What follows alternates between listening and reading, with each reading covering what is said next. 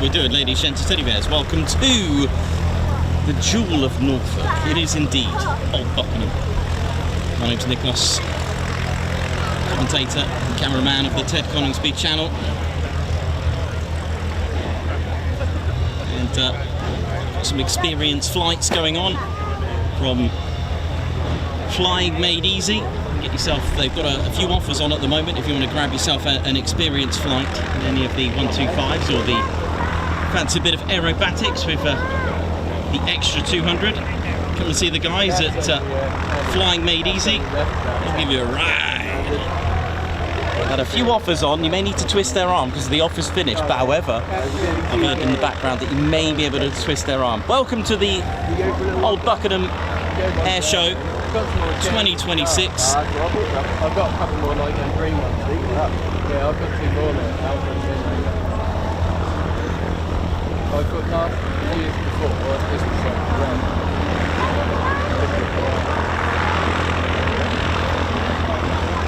See that plane? What? Yeah, that's a story.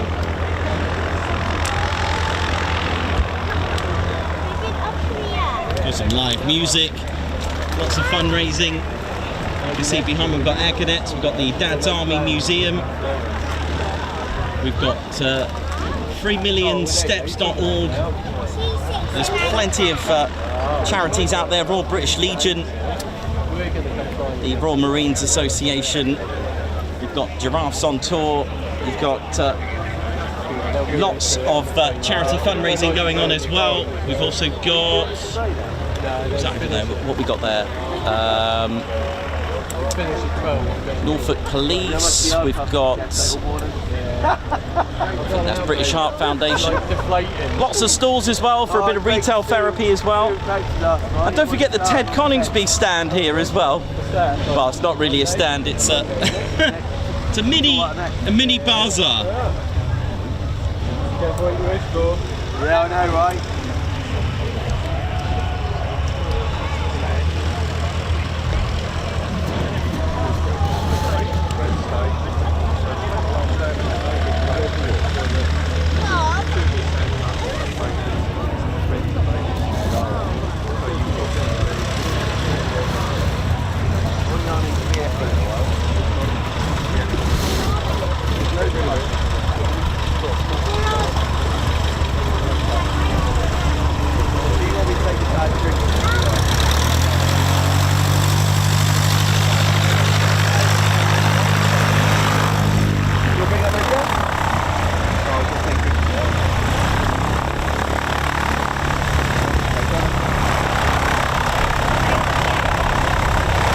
So a big shout out to all the organisers here at the Old Buckenham Airshow 2026. Special thank you to Matt Wilkins as well, Steve and Ben. Lots of support.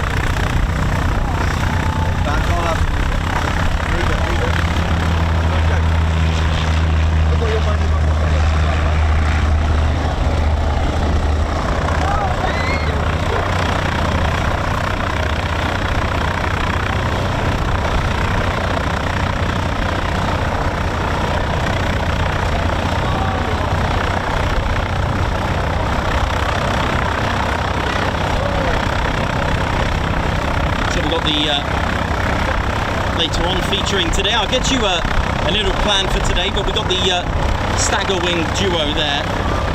Also got the Rich Goodwin's classic hit special, and we've also got the Christophe Simon, the legend from France, in the Cap 10. Ted's been in this one. Got the gyro. We've got the DA42 Diamond, and the Turbulent Team are back. They take barnstorming to the next level, they do. And they've got a maximum altitude of 3 feet. Yeah, you heard me, maximum. They can't go any higher than 3 feet on their low approaches. Nice.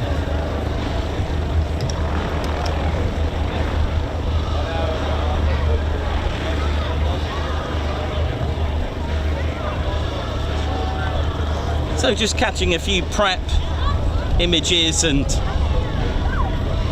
experience flights, bit of live music in the background. It's all a good vibe.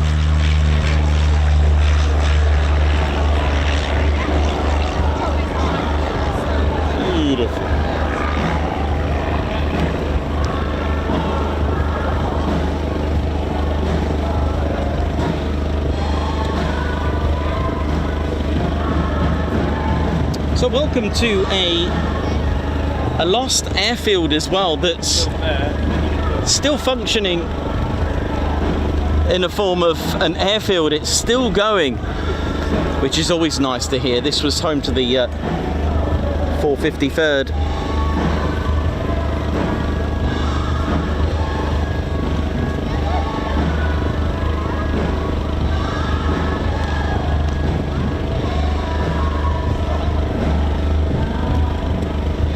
There is a museum attached to the 453rd Bombardment Group.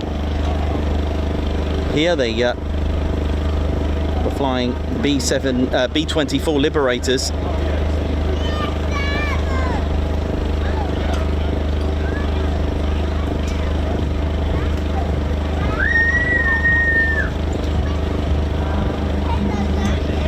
He's here. I'll get him 1 second. Ted's been summoned, hang on. Actually, Ted hasn't come out yet. Don't worry about me, it's all about Ted. Of course it is. Thank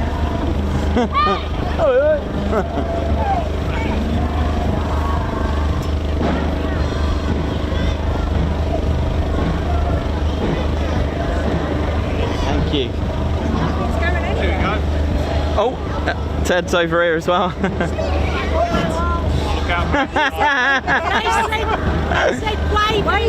Wave anything, yeah, good for you, love it.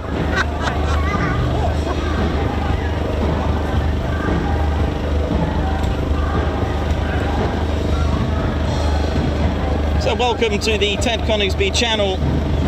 Squadron leader Ted Coningsby on the controls, bringing you the Old Buckenham live for the first time. Ted's having clothing thrown at him at this stage.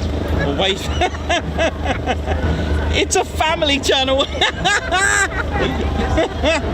Love it, love it. Ted's had underwear and stuff thrown at him, I think. Bless.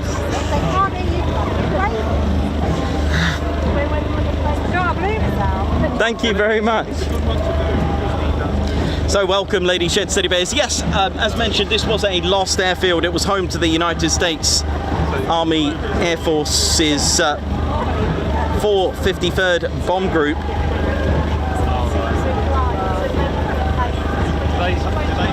The group flew 259 missions. They were part of the 2nd Air Division.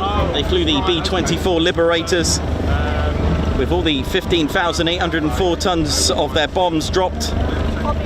They lost 58 aircraft in total. 366 airmen lost their lives serving from Old Buckenham.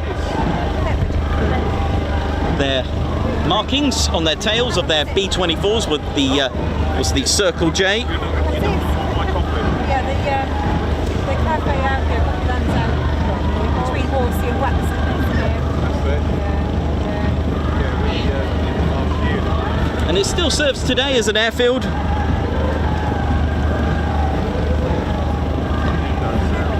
mean, I see planes, but I don't see them up. When you're down that, something Oh, that way. no. Oh, I've got there, won't you? Yeah. The squadron had 4 bomb squadrons, the 732nd, the 733rd, 734th and 735th bomb squadrons assigned to the 453rd. They arrived at Old Buckenham on the 23rd of December 1943. Fully established in January 1944, the station was redesignated as Station 144.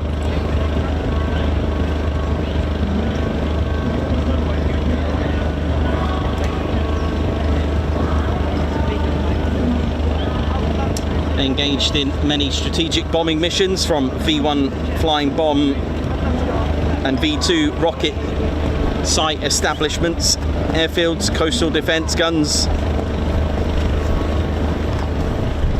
airlift missions as well was something that they carried out as well.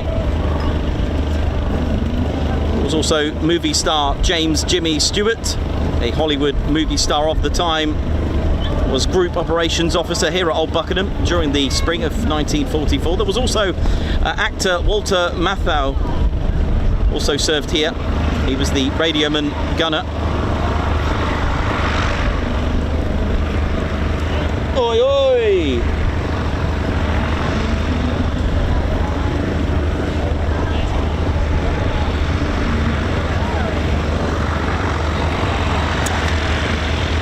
But yes, this is a former airfield.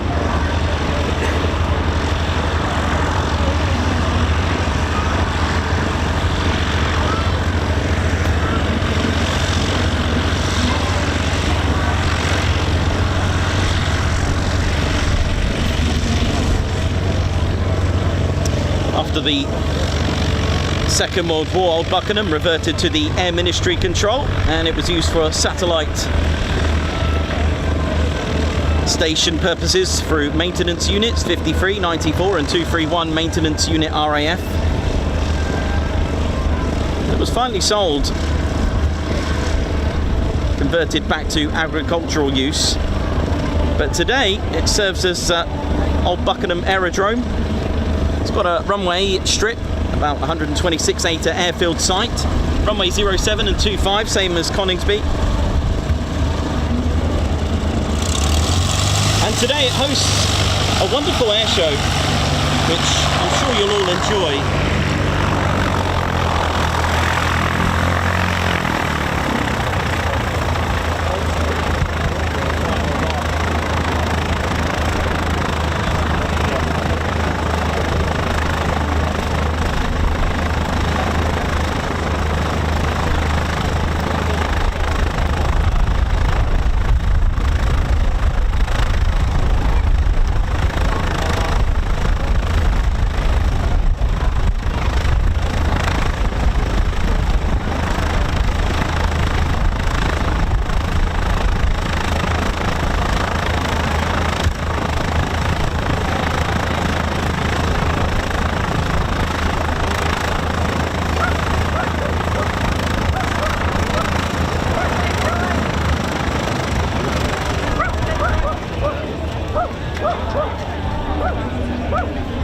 So our very own Spatterflight Davy has flown, I think in this one, wasn't it? I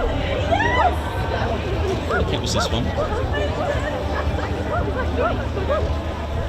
Oh no, it was the other one. No, it's not this one. It was the other one. There's two. The one I was just showing you, just this one here. Davy's flown in. I'm sure it was this one.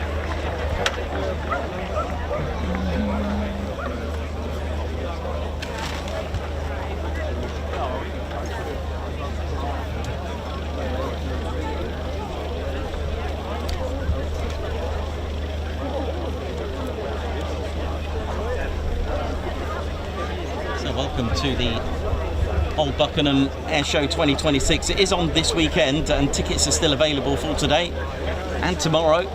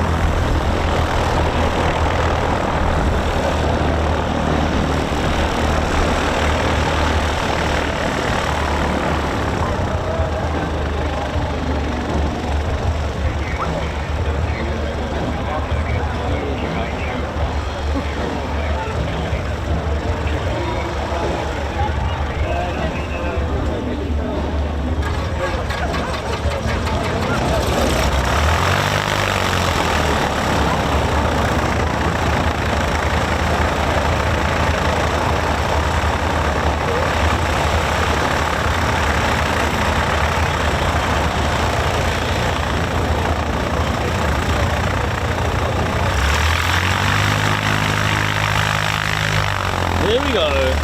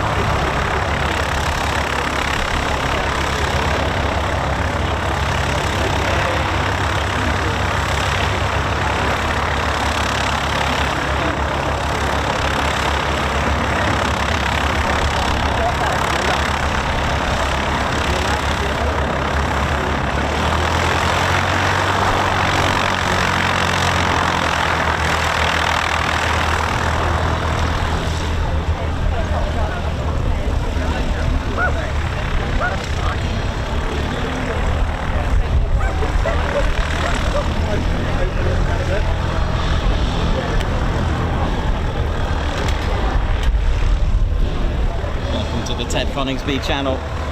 Just getting a few experience flights and some early images of today's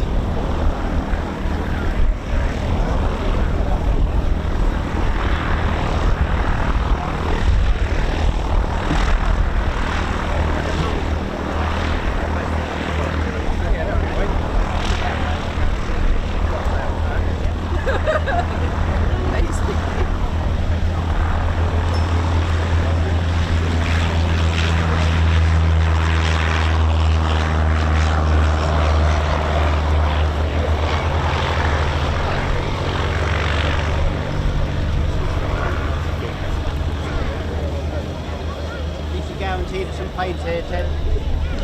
Yeah, how you doing? All right? Yeah, you? Good, thank you very much. Let me know how that goes, Kimberly.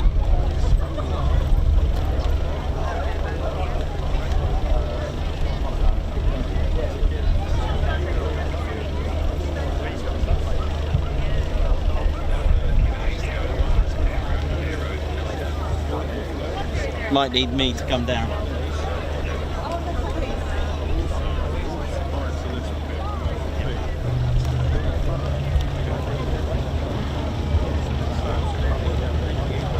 That all right?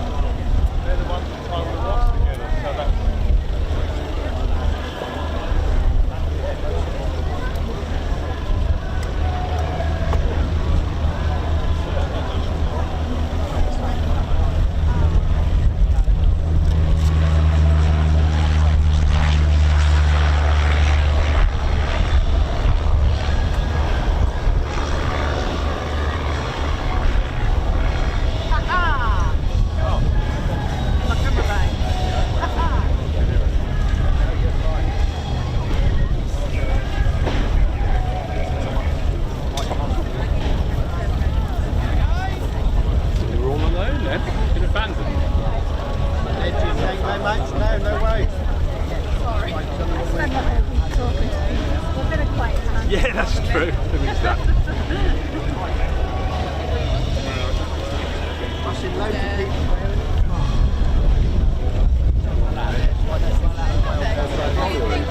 What are you? No, not really. I'm all right now.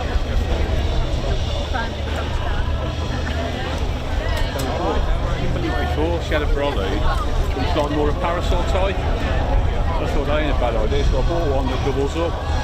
And it's an absolute life. I'm holding them. Prezi. That's cool. Thank you very much. Cheers, man. You can put it on a bag or something. Yeah.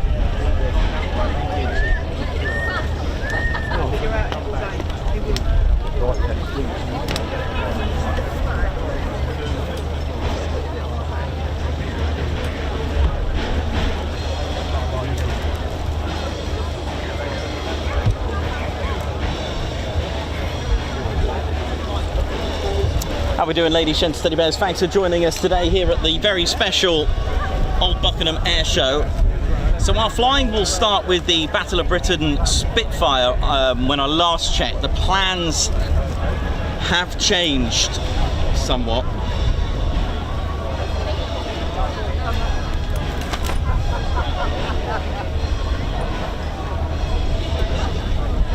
Yeah, I'll cut them into the wall.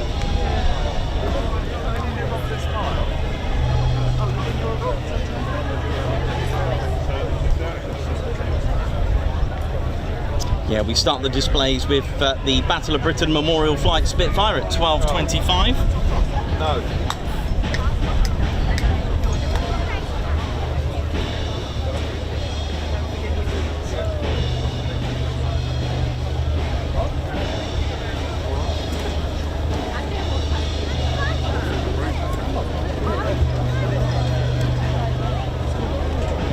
To show you some of the beautiful aircraft that we will have today. I know a lot of you love this one.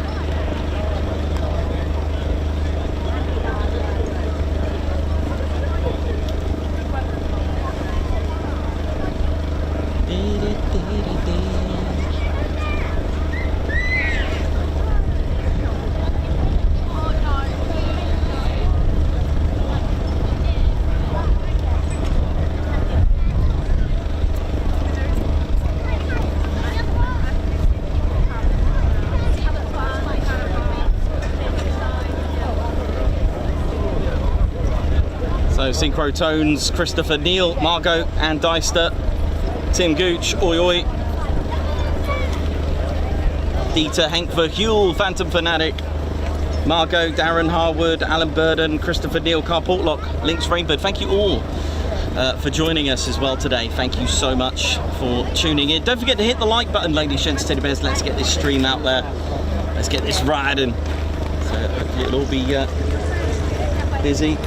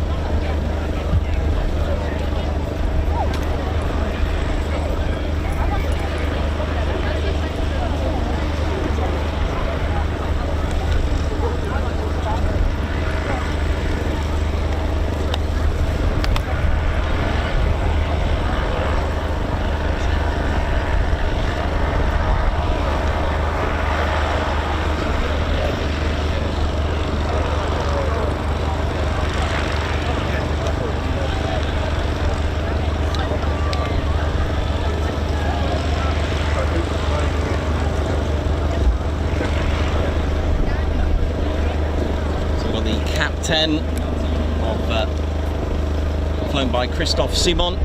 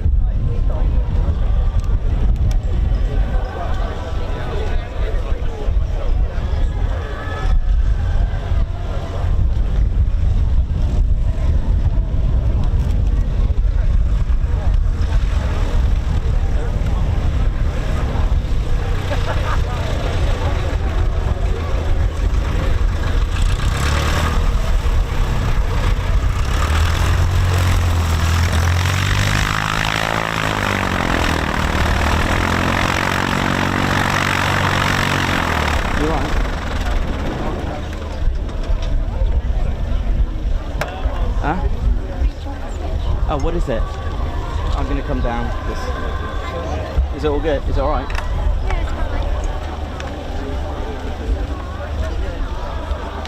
What is it?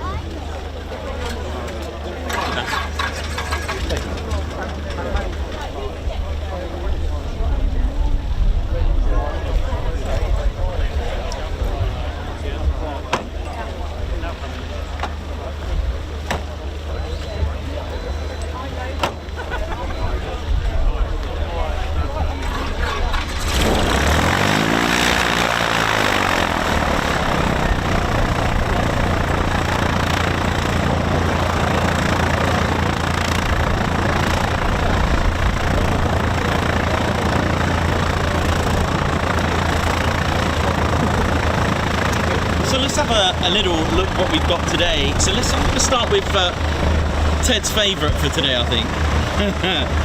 We're going to start over here. This is a very good friend of ours.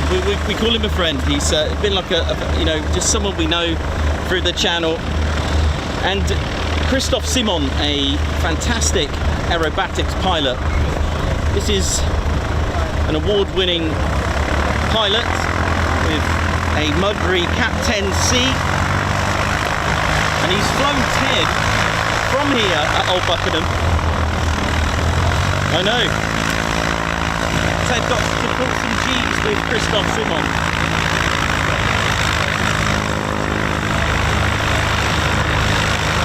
And you may find Christophe is a pilot that likes to have music, and it's a very carefully chosen pieces of music that he chooses for his display. I remember he's chosen some beautiful M83 song from the movie Oblivion.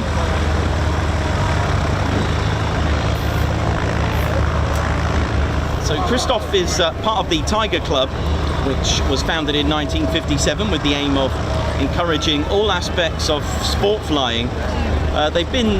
They are keen to teach the different kinds of sport flying, including aerobatics, formation flying, air racing, and display flying. And Christophe, you know, Christophe is a bit of an inspiration for many, because he was told at a young age that he would never become a pilot.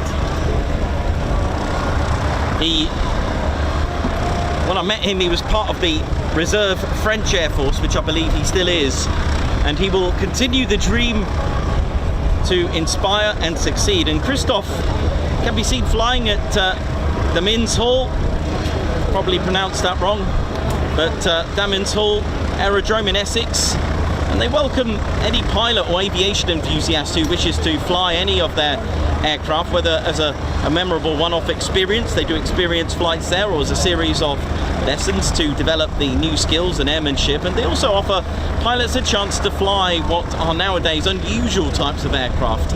And the CAP 10 is possibly something that you may not have heard of before.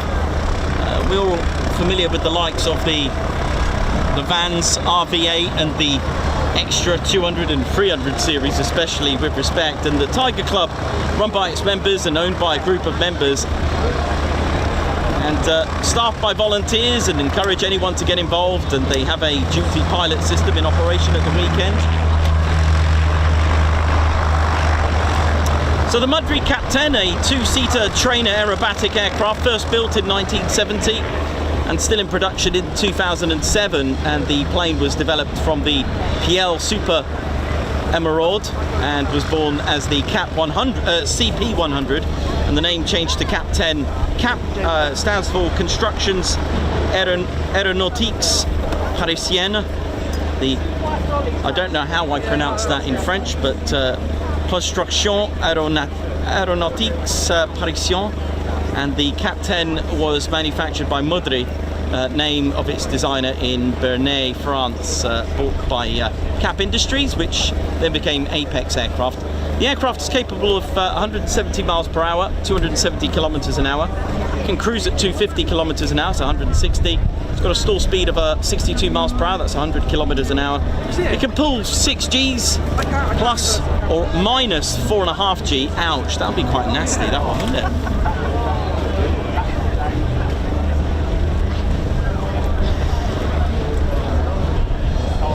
So next up, another favourite at air shows is something a little bit different. Yes, it's a biplane with jet engines. I know, look at those.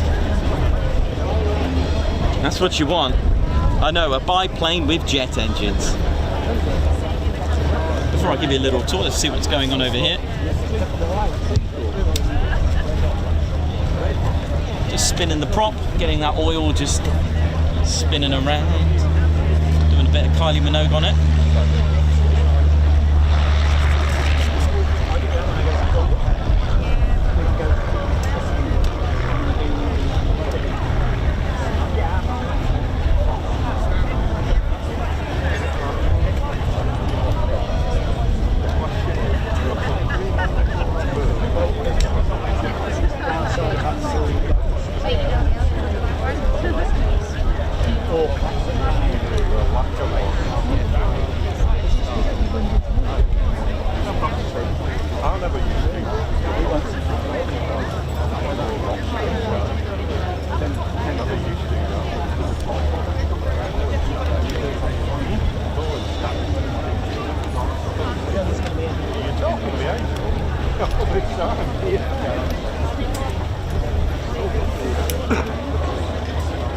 Hello. Hi, you alright?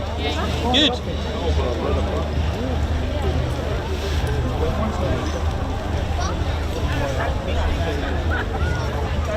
So this is the Beechcraft Stagger Wing.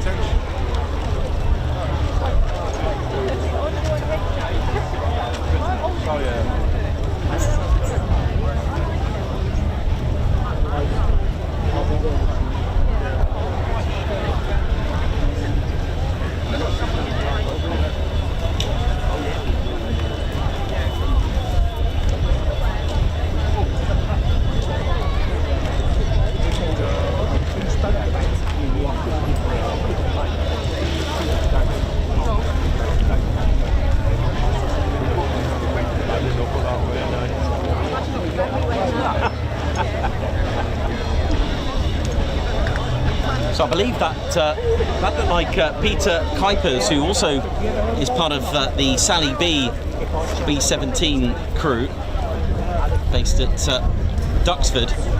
I believe I did just recognise him there, that Peter Kuipers. He also flies Sally B as well. He's a pilot for Sally B, and he also likes to fly this beautiful Beechcraft. It's a D-17S stagger wing.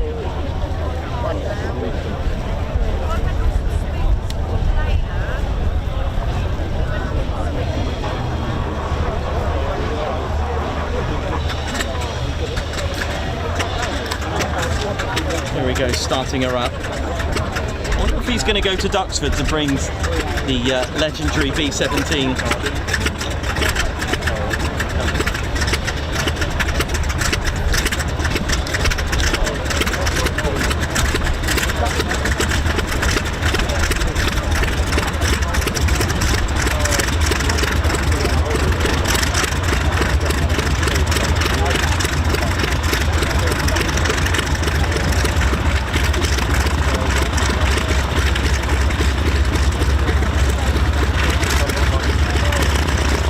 Peter acquired this airframe in 2021, and he uses it as his personal transport aircraft, so it probably wouldn't surprise me if he takes off, gets to Duxford, flies Sally B, goes back to Duxford and comes back with this. It wouldn't surprise me. Trust me on that one.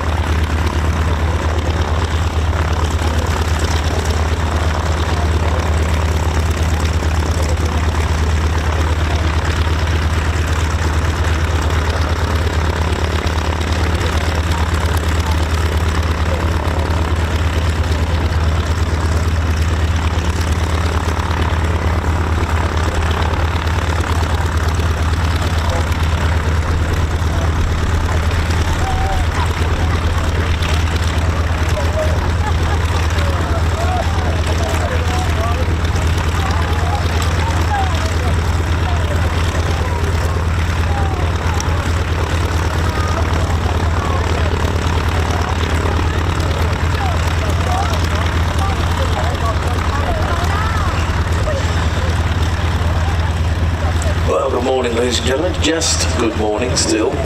Welcome to those people who have just arrived and found their spaces. My name's Trevor Graham. You will note, of course, that Ken Ellis, our esteemed commentator for many years, has retired. I haven't got a Liverpudlian accent, and neither has my oppo sitting here, but we'll do our best. He sends his regards to all his friends from over the years. He retired to have put his legs up, put his feet up, but now he's decided to write 2 more books. So I don't know how that classifies as retiring anyway. Sadly he's not here, but he sends his regards, etc. My name's Trevor Graham. I'm joined in the commentary box by Stephen Bridgewater, or Bridgie as we know him, who is somewhat of a journalist. Steve, good morning, and tell us what you journal at. Morning, Trev, how are you? I'm fine, mate. What do I journal? I've been writing about aeroplanes now for 26 years and nobody's rumbled me yet, so I've turned a hobby into a job and keep getting away with it somehow. Including 6 years working with dear Mr. Ellis himself, so he was about 2 office doors away from me for a long time, so yes, I had many of the Liverpudlian jokes. Yeah. Echoing down the corridor. No, I work for the Royal Aeronautical Society now, so I'm based in central London. Oh, you got a proper job and a suit and everything. I have to wear a tie to work sometimes as well. So you should. Yeah. So we formed in 1866 as a society. We predate the aeroplane by a long way, so it's really interesting for me as somebody who spent most of their career writing about old aeroplanes and warbirds and aerobatics and all the fantastic things we're going to see today, to actually looking into the future of aerospace. So that's constantly pushing the boundaries of my knowledge. So you've moved on to drones and platforms and all that sort of stuff. Drones, platforms. Well, the great thing about society is that I can be writing about all sorts of things. So just got back from the Farnborough Airshow. I spent 6 days at Farnborough, so we've been writing about everything from CCAs, the collaborative combat aircraft, or loyal wingman as it's sometimes called, through to airliners, military aircraft, all sorts of things that actually don't really understand. So what's the actual point of the society then? What are they there for? What are they up to? Well, I think we formed in 1866 to, and this is a great phrase, to further aerology, the study of aerology, and that's what we still do now. That's a new word. It's a good word, it's an old word. I think we should bring it back. We do exactly the same thing now. We look at whatever's new, and that's not just in terms of hardware and equipment, but also human factors, pilots' rights. We're effectively in a way, a lobbying organisation for the whole aerospace industry. So we are looking at government legislation, how we can improve the lives of anybody involved in aerospace. But a big thing in my job is actually promoting it to the next generation, explaining why it's such a fantastic industry. Yeah, absolutely. How are we engaging the younger people? It's quite difficult, isn't it? Because in the airshow world, we tend to lose a whole generation to the phone from about 14 to 21, and then they come back again and they start to get a family, and they sort of lose interest in their TikTok phones. We get them back. But what's happening with those people in the middle? How are we going to engage them to say, this is a great job, this is a great future, this is what you should be doing? I wrote an article quite recently in Society called the 7th generation. So if you take the Wright brothers as the first generation of aircraft designers, builders and pilots, the youngsters coming through now, the ones that are being born now through for the next sort of 4 or 5 years, are going to be the 7th generation. So what do we do to encourage those? I asked the question, has aerospace got an image problem? Why are people not joining our industry? And the answer is we haven't got an image problem. We've got an awareness problem. People don't know we exist. Yeah. So part of my role, and one of the reasons I like doing what we're doing today, is to talk about what a great industry it is, the options that are there, the possibilities. People think of aviation, think, I don't want to be a pilot. Well, pilot's just one small element of what the aerospace industry is. It's actually the smallest part. It is. It's the smallest part, and I've said several times that joining the RAF, everybody that joins the RAF has got their hand on the control column of a Typhoon in some way. Yep. Even if you're feeding a pilot, you are still keeping him in the air. Yep. You can be a chef, you can be a computer expert, you can be driving a van, but everybody's got a hand on it. Absolutely, and that's the way across the entire aerospace industry, from air traffic control to people designing aircraft, people building aircraft, people fixing, maintaining, modifying aircraft. It's and increasingly now into space. The UK has a huge potential to be a big player on the space field. The window has just opened for the first UK space launch, which will be from up in the north of Scotland, sometime between now and September. So the UK will be a spacefaring nation very, very soon. Oh dear. So the opportunities are just so wide, and that's I think the importance of airshows. That gives us the opportunity to put interesting aircraft in front of people and explain what the options are, why it's called, why it's actually quite a lucrative industry to get into as well. It's most people out there won't know that anything to do with an aeroplane is expensive. No matter how small the aeroplane is, it's expensive. Yep. So there's a good market out there for engineers, good market out there for maintainers, paint sprayers, all that sort of stuff, and even a few opportunities in the poor old air displays like we're sitting in. Yeah. They might give us a free lunch every so often. What do we do? I know, exactly.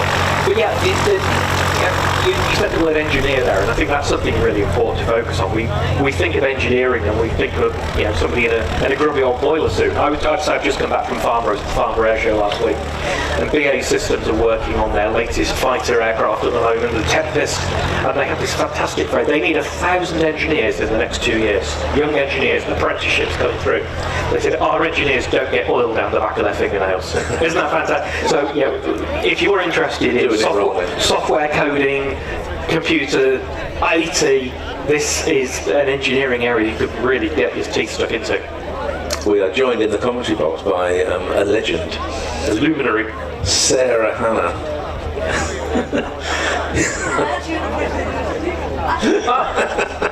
We got Sarah Hannah, who is the keeper and operator of 434, the wonderful, famous Spitfire. Yeah. It used to belong to belong and operated by Ray Hannah. Yes, we're going to have a quick word with her before the flying starts. That's it. You know what a headset does. Now I do, yeah, here we go. Good morning, Sarah. Good morning. Absolutely delighted to have you here with us, along with your wonderful aircraft. It is the most famous Spitfire in the world. Probably. I call it the Carlsberg Spitfire. The Carlsberg. No, I think it must be. Yeah. There's no question it's the most famous one. Yeah. It's never been restored. Not properly. There's an element. I mean, there is an element of Trigger's broom to it. Yes. So over the years, it's had stuff done, but it's never had one of these major. There's only enough in a black bin bag to rebuild it from type overhauls. It's always kept going. Five rivets and a maker's plate. Yes, exactly. Yeah, but I would put that down to heavy maintenance. Yes. It's had heavy maintenance, but it's never been torn apart. Exactly. Yeah. And in its whole career, from 1943 to the present, it's only had 2 years on the ground. One in the 1950s, when it was flying with the Dutch Air Force, and they put it on its nose, and it had to go back to Holland to be tidied up, and then once in the 1990s when we had to respar it, and that took about 9 months. So those are the only 2 gaps in its flying history.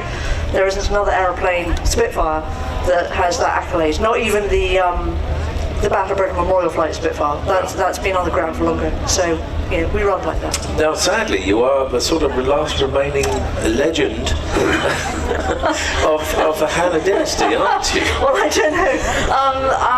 Yeah, I'm it. We've run out, I'm afraid. My mother died earlier this year. She was extraordinary. Obviously, my father died now over 20 years ago, and my brother died back in '99.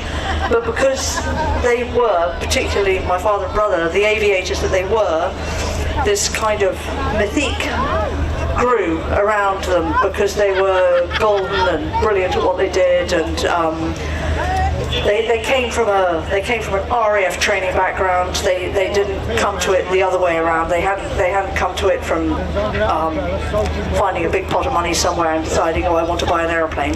They came to it a way that you probably can't do anymore, I imagine. They came from a different era and they stayed there. That's the thing. They stayed.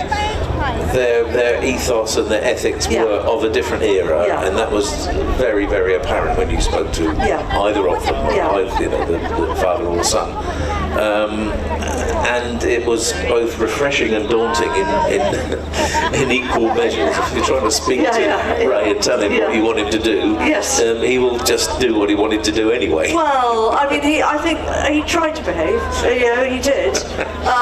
There were occasions when he was encouraged to sort of push it a little bit. Yes. There's a very famous piece of video footage, which I'm sure a lot of people have seen, with Alan Catalina doing a Battle of Britain tribute, where he flies very low over Alan's head, and there's quite a lot of swearing that goes on. And that was entirely Alan's fault, because he had said to him in the briefing box beforehand, Ray, will you fly low over us? And my father said yes. And then he said it again, and my father said yes. He was a man of few words, my father. Yes, very well, I remember. And then third time, the cameraman, a guy called Steve Connor, who's an amazing cameraman. I mean, to keep that steady on that shot is unbelievable. When Alan asked him the third time, he saw my father was getting ready to fly, and he was putting on his desert boots, and he saw the way my father yanked the knot. Yeah. And he thought, I better be ready.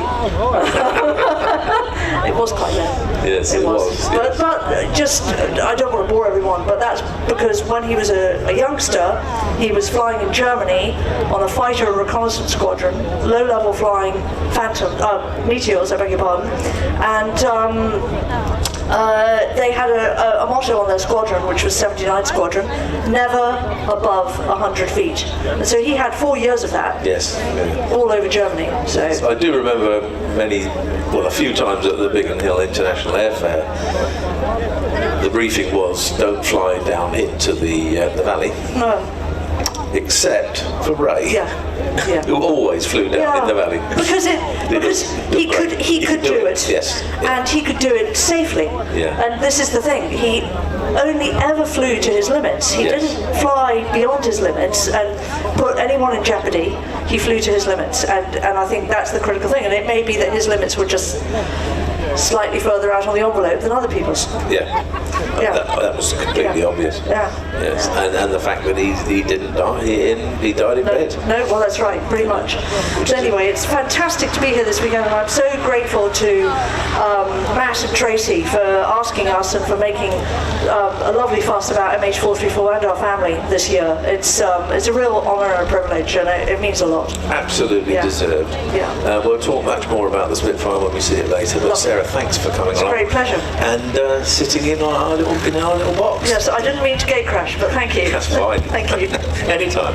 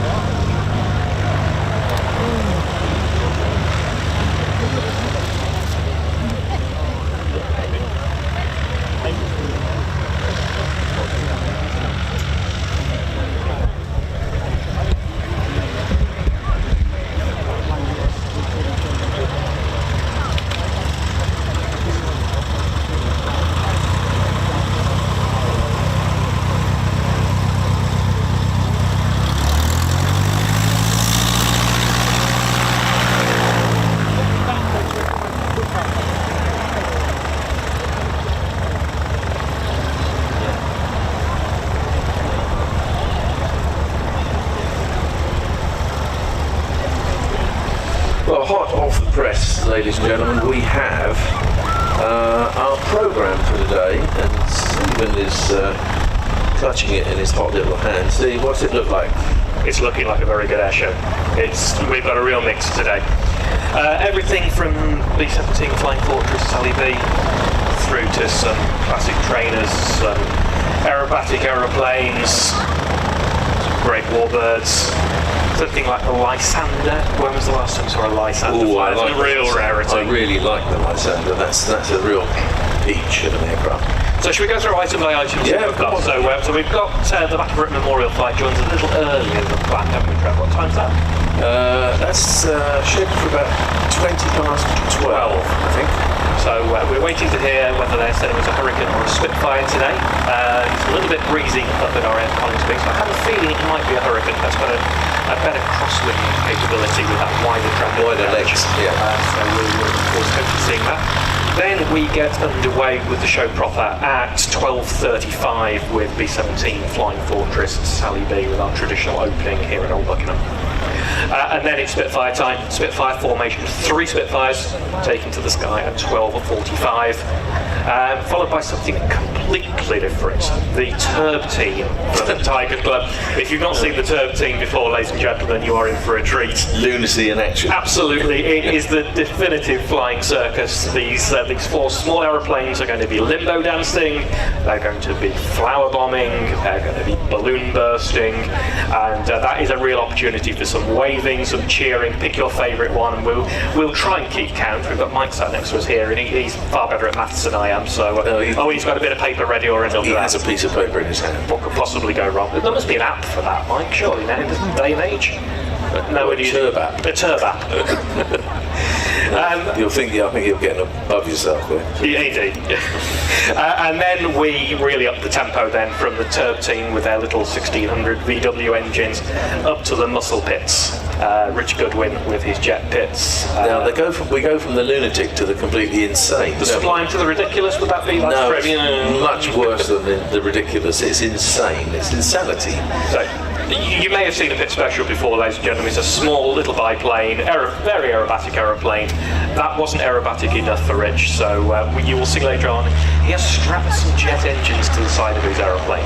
I'd love to have seen the conversation when that idea was first dreamt up. That was definitely Friday night at the pub, wasn't it? Yeah, it was definitely a what if. Yeah. What would happen if we put 2 jet engines on a pit special? I mean, how hard can it be? It's not difficult, is it? Yeah, it's a bit of aerodynamic, let's face it. And then, so that is the muscle pits at 13:36. So that's at just after 1:30, and then at 10 to 2, we've got one of your favourites. We've got the auto gyro.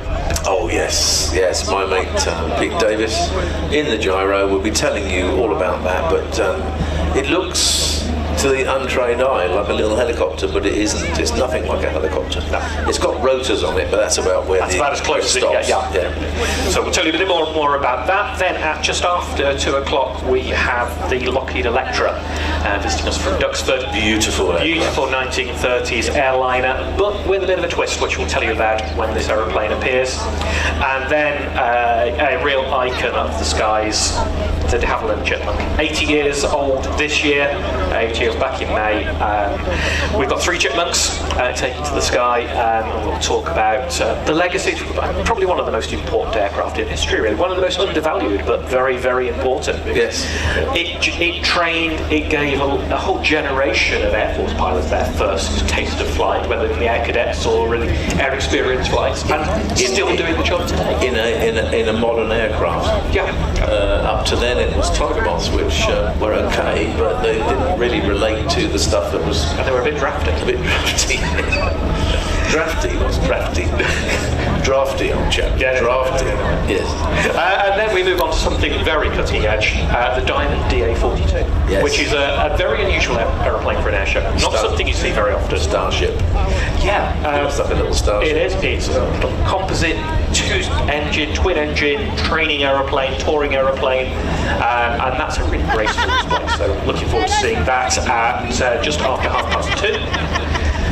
Then, what have we got then? We've got MH434 after the break. So The Spitfire. The Spitfire. We've just heard Sarah Hannon talking of MH434, the most iconic of all Spitfires still flying today. That comes to us at just after 3 o'clock. And then we have, you can see Mark currently polishing his propeller out on the flight line at the moment, the blue and silver Vans RV8.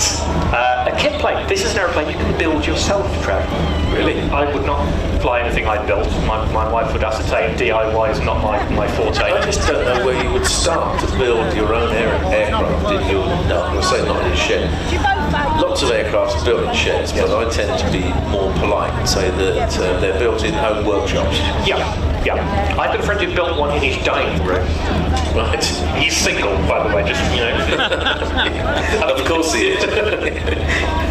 And then we move on from the RV to the consolidated PBY Catalina, one of the largest aircraft we'll see today, the amphibious flying boat from Duxford, and that will be joining us at 3:30, followed by one of the most beautiful aerobatic displays you will ever see. Christophe Simon, our captain. Christophe is a French pilot living here in the UK, and he brings a certain...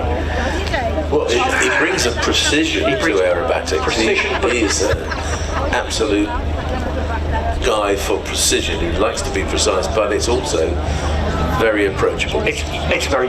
His display is very flowing. It is very elegant. It's not the snap that you would see with some of the more high-energy aerobatics. So it's a very, very graceful display. I'm really looking forward to that. That is at 15:40. Then at 15:52 we have a recreation of the last dogfight on the Western Front of World War II. Yes. And would you believe this is between two aeroplanes that you would not even watch? What do you think dogfight? You think Spitfire MH434, something like that? I think it was a puppy spat more than a dogfight. It was indeed. So, but yeah, Liesl Storch and a Piper Cub. If you could imagine two spaniel puppies fighting each other. That'll be about it. So we've got the recreation of that at 15:52, and then a change in the programme at just after 2 o'clock with the Currie Wot. Alex, what? So this again a kit plane, but dating from the interwar periods. This is 1930s kit plane. So plan built. You couldn't even buy the kit. You had to buy the plan and then go down to the hardware store and buy your own wood to build this. That's right. So this is Alex Rainier flying the Currie Wot 1602. That's a Super Wot though, isn't it? It's a Super Wot, so it's got a bigger engine. So they built that. We'll talk about it at the time, a little bit later on. But they built various Watts. There's the Hot Watt and Super Watt. And they put one on floats and called it the Wet Watt. Didn't work. No. Then at 16:12, we've got a pair of one of those beautiful aeroplanes ever constructed, the Beechcraft Staggerwing. The Beech Boys. The Beech Boys will be with us at 12 minutes past 4. And then we have the Westland Lysander joining us from Duxford. Another favourite of mine, the Westland Lysander from, as you say, from Duxford. Well, built down your neck of the woods, down in the southwest. Yes, a wonderful aircraft. Well, it ended up as a wonderful aircraft, but more of that later. It was an interesting story. Sad to start with, and then joyous at the end. Indeed. And then, as we approach the end of the afternoon at 16:42, we have the Republic P-47 Thunderbolt, the biggest, heaviest fighter of World War II. Also the only warbird I've ever fallen off.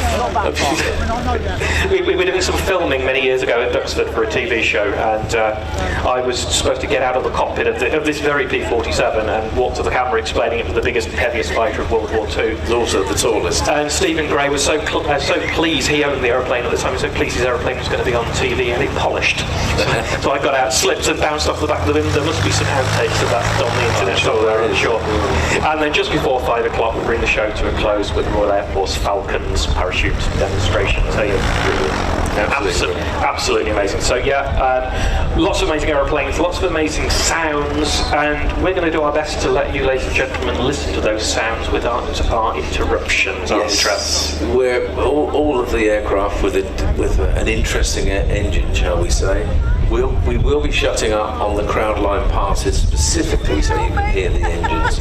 So if we go quiet every now and then, apart from the fact that that's probably a blessing, we're doing it on purpose because that's what we do. You know, we take it under our wing that you don't like people rabbiting over the aircraft because the aircraft are the stars, not us.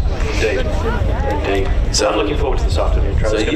So you've been a journalist. You would, I suppose, in the old days, you'd be called a scribe, wouldn't you? I would. So what would that make you if I'm a scribe? Be a Pharisee, wouldn't it? Whatever that is. On the journalist, I'm fortunately a member of lots of different organisations, including the Honourable Company of Air Pilots, which used to be the Guild of Air Pilots. But we go back to the medieval times of the London Guilds. And when I was made a liveryman of the Guild, they explained to me that if you look back through the historical records, the industry which had the most punishments, the most reprimands for ill behaviour in the City of London were the journalists. The journalists, the scribes. The scribes, you think? Yeah. So when you were made a liveryman, did you have a robe or a ceremonial headset? I had a ceremonial robe. Ceremonial robe? Indeed, yes. So yeah, and the Guild's got sort of, we can drive our sheep over Tower Bridge, and over London Bridge, and things like that. Drive your turbulence over Tower Bridge. Yeah, but they have to be, with the sheep, they have to be Metropolitan Police approved sheep. You can't just take your own sheep. I can't take it off the farm. Special breed. That's specially bred, specially approved and vetted sheep. Oh, good. But the thing I really enjoyed, a lot of the language that we nowadays use in modern parlance comes from the days of the Guild. So, as a liveryman of the Guild, you were, if you committed any sort of crime, you could not be committed to death. You could be committed to no punishment like that. So then, what they would do is they would send you to the second best city. Oh, right. Where was that? They sent you to Coventry. Oh, yes. I thought I was going to say you're going to send you to Westminster. Thank Not you. become a politician. Anyway, probably move on, shall we, with that one? I think we should shut up now, leave these lovely ladies and gentlemen to enjoy this sunshine in a bit of quiet before all these lovely things kick off. So thank you very much for coming. Check this out on Thursday. Tracy and Matt. And we said about the front hinge on the F-35 canopy. Look at this, another front hinge opener. Look at that. So the F-35's cockpit, the canopy opens forward, right? And we said how many other aircraft do that? Well, the DA-42 Diamond does. Look at that, just like the F-35. So this has something in common with an F-35. Who would have thought it? Woohoo! Thanks, Perry.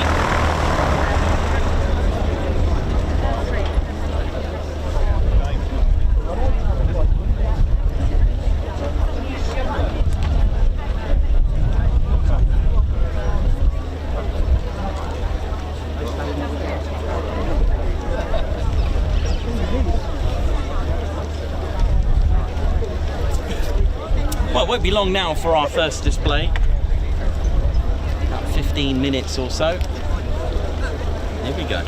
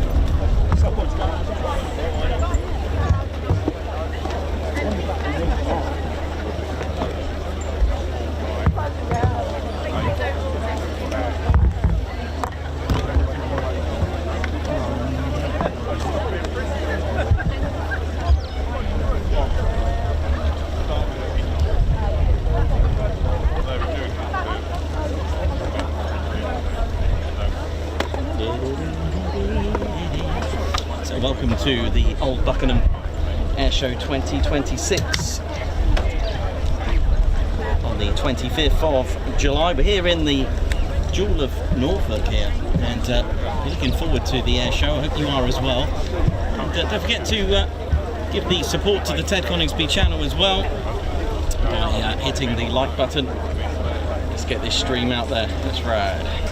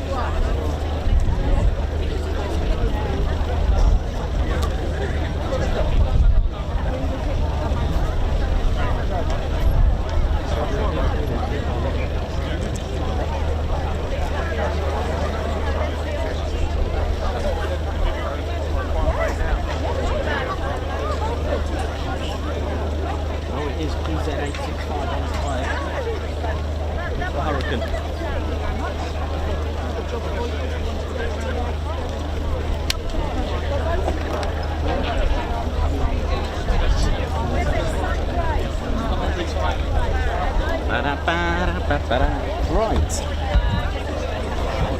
How are we doing, ladies, gents, teddy bears? For those who don't know, so we have the Battle of Britain Memorial Flight on their way with the Hawker Hurricane. I did say about the Hawker Hurricane, and it's PZ-865. It was the last of few of the 14,533 Hurricanes that were produced.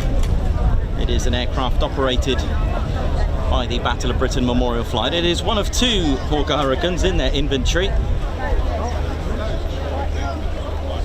and it's got a nickname of the last of many, as it was the last into production. First flew at Langley, Buckinghamshire on the 22nd of July 1944.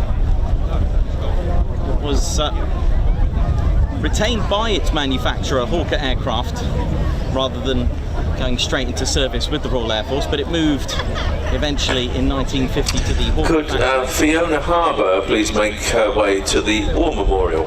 Fiona, could you get back to the War Memorial, please? So it started, it's continued its flying career at Dunsfold Aerodrome, re-registered in its civilian registration as Golf Alpha Mike Alpha uniform, and that was on the 1st of May 1950. It was flown for the King's Cup Air Race in 1950 by Group Captain Peter Townsend. It actually came second. And, it was, by then it was still painted in the Hawker Aircraft's dark blue colour scheme. It was used as a chase plane during the P-1127 flight trials. P-1127, for those that don't know that one, that was the beautiful Hawker Siddeley Kestrel, the experimental and development aircraft for which then developed into the Hawker Siddeley Harrier. That one first flew on 19th of November 1960, so it flew as a chase plane for that. The aircraft also appeared in the Battle of Britain film in 1968. And in 1972 the aircraft was refurbed and presented to Hawker's successor company, Hawker Siddeley, before moving on to the Royal Air Force's Battle of Britain Memorial Flight, which at the time was RAF Coltishall, so not far in the vicinity of Norfolk, and it reverted to its Royal Air Force serial identity.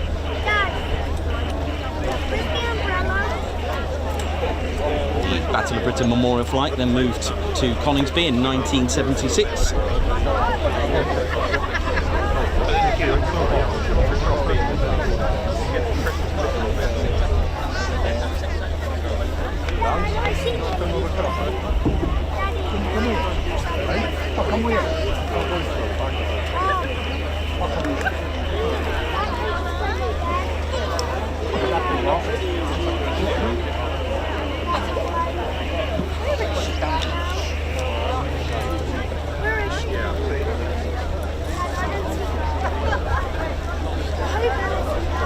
So it's got a huge family vibe, the Old Buckenham Airshow.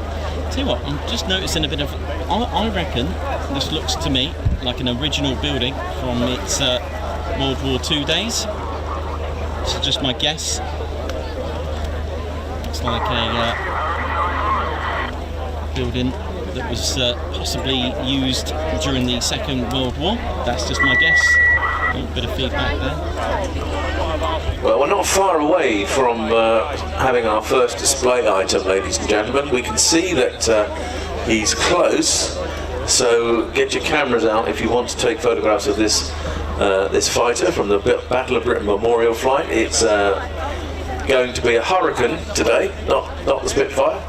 Hurricane, of course, has got wider undercarriage and is more resilient to crosswinds, and that's what they're worried about at the moment at Coningsby. The crosswinds are a little building, shall we say, so keep your eyes open. We think he's going to be coming from crowd front or front left. That's the way that you would come in from Coningsby. We're not quite sure yet, but get your cameras out if you want to take a photograph or more of this brilliant aircraft. We don't want you to miss it because it's not in the place that it was supposed to be. It was going to be later on in the afternoon. So it's going to be a Hurricane, and it's coming in very soon. Yep, not far now.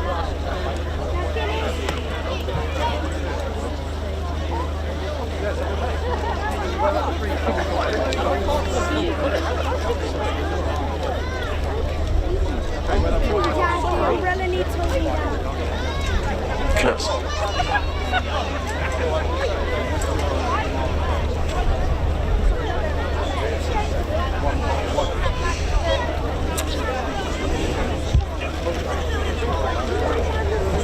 Yeah. Well, there you can go, ladies and gentlemen. Just to your left, as you're looking at the runway, you can see our Hurricane, we think, sneaking in behind us. I'm not sure which way he's going to be coming in. I think he'll be braking to turn to come down the runway for his first run. Here we go, PZ. On its way. Last of few. Last of many.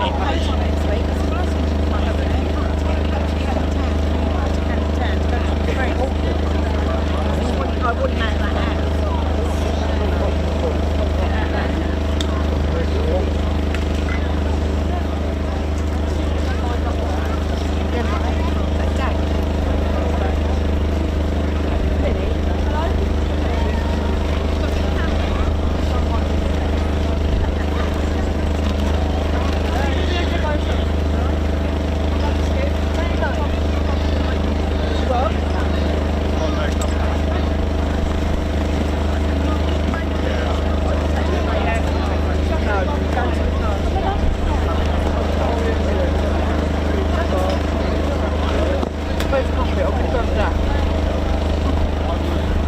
Ladies and City Bears, welcome to our first item of the Old Buckenham Airshow 2026. I did have it in my eyesight there, but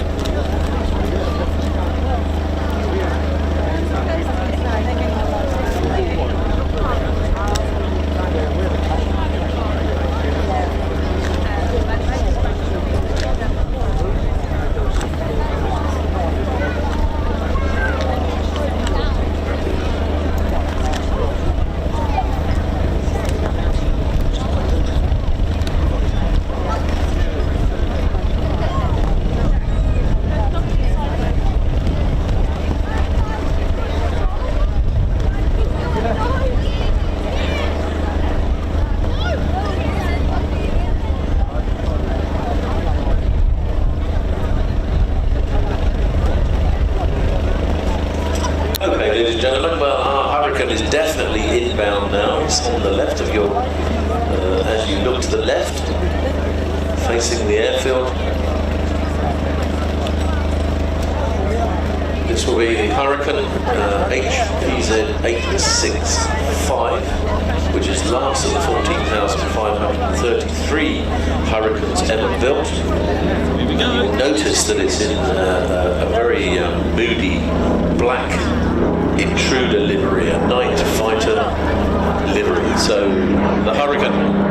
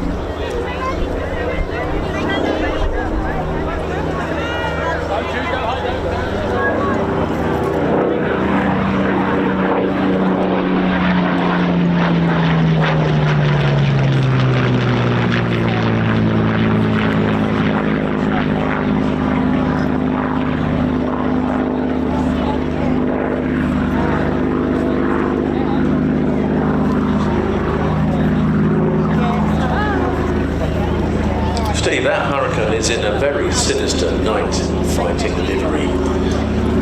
It is a really dramatic scheme. You know, we think of the Hurricane really as the Battle of Britain, and it was really where it was fought. It shot down, accounting for 60% of all the Luftwaffe fighters and aircraft shot down during the Battle of Britain.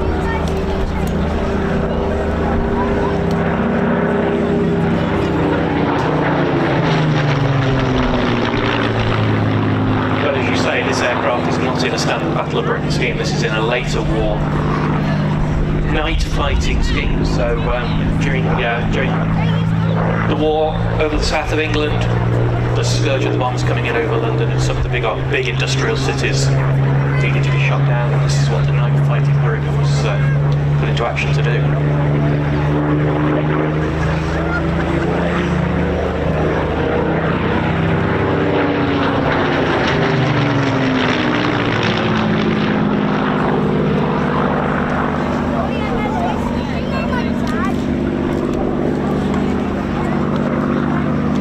Special about seeing a Battle of Britain fighter wheeling around in a blue sky, isn't there? It's very English. It is.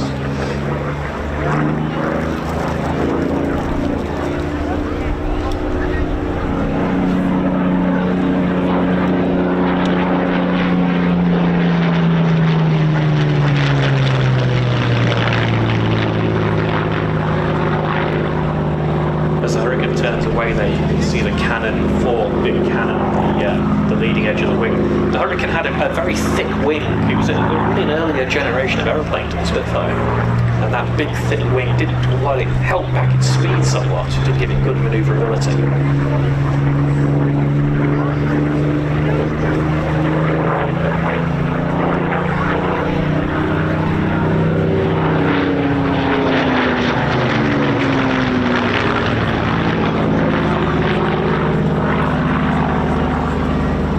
Hurricanes, of course, were the workhorses of the RAF in the Second World War. They didn't have the cachet of the Spitfire, but they certainly did a good job.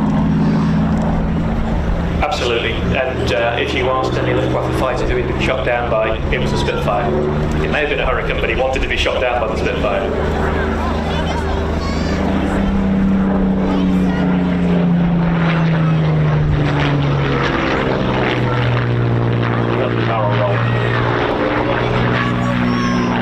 We're seeing here is PZ865. It's the last of the many, the last Hawk Hurricane built by Hawkers for the Royal Air Force.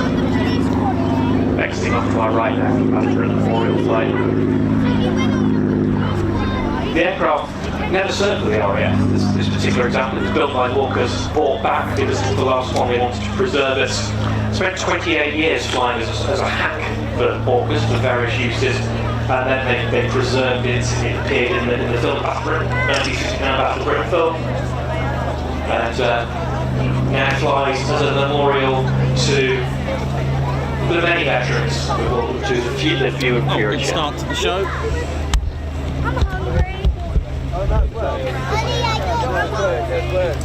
I'm hungry.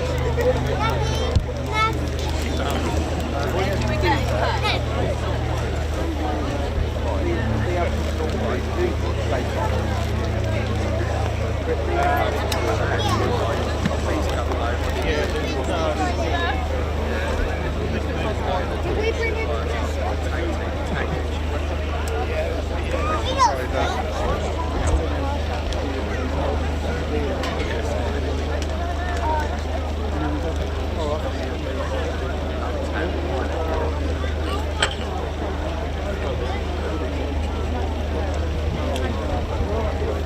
Now we're standing by, ladies and gentlemen, to go into the first official part of the afternoon.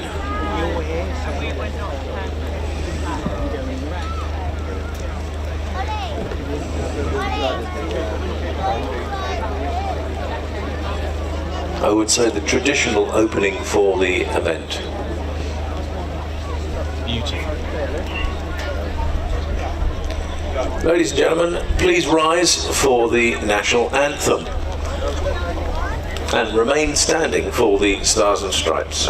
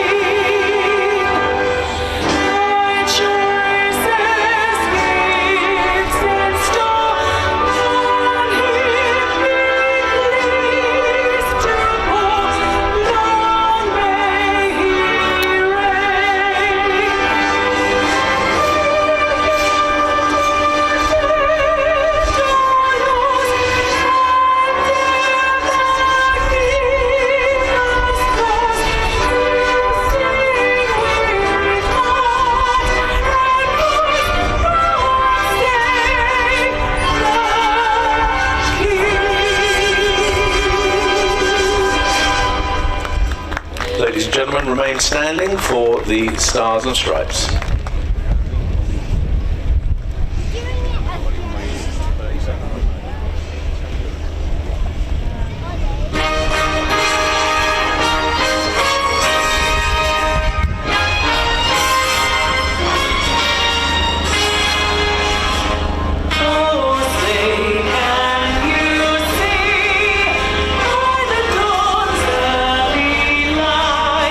What so proudly we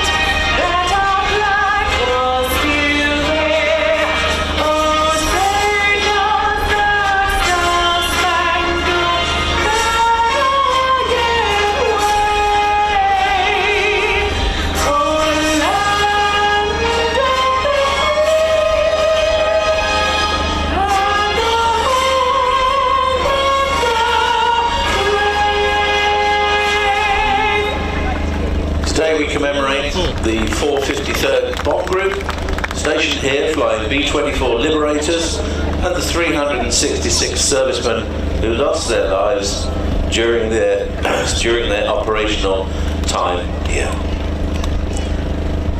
Look to your left to see the wonderful Sally B B-17 running in. Let's listen to those 4 beautiful engines.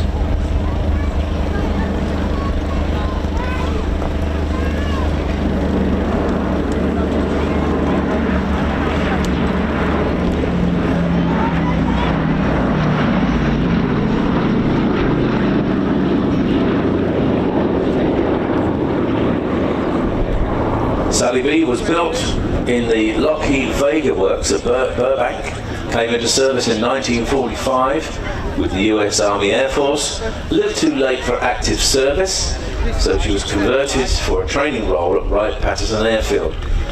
She ended up in France as a survey aircraft and purchased by businessman and pilot Ted White in 1975, and was named Sally B as a tribute to Ted's then girlfriend Ellie Sallingboe. Her first display was at Biggin Hill Airfair in 1975, and Ted and Ellie flew Sally B as a tribute to the 79,000 US airmen who lost their lives during the Second World War. She has been and continues to be a star of TV and cinema, and her first role was at London Weekends TV, We'll Meet Again, and of course played a major part in David Putnam's film Memphis Belle. In 1982, Ted and Ellie planned the now legendary Great Warbirds air display, which was to be held at Westmoreland in Kent, but tragically Ted White was killed in his Harvard T6 at the Malta Air Rally the same year. Ellie gathered her small team around her and became determined to continue the dream by both creating a brilliant air show and keeping Sally B in the air as a living monument.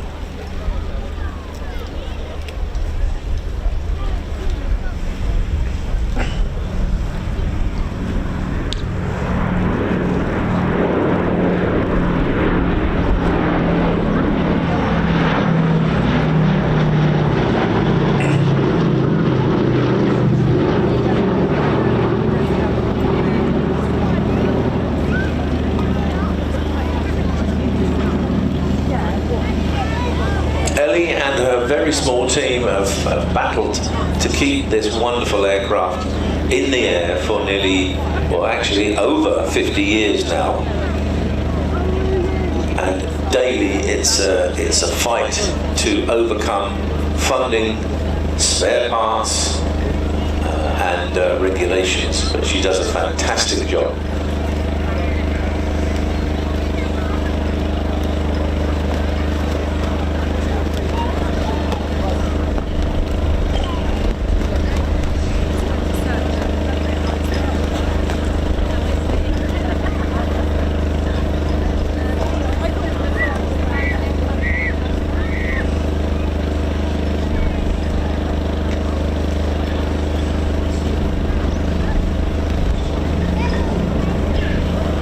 B-17 was named the Flying Fortress due to the amount of armament, and in fact the name was trademarked well before the first aircraft rolled off the line.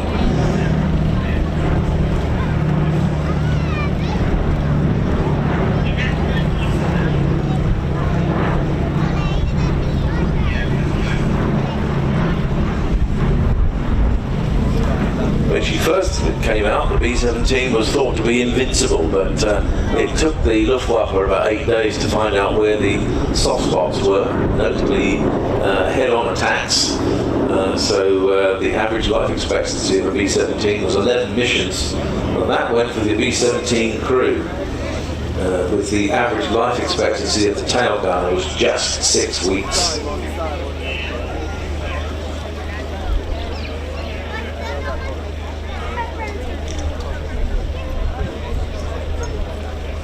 But the fort actually fought back, and there were several air gunners that achieved ace status by shooting down 5 enemy aircraft or more.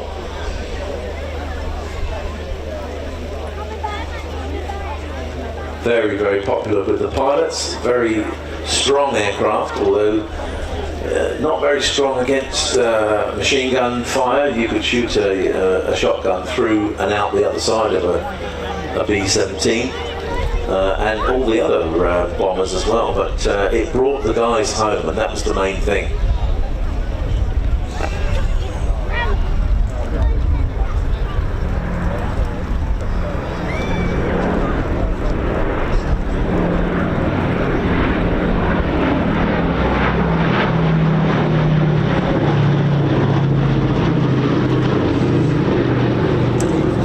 Open now. Not a very big bomb bay, but very effective, and you have to remember the amount of the thousands of B-17s that were built and flew from East Anglia. An absolute tribute to American industrialism, and that's one of the things that helped win the war. Steve? Yes, Trevor, there were 12,000 B-17s built, would you believe, operating from bases across all of eastern England into occupied Europe and as far as Germany.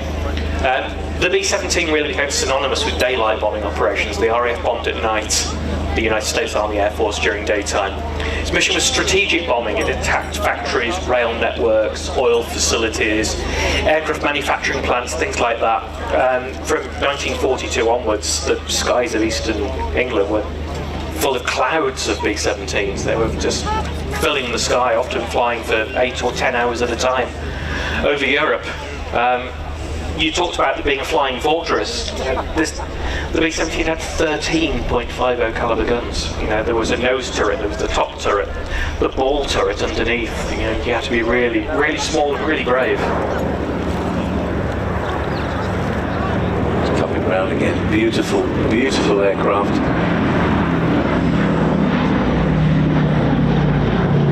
Now you see the bomb doors closing. Similar bomb load to a Mosquito.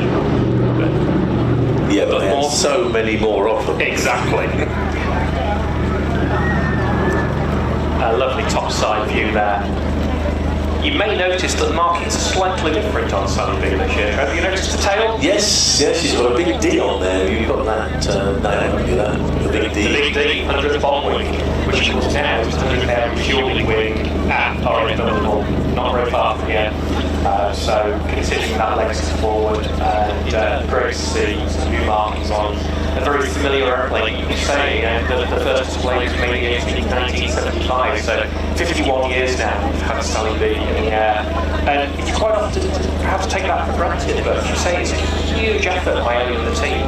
It's a 51-year battle that Ellie has undertaken, and she undertook it from that very first tragic news that Ted had sadly been lost, and she stuck with it. She could have sold it, but she stuck with it. And that, of course, as it comes by now, you can see the yellow and black cowling on the number 3 engine. That was similar markings to the T6 that Ted was flying. So Sally B always carries that yellow and black cowling in memory of Ted. And the D also was put on because of the very special formation that the Americans gave her with one of the KC refueling tankers. That's right. Of the 100th refueling. Exactly. Yeah. A couple of weeks ago at Duxford, the Imperial War Museum Duxford, which is where Sally B is based, she flew in formation with the KC-135. First time I've ever seen that. I don't know if it's flown before in that formation, but it was incredible to see.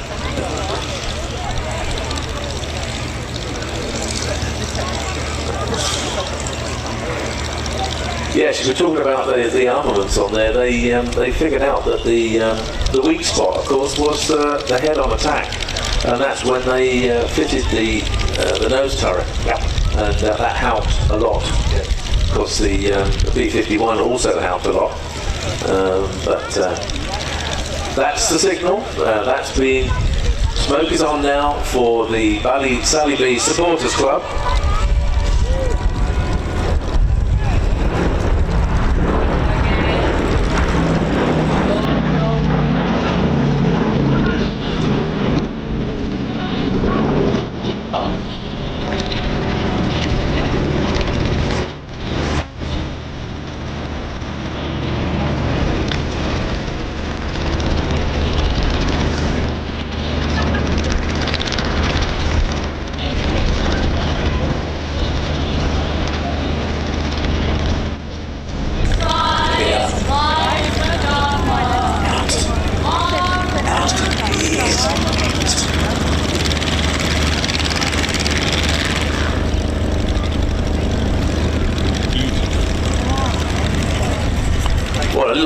little slip there, ladies and gentlemen. I said it was for the Sally B Supporters Club, the smoke.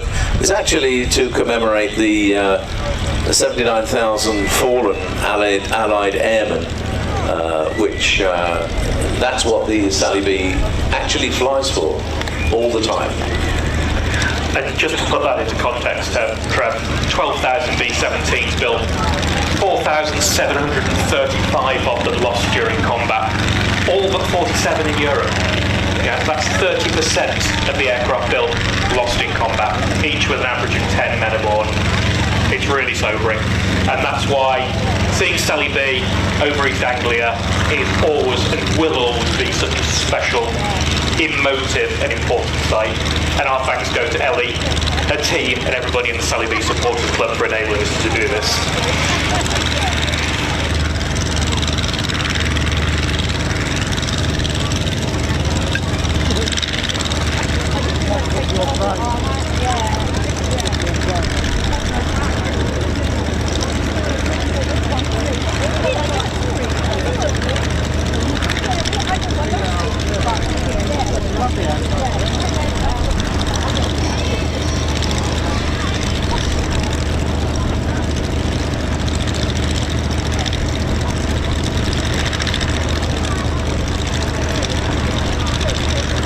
Nice to see the Square D still flying operationally with the 100th Air Refuelling Wing. We're stationed at Thorpe Abbots, Station 139.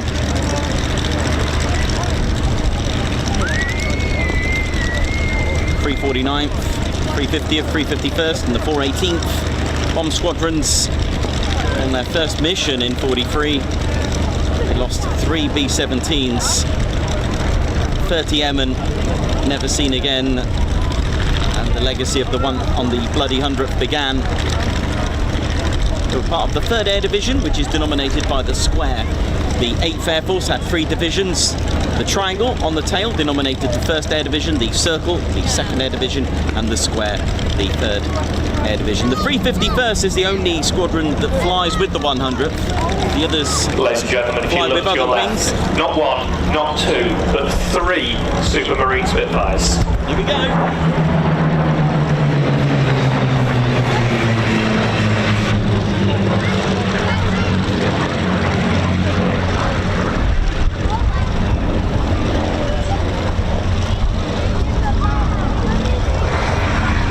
We talked earlier about the Hurricane being the stalwart of the Battle of Britain. The Spitfire was the racehorse, the stallion, the beautiful aeroplane, the propaganda win. Trev, this aeroplane was constructed, designed in, what the heck are the words, Supermarine. Yes, it was. Yes, designed by a team headed by R.J. Mitchell. Many don't know that the wings were actually designed by a Canadian glider expert, Bev Shenston, who came up with the exclusive wing shape of the first Spitfires, and it went on from there. I mean, the first Spitfire that would, well, it wasn't a Spitfire. I'll get back to you on that one.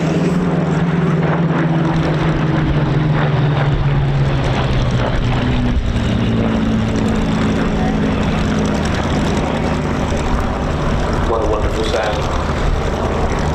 3 Rolls-Royce Merlins, close formation. From 3 very different Spitfires. Yes. Yeah. Formation being led by a Mark 9. On the left-hand wing, we've got a Mark 16. Starboard wing, a Mark 5. Yes, the first attempt at a Spitfire wasn't very good at all, was it? It was an Air Ministry specification sent to Supermarine, and it eventually eventuated in an awful design of an aircraft, and then Mitchell decided to put his private design forward, and of course the rest is history.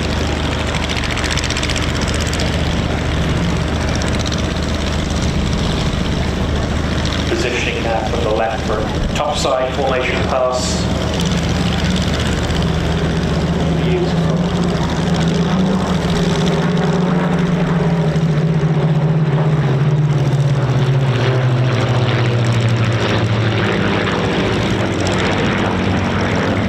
got a little bit of an interloper in there. We've got Spitfire in American markings. Porky, indeed, the American Spitfire. That is the Mark 16. So formation's being led by a Mark 9. Mark 16 and the Mark 9, very, very, very similar. The main difference being it's got a Packard Merlin rather than a Rolls-Royce Merlin. So during wartime, production was constrained. The American Packard Motor Company built the Merlin under license. So if you look at Mark 16 Spitfire, it is identical to a 9, give or take half of that engine.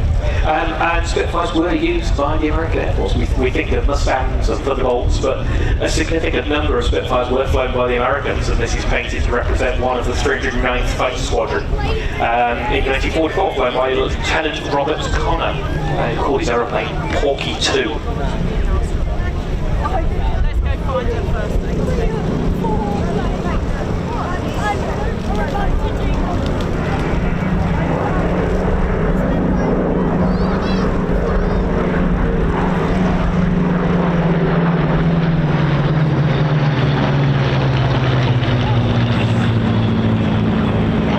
So leading the formation is that Mark 9. You can see that characteristic D-Day stripes. Lots of aeroplanes, lots of warbirds flying with D-Day stripes. But this aeroplane was there on D-Day. This is actually a Normandy veteran. So what was the point of the stripes and how quickly were they put on? Why did they have stripes? The stripes were very much to stop friendly fire. So you imagine over the beaches during the Normandy landings, there were a lot of aeroplanes. It was a melee of action, and the ground crew, the people on the ship, they knew you do not shoot at anything that's got black and white stripes. That's one of ours, and they were applied the night before. You know, washable paint. Yeah, washable paint. And if you look at the width of a stripe, it's generally about the length of a sweeping brush. A broom. Yeah, a broom. Yeah. So there were no tape measures. It was a broom's length of black, white, black, yellow. Yeah. They've broken out of their Vic formation now into a tail chase.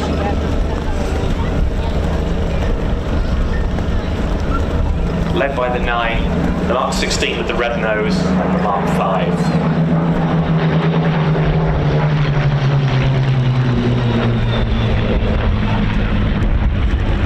The American one, the American painted one, the little one. That's one of these Spitfires that's been reconstructed from a pile of rubbish, wasn't it? Sadly had a crash, a fatal crash in the Blue Canyon in California. The wreckage was purchased by Peter Monk at Biggin Hill. That's right. And restored to a standard Mark 9 with a high back. Yeah, so the Mark 16 and the Mark 9 to a degree were available with both the bubble canopy that we're perhaps more familiar with on the Mustang and the high back configuration that you see here. And RW382, which is that American Spitfire, was originally built with a bubble canopy. So Peter Monk rebuilt it in perhaps the more classical high back configuration. I think Peter Monk, when he eventually put a Merlin back in there as well. He did. Packard was the original aircraft engine. Because Peter Monk has done an awful lot for Spitfire reconstruction and absolutely restorations. Yeah. And, it's a fantastic place to go and visit. Actually, you can have a tour around Peter Monk's Heritage Hangar. Biggin Hill Heritage Hangar. Yeah. The Spitfire Company, as they're now called. And you can also go for a ride. 2 Spitfires there that you can have a ride in. What a Christmas present. Thank you, Travis. Very kind of you.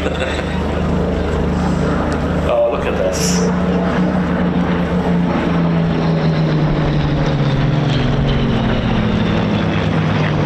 So bringing up the rear is the Mark 5. Slightly different to the first 2 aircraft. Mark 5 became the backbone of RAF Fighter Commander in 1941 and 42. It was fast, agile, heavily armed. It was the Spitfire that bore much of the burden of the air war until the Mark 9 came in. So we've got the 9 and the 16 at the front.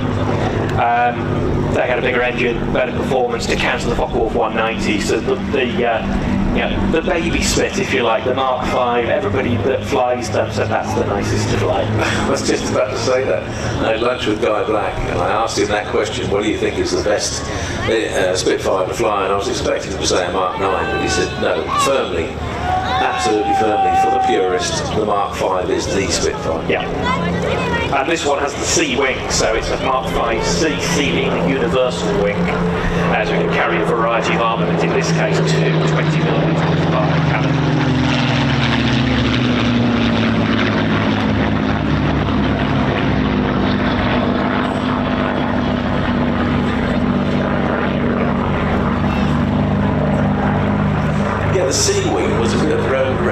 innovation, wasn't it? Because before that, each wing had to be built for the armament that you were going to put on it, which slowed down production enormously. And then they came up with the universal wing, which you could put a mix and match of any of the available weapons that could go on a Spitfire on one of the universal wings, and you could take them off and change them around about. That's right, yeah. It was the multi-purpose tool. Mark 5 now positioning out to our left.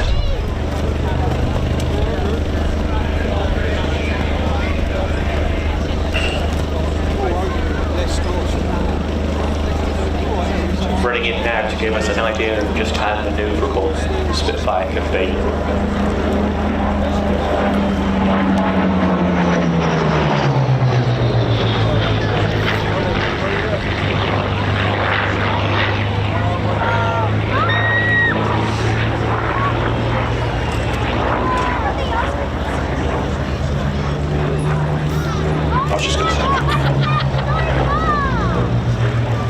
So the aircraft we see in front of us is EE-602. It entered service with the Royal Air Force with number 66 Squadron, and then transferred in February 1943 to number 129 Mysore Squadron. The squadron's name reflecting its financial support from the Indian state of Mysore. It probably illustrates the international nature of warfare. You know, that organisations, schools even around the world would raise money to buy aircraft for the Royal Air Force.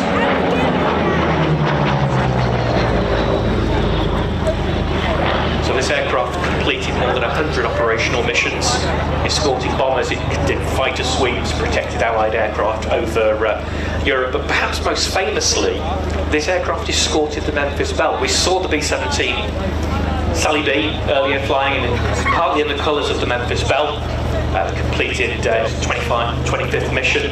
Well, when it was returning from that 25th mission in May 1943, this aircraft was off its wing.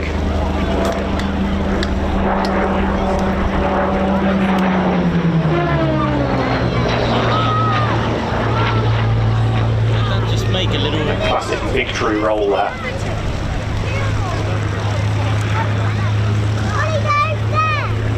So E602 is also a presentation Spitfire address. So it was the funds that were raised were often characterised with a name on the side of the aircraft, and this aircraft carries those markings today. It's called the Central Railways Uruguayan Staff, who chipped in their money and got the aircraft funded so that it could fly in the defence of Europe. And those are the markings it wears today. Returned to flight in 2015, spent a lot of time in Australia and South Africa, and again another aircraft that came through the Biggin Hill hangar.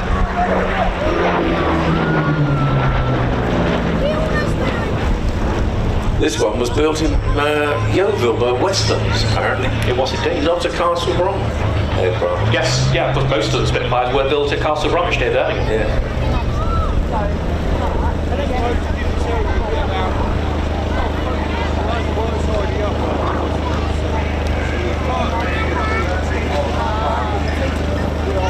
This is the last pass, so if you want to get your last photographs, the last pass of the Mark 5 Spitfire EE-602 coming in now for his last run.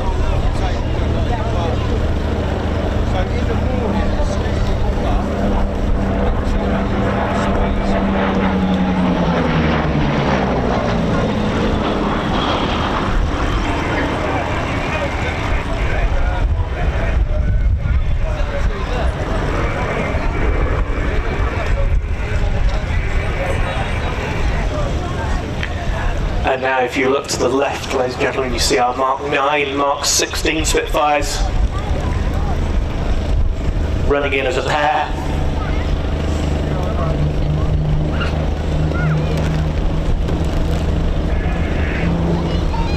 Here they come.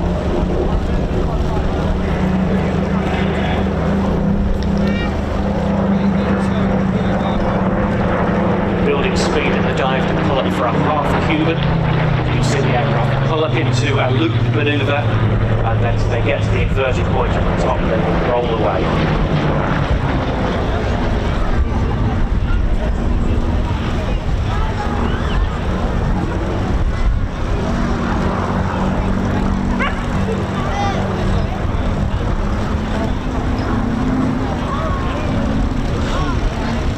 So as we said a few moments earlier, led by the Mark 9 with the D-Day markings, the Normandy markings.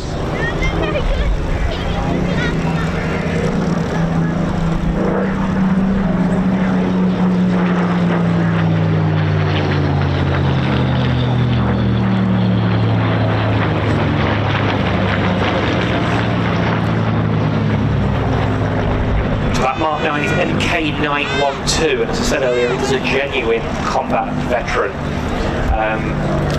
1944, she flew over the D-Day beaches, and so that was 6th of June 1944, D-Day. 4 days later, the aircraft was patrolling the beaches, and it was damaged by anti-aircraft fire, and its pilot, Czech ace Miroslav Stukin, did a forced landing on one of the Allied airstrips, becoming one of the first Allied aircraft to land in Normandy after the D-Day.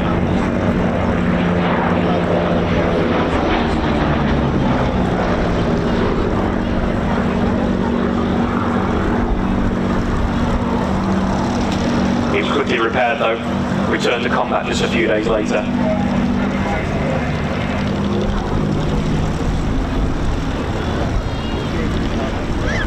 And by the end of its combat career, MK912 had completed an impressive 86 wartime sorties.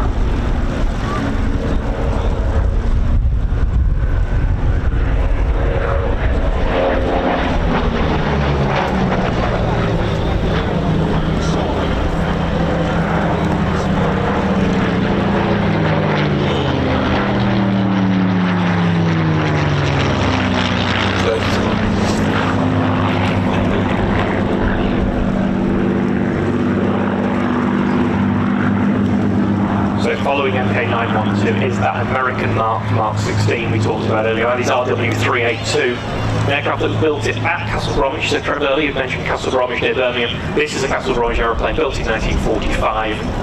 So Mark 16, so almost identical to the Mark 9, but with a Packard Merlin 266 engine.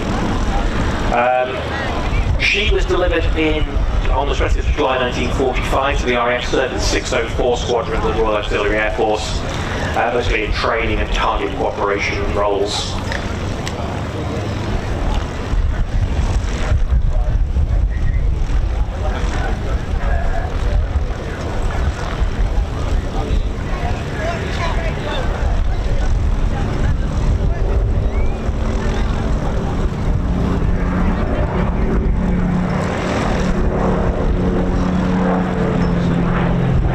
It's interesting, isn't it, Stephen, that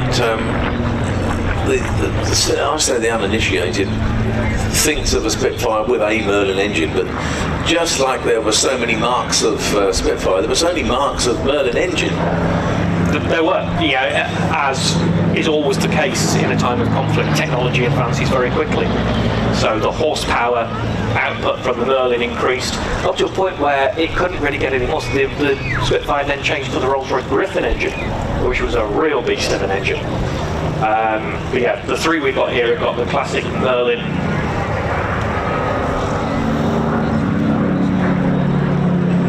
Lovely. Coordinated wing blocks. Be like that. Last pass coming up, so last opportunity to get your cameras going again.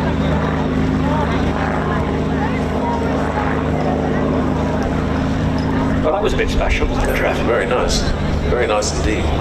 It's not very often you see 3 Spitfires at an air show together. Not very often we can afford 3 Spitfires in an air show together. They are, yeah. So how much would, if I wanted to buy a Spitfire today, how much would that set me back? If my lotto balls came up on Saturday night? Very difficult. If it's a Bitzer, i.e. restored from sheds all over the place, you could probably get away with about 2 million. Okay. But if it's got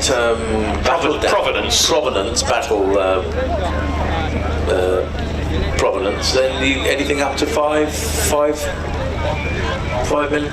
I'll have a look in there. I might find some cash down there. And it also depends on the mark as well. Of course. If you want an immaculate Mark 1, that'll be one price. Or if you're a hairy pilot that wants speed and power, then you'll be looking for a Mark.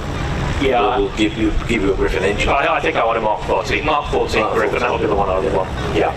Why isn't somebody putting the washing out on our runway? I don't know. There seems to be a washing line making its way out onto the airfield. Yes, someone seems to be trying to fly a duvet. It is a duvet. It's his granny's duvet. He's taken for a flight. Well, if this wind gets up, he'll be very successful.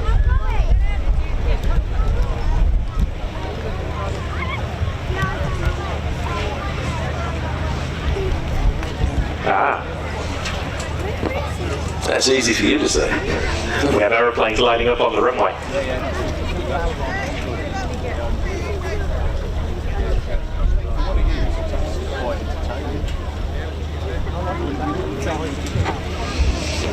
I see some turbulence. I see turbulence ahead, yes. I'm not sure whether these guys are actually going to go straight into I think they must be, because they've got their men out there with their sticks and... They're people. They bring people with them. Yes. Here we go. Yeah. This is the Druin turbulence, or Rolleston turbulence, it's made in the UK. Listen as these aircraft go by, ladies and gentlemen. See if you can identify the sound of this engine. What does that remind you of? Well, I have to say my lawnmower, but probably not. I would say a Volkswagen Beetle engine with a dodgy exhaust. Oh, that's exactly what it is. It's a VW 1600 Beetle engine converted to turn a propeller. This is real grassroots flying. These are single-seat aeroplane, open cockpit. Just if you see the guys communicating, this is not done by radio when they're in formation. It's hand signals. Is it? This is waving to each other, brake left, brake right.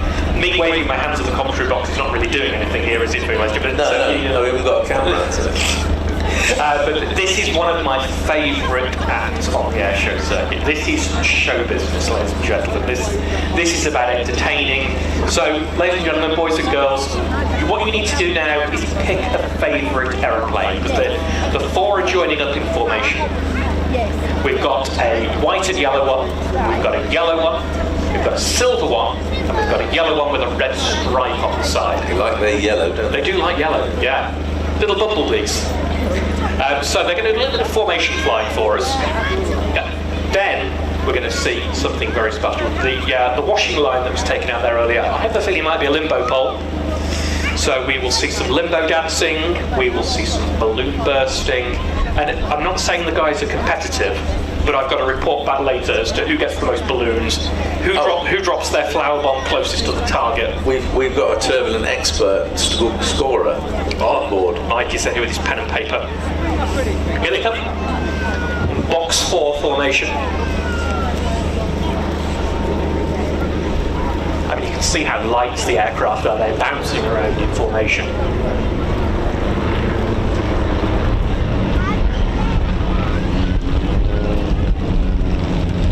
And as they pass there, you can almost see through the wings, the fabric. So these are wooden aeroplanes with fabric covering. In the old days, it would have been Irish linen. It would have been domed on, probably covered now with seconite, which you iron on. It's got a glue on that, so you iron it on, and then you heat shrink it down onto the, like you would with a model aeroplane. This is effectively a big model aeroplane. A model aeroplane that you can fly in. I've seen model aeroplane bigger than this at recent shows. And it's very easy to perhaps underestimate what's going on here. You can see the aeroplanes bouncing around. It is quite breezy today. It's also quite hot. So there's a lot of turbulence for the Turbulent Team. So they are, to maintain that impeccable formation really is quite special. That's very, very good flying skills. This is the puttering pass. And amble and brake. Amble and brake.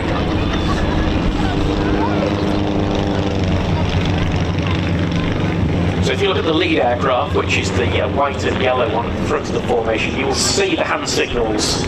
Particularly if you've got a big lens, or if you've got binoculars, you'll get an even better view. It's just bringing the aircraft out now into what looks like, is that going to be echelon formation, I think, possibly? Line astern. And then moving into echelon left. For a little bit of a tail chase. When the weather conditions are right, Trev, they will actually do the first part of their display tied together, which really goes back to that barnstorming days of the 1920s. Absolutely, and 30s. Yeah.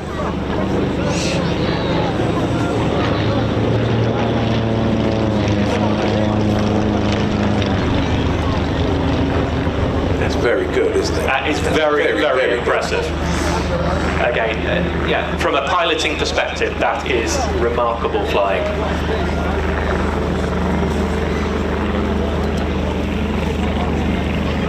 Got something like 70-80 horsepower maybe at their hands. That makes keeping formation very difficult. You've not got an overdose of power to. If you drop out of formation, it takes you a long time to get back into formation. So the trick is don't get out of formation in the first place. I wouldn't like to do a long transit in the rain in one of those, would you? No, I've done a bit of tiger moth flying in my time. One memorable flight where it started to hail, and that was very unpleasant. I had a leather flying helmet on, and the oxygen mask and the goggles. The only bit of skin I got exposed was strips down my cheeks, so I looked like adamant when I got out of the aeroplane. Oh look! Oh, it's a balloon. Balloon. Has it got away? Because they're not going to get that one, are they? I think Made a bid for freedom, that one, I think, isn't it? Granny's duvet has let one go. Oh dear.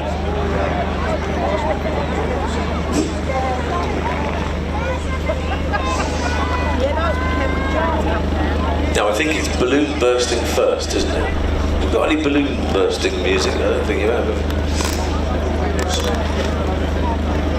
Yeah, let's have a little bit of Magnificent Men, because now we can see what they're doing. We don't need us to tell you what they're doing. So we'll put a little bit of music on while they do the balloon bursting. Not yet. Wait for it. Wait for it.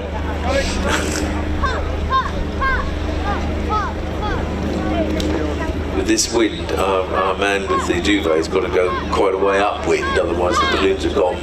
They'll never catch up. Oh, limboing. Oh, we're limboing now, is it? Oh. I think this might be our bomb burst coming up. There they go. Brake, brake, brake. Brake, brake, go. Brake, brake, go. There they were gone. A lot of rudder in that turn to try to keep coordinated. So now we start to score these guys, because not everyone will get it lined up enough to get through the arch, the limbo. Oh my word. So we have the white and yellow aeroplane and the silver aeroplane coming in from the left. On the right, on the look at it. Yellow and the yellow and red one from the right.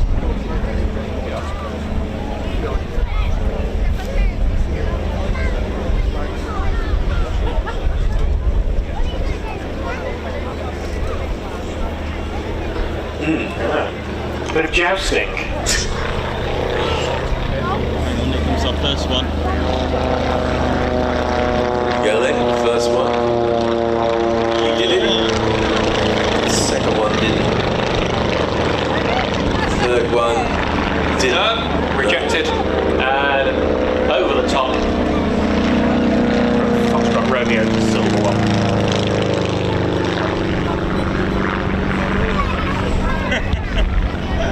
This is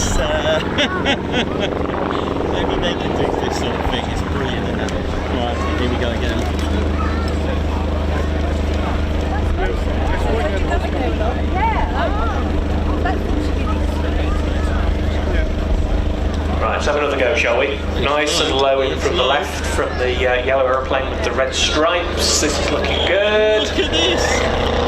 Yes, proper. And the yellow one as well.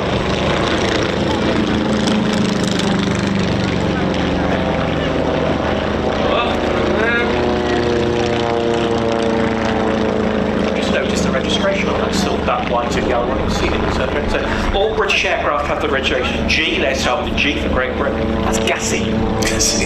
That must be something to do with the balloons, I'm guessing, rather than the balloon. Could be, yes. Yeah. Must have won the balloon burst. Yes, that's probably what it is, I'm sure. Can you select your own registration? You can, but you can't reuse the registrations. If somebody's had it before you and sold their aeroplane, you can't reuse the registration somewhere else. But you can have a personalised registration if it's not being used.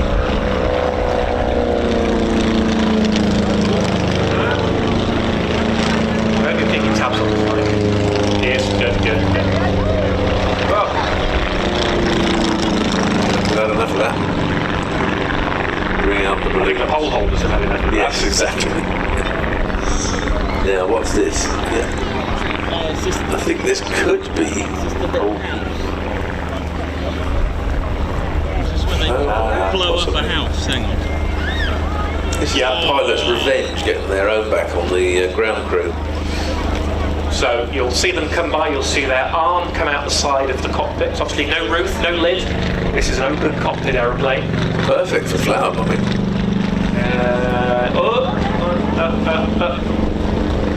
Is that plain flower? Okay. Yes, Plain.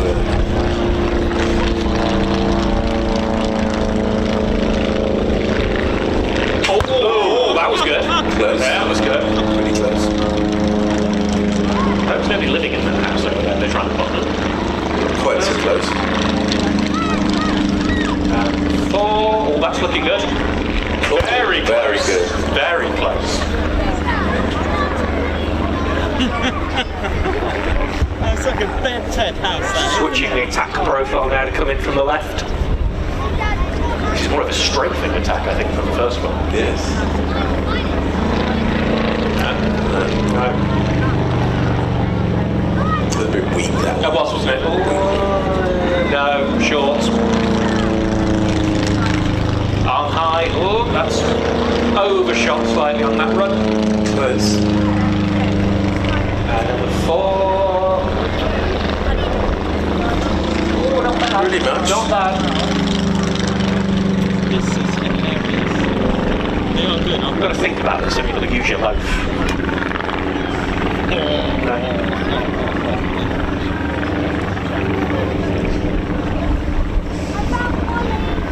So, then positioning off now. So, we got any half-time scores yet? White and yellow scored 2. Yellow has 2. Silver has 2. Yellow with a red stripe have 2. So it's pretty level pegging then. Either there is fixed. Right, first balloon is away. Yellow and white one's coming in now. And the attack. Nearly. Oh, he scared it. Close. He scared it. I hope you've picked a team, ladies and gentlemen. Which yellow team or yellow and red team? Or yellow and white team. Yellow and white team or silver team? There we go. I can assure you there won't be any prizes. Oh, we got it! Yes! Hoorah! It's taken the silver aircraft into the lead. And Oh! yes, Silver and red. Oh, sorry, yellow and red. his calculations were correct. Definitely used his loaf.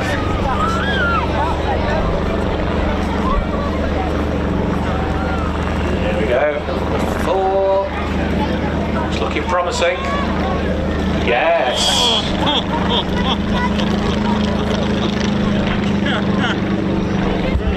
I think, Steve, these will deserve a wave. Absolutely. Of anything that you've got when they come in. In fact, when they do their last pass.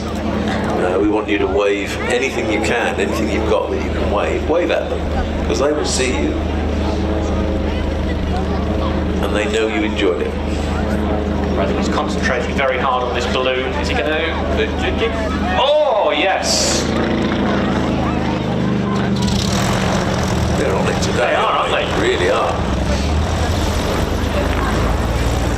It's especially difficult with all this thermal activity going on. Yeah, and the speed those balloons are going as well. It's windy, you can see the speed of the wind. Yeah, it's Yes! definitely a needle match now. Yeah.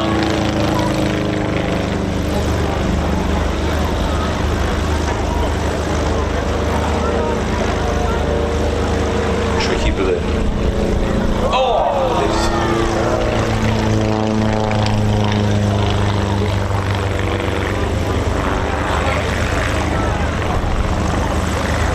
Last balloon away now. Going to get one more burst. Having a go. Yes. Brilliant. Now I think this looks like this might be a waving pass, Trev. This could be a waving pass, They should so come to get a anything out that you can wave. range. Yeah, they get on. Your beach towel, Umbrellas. anything you like. Your programs. So who won? Oh no, wait. First and second drew with So who have we got? Who? The yellow one and the silver one both on 4 victories. So they have 2 on 4, and then the yellow and red and the and the white and yellow both on 3. So it's really here we are. They're waving now. That's the advantage of having a roof. You can really that's some vigorous waving going on there.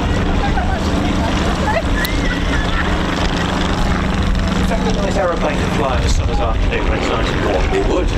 Yes.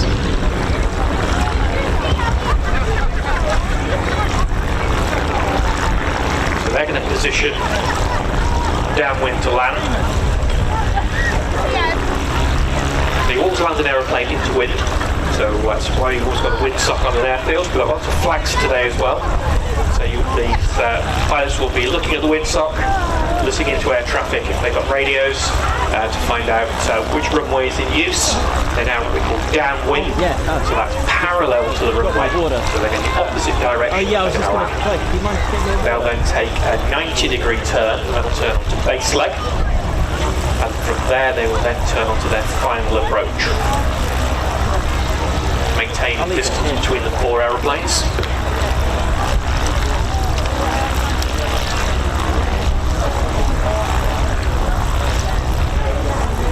First one coming into land now.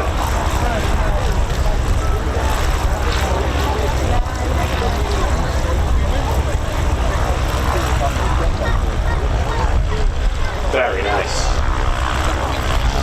Wheeling it on, so this is a tailwheel aeroplane, small wheel at the back.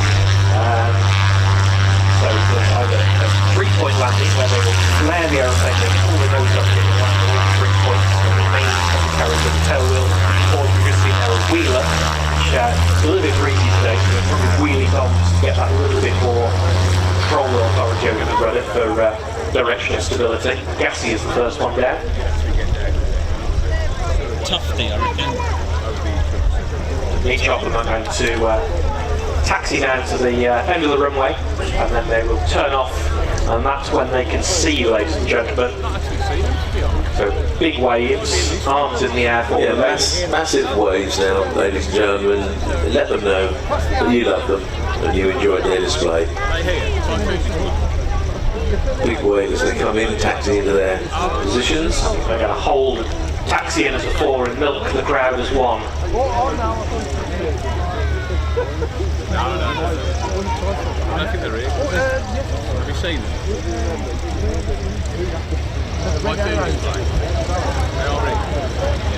So a lot of these Turbulents again were home-built aeroplanes, Trev. You would build this in your garage or your shed, your workshop, your dining room. It's amazing how many display aircraft are home-built. Yes. From the old, we'll see a bit later on, the Currie Wot, right up to the the RV8 that we're sitting behind here, all home built, built in home workshops. And some built from plant, like the Turbulent will be, the RV8 comes in kit form, that's predominantly metal aeroplane, you buy the kit components. But for me, the Turbulent really sums up that joy of that home-built flying. So you've built your own aeroplane, it's got a modified Voltrank Beetle engine on the front. It's made mostly from wood, fabric. It's just like building a big model aeroplane.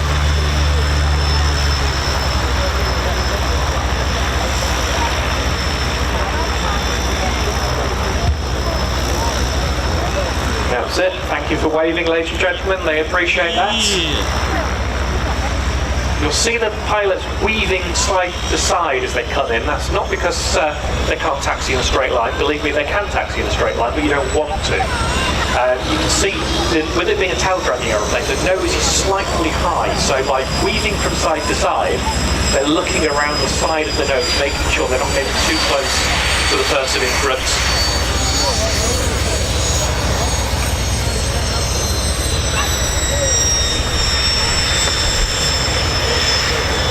Someone seems to be waving a bear. I think it's a stowaway, I think, in that third aircraft, wasn't it? It's a tiger.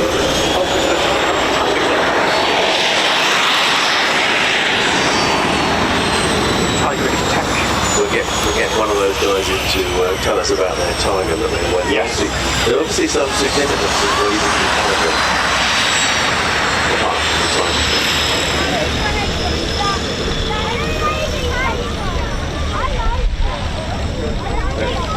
Taxiing into those who can see now to a halt. I think we might have a synchronised engine shutdown here.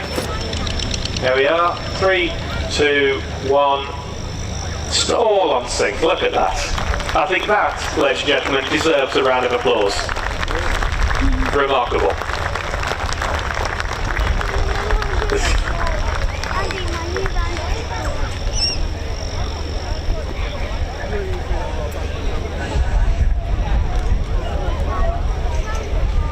Now, something completely different. Something completely different. This is aviation insanity at its best.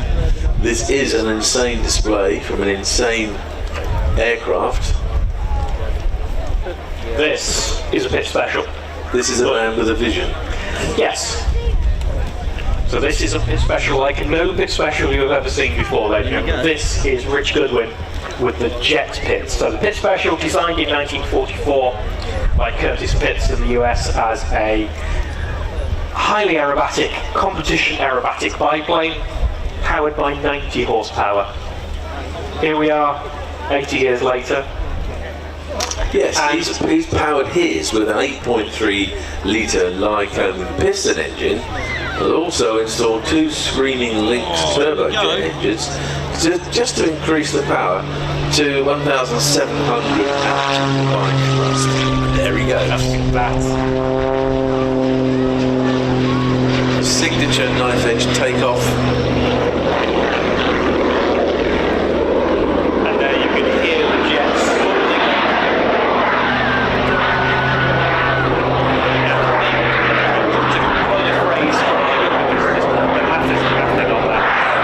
I should not do that. I'm used to seeing a biplane pull up and run out of energy. This thing just keeps going.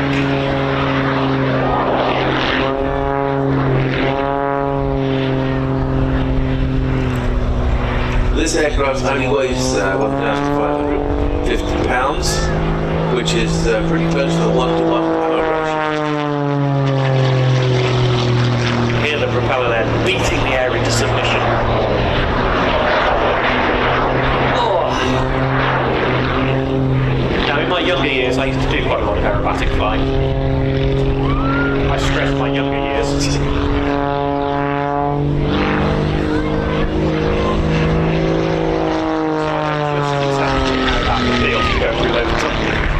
Maneuvers. Probably the best way to liken it was sitting inside a double dryer on full spin. It's remote. And we talked about piloting skill earlier. Look at this, inverted and a flat turn by Rich here. Flat turn. This is very uncomfortable, quite difficult to to manage all the way around. Intense coordination, then straight into a negative flick.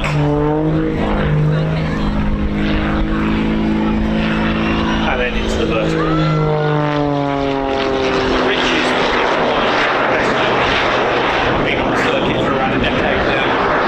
Actually, former RAF GR1 pilots for combat missions in Operation Desert Storm before moving on to be an airline pilot.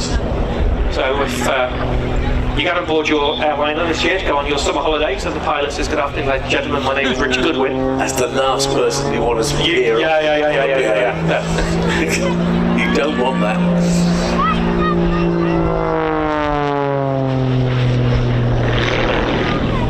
No, it wasn't enough to put engines on this thing.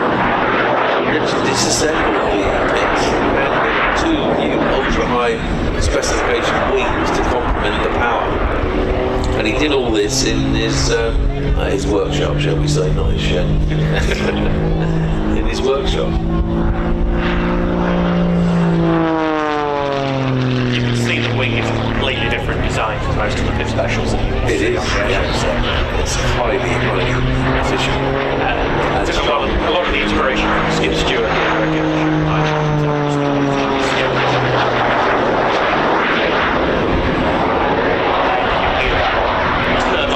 Spooling up again as he spirals up into that beautiful sky. Photography's in some fantastic clouds. Look forward to seeing these being posted later on our social media. Please do tag the airshow in your photographs and videos. Is this the Christmas tree? And up he goes. Even more, still climbing. I've got a cricket with it. Which calls this the Christmas tree?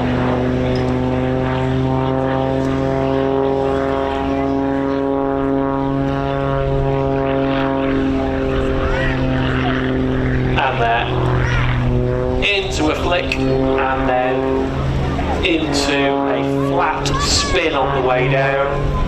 Again, incredible skill, huge amount of G-force.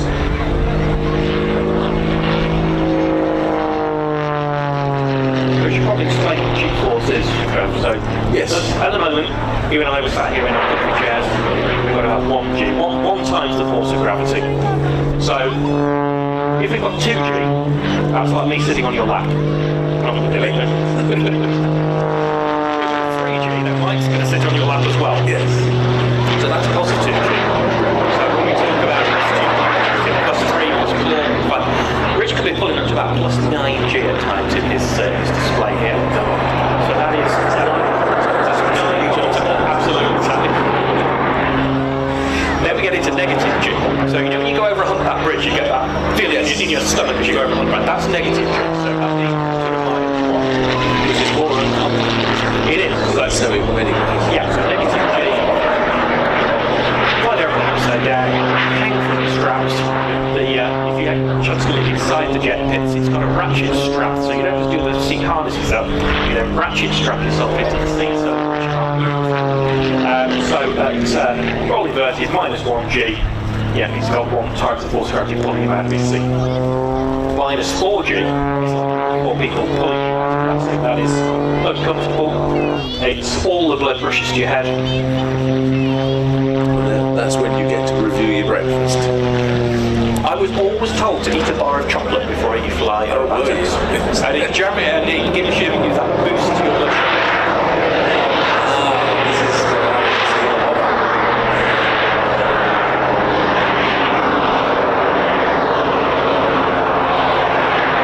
So Rich was a tornado pilot. Do you think he's a frustrated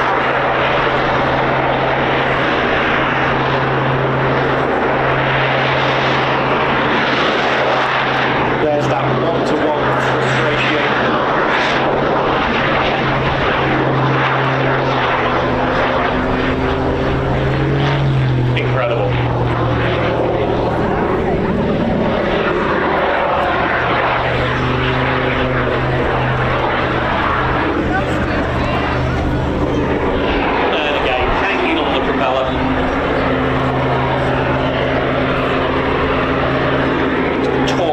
So this is actually the torque of the propeller now, turning the aeroplane around its axis. Normally an aeroplane rolls with the ailerons, so the ailerons out the wing. When he's in this position, it's very idle across those flying surfaces, so he's relying on the torque of the propeller to pull him round.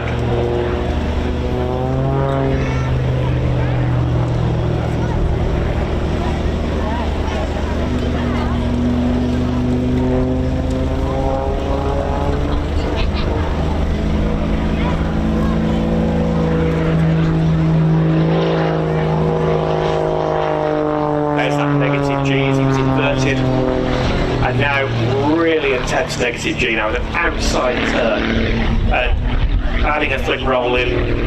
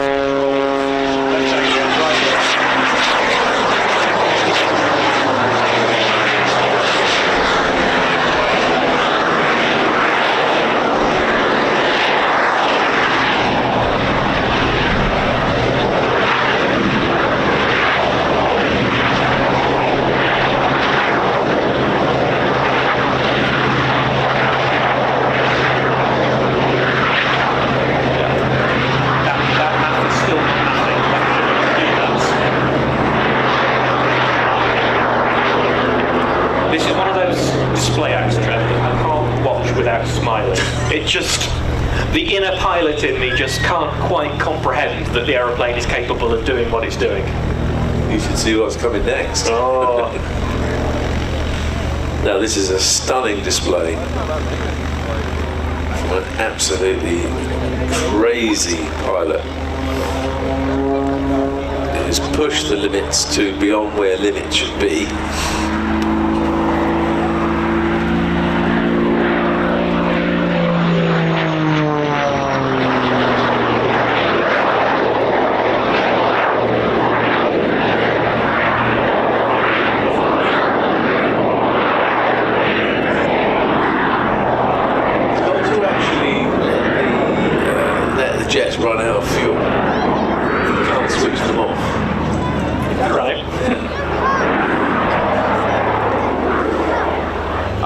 Just be his excuse for flying longer. Flying more, yes.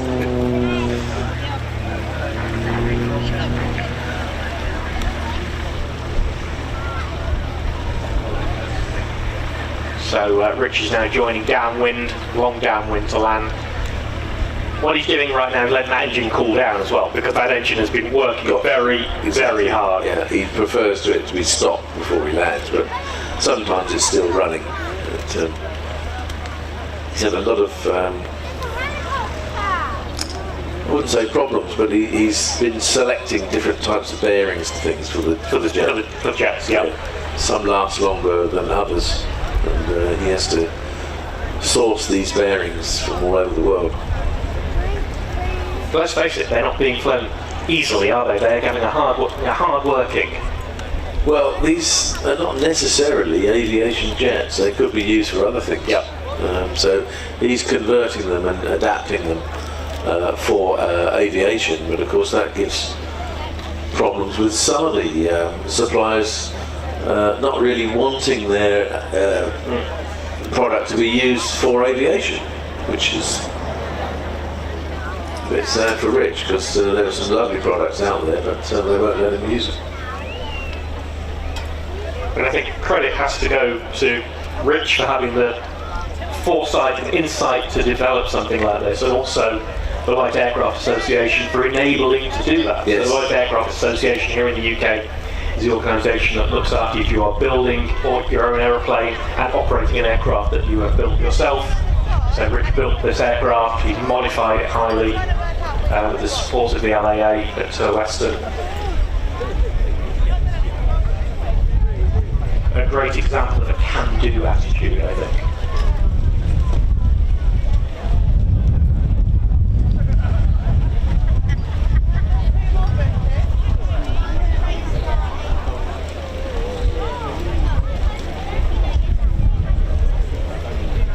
He's now coming over the threshold on the right-hand side of the runway.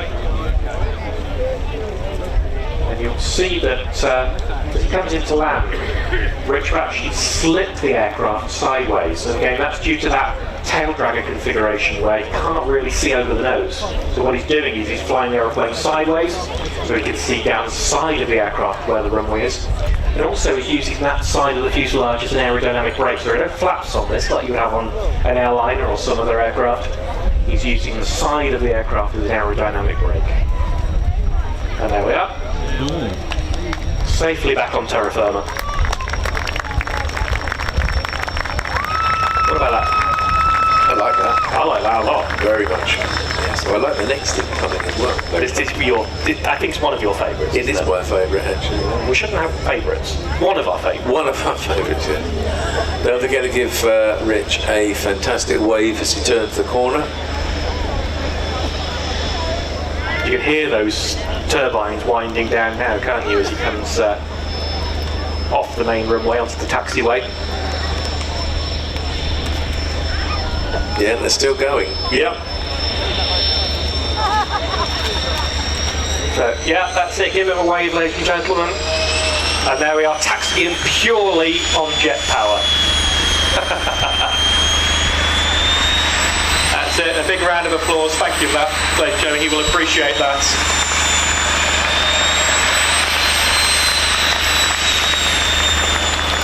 That's showing off, isn't it? Sponsored now by Aerobites. Yep. You can smell that. Smell that jet fuel. Smell of freedom. What an incredible display. What is that next trend? Coming up in the next number of that. Well, according to this new dissertation,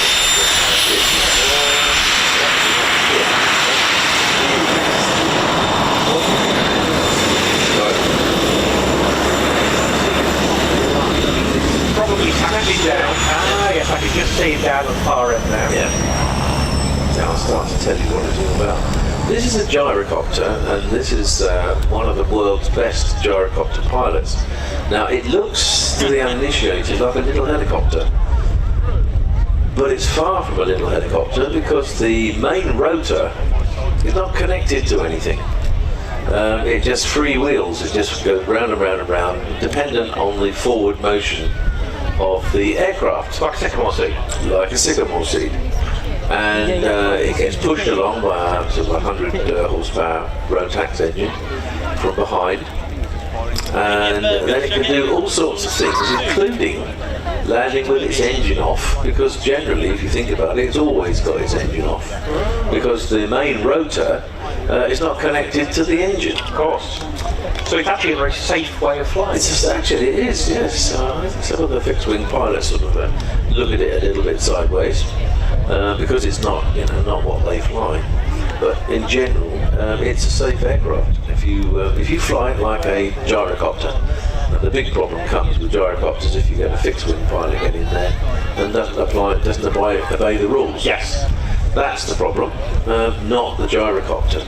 So, but it's not new technology, is it? This has been around. This has been around since the early 30s. Okay. And we really like this display. Really like this display. Flown by Pete Davis, who is, I think without buttering his parsnips, is the best gyro display pilot in the world, bar none. And he makes things happen with this thing that everybody will tell you that gyros can't do. You can't fly a gyro sideways. Peter flies it sideways. I'll see it sideways. So hang on to your hats. We're not going to sort of talk over it, mumble on and try and describe the manoeuvres, because he's made them all up himself. Yeah. A lot of them don't have names. And we got some nice music to go with it anyway, so when he takes off, we'll start the music. You sit back and be amazed. Where's he gone? He's still sat at the hold. Perhaps he's waiting for his slot time.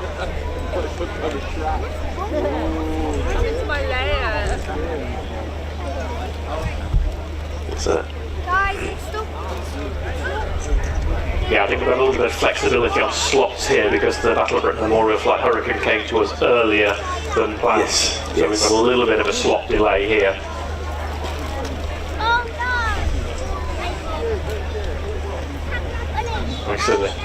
See the propeller moving now on the gyro. He has got a little connection to the engine to run up the main rotor. Like a clutch, isn't there? Yeah, it's a little clutch. Sometimes it's on others it's a little rubber wheel. That runs the main rotor up to nearly flying speed, and then he will disconnect it and go forward. And the forward speed, the forward motion will keep the main rotor turning, and he'll be able to take off and do his display. He's just turning now.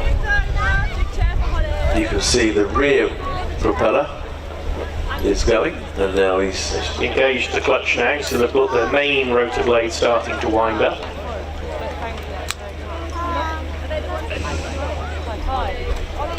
And then he'll disengage that clutch, won't he? There's no power at all going to the rotor. Once he starts moving, then the rotor is completely freewheeling. Yeah. And here he goes. You can see the pitch change there. Yep.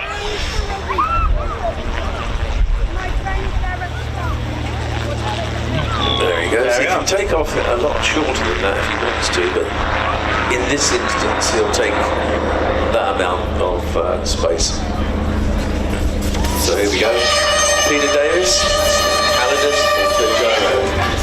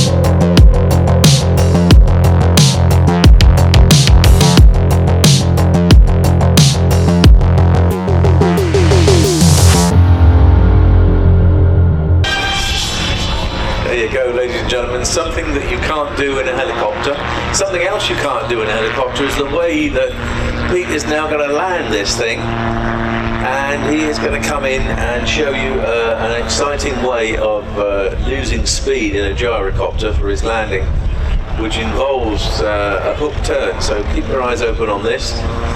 He's not actually finished his display until he's landed, so it's a very, very interesting landing. It's the most interesting landing you'll see today, that's for sure. He'll do probably a waving pass.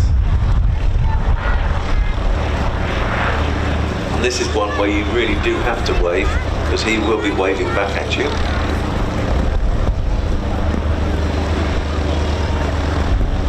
He's having a bit of a play with the wind up there. Going to do his sycamore.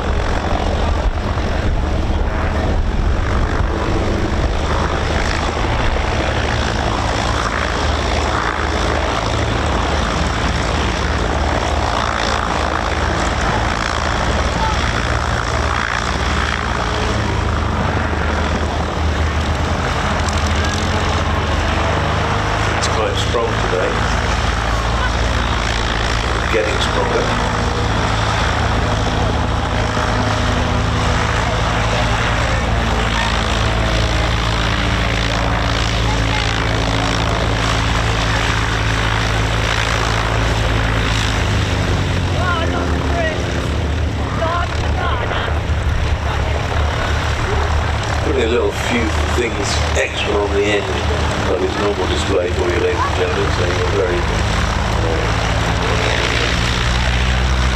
honoured with the exhibits. There's the wave, there's the wave. It's got the green hand and the red hand. Beautiful wave back.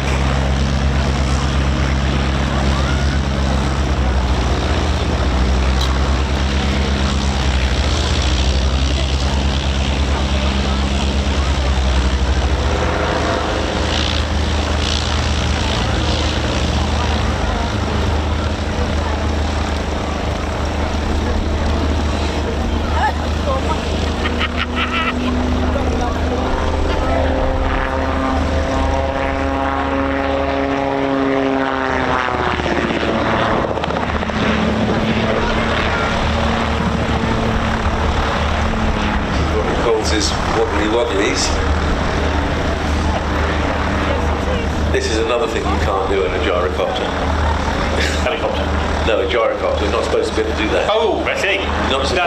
He's definitely not doing it. He's not doing that. No, that's not something you can do in a gyrocopter. You can't go sideways in a gyrocopter either, which is disproven that theory as well.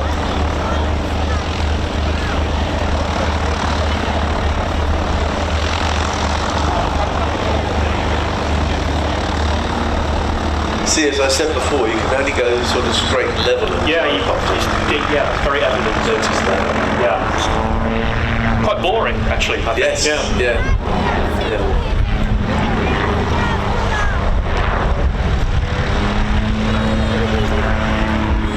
Do you know what, Steve? I think he's enjoying himself today.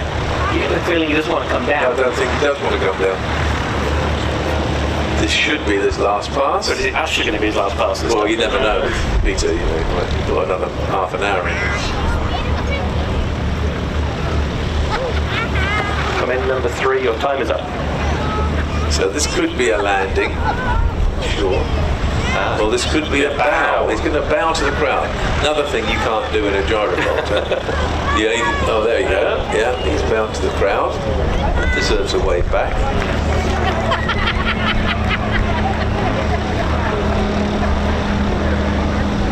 See, we keep saying that's it, he's finished. And then the smoke comes on again. And he is. Get your money's worth out of Pete Davis, that's for sure. Now this could be a red hand wave. Or it could be a landing. Could be a landing, it's a bit fast. Downwind. There we go, there's his hook turn. And down for a landing. Nice and gently. Lovely stuff. Oh, nice. Ladies and gentlemen, Peter Davis in the Calidus Gyro. That's what I'm talking about. I need some tea. Big wave then for Pete as he comes in. He should pop his canopy. Give everybody a big wave. Give everybody a big wave and get his flag out.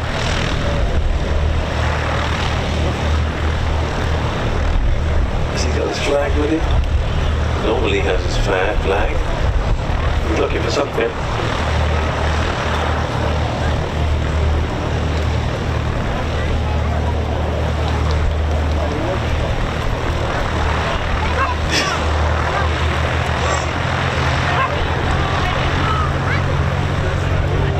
Welcome to the Ted Coningsby channel. If you haven't done so already, don't forget to hit the like button. Rotor break. Give us a thumbs up. Break the rotor, so it's, subscribe to your one and only Ted Coningsby. Live here for the Old Buckenham Airshow 2026. Look at this. 80 years of the Chipmunk.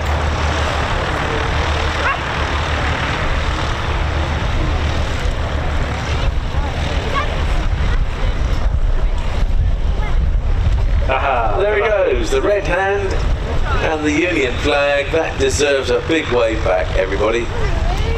And you can see his forward motion has nothing to do with his main rotor. It's the little prop at the back. That's quite remarkable flying, wasn't it? Especially with somebody with such big hands. Yes. Yeah, he's quite dexterous with somebody with quite big hands. How does he do that? I don't know.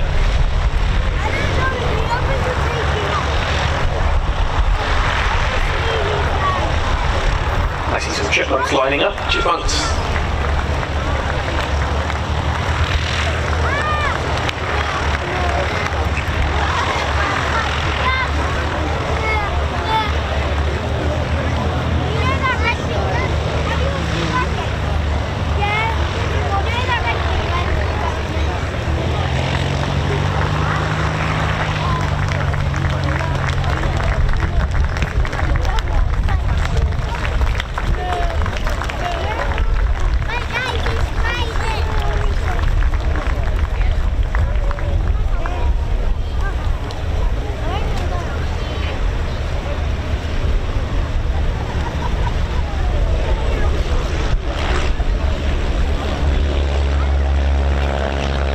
Here go our chipmunks. Going off into the holes to wait for their slot. It takes a bit of time for them to get up to hide. Yeah, that's right. A real classic training aeroplane.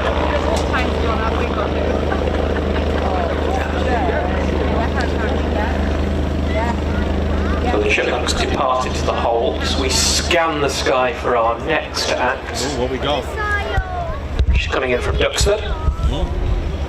And it's a very, very unusual aeroplane. I would go as far as saying, Trev, this is one of the most unusual aircraft. Or is it the Catalina? We've got the pits just taking off. He's going off to another display. So it's Rich with the jet pits. So he's going to get airborne and depart our area before the next act comes in.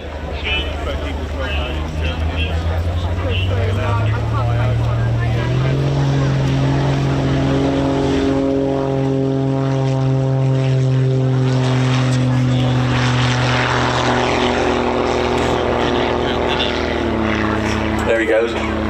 Under normal power, you can see you can hear the difference between taking off on a normal engine, normal piston engine, and the jets. Yep.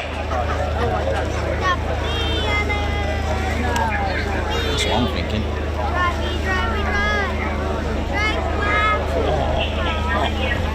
Look at this. So our next act has just checked in on the radio, which is our Lockheed Electra. Oh, it is. Which is due in from Duxford. Now, Trev, this looks like an airliner, but it was designed as an airliner. It was a feeder liner to start with, and then it was converted or remarketed to send to transport VIPs, military VIPs, and film stars. So it's a sort of aeroplane you wouldn't really look twice at, which is what makes this one so special, because it was modified with sliding camera ports underneath it. Secret squirrel stuff in the run-up to World War II. So the Lockheed Electra, the 12A, it was the Electra Junior. So at first glance it looks like a standard twin-engined executive aircraft. But as I was touching on earlier, I think it's the most historically significant surviving aircraft in the war, and I'll tell you why I think that. And it's beautiful. It is beautiful in its own right. In its own right, beautiful inside and outside. So this aircraft was acquired in the late 1930s by Sidney Cotton, who was an Australian aviator and a photographer. And he went on to form the basis of what we now call aerial reconnaissance. So he had the aircraft modified with hidden cameras, long-range fuel tanks, and on the run-up to World War II, for his cover as a photographer in the photography business, he would fly around Germany and Europe, ostensibly buying camera film, but also taking photographs of troop emplacements, build-ups of equipment as he went. On some occasions, even flying with high-ranking Luftwaffe officers in the cockpit with him. And here, running in from the left, the Lockheed 12A Electra Junior.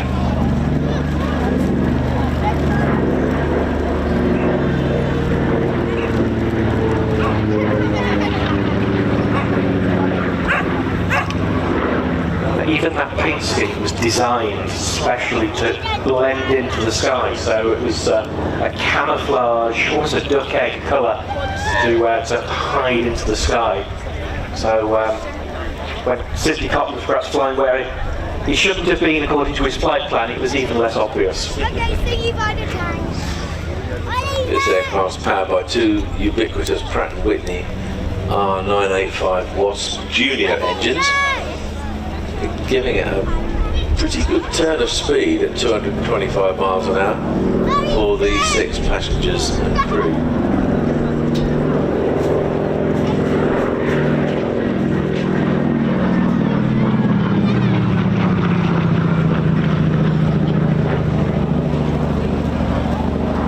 Very distinctive twin-tailed, twin-engine, tail-dragging aeroplane. There was a trend in that interwar period for these twin-finned aeroplanes, and the idea was that if for any reason you lost an engine, you still had good rudder authority from the other end. So if you notice, those rudders are both in line with the engine, so they got a lot of prop wash going across them.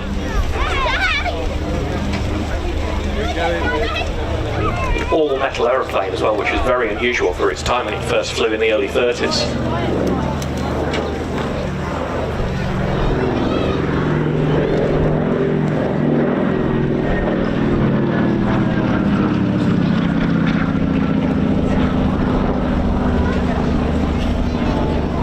They hoped to sell it as a feeder liner, but unfortunately the Lockheed 10 filled that role. Yep. They still made 130 juniors. Yep. Yeah, the Lockheed 10 was the Electra, the Lockheed 12 was the Electra Junior, wasn't it? Yes. So, yeah. and the Lockheed 10, perhaps most famous, has been used by Amelia Earhart on her fateful round the world flights. Yeah.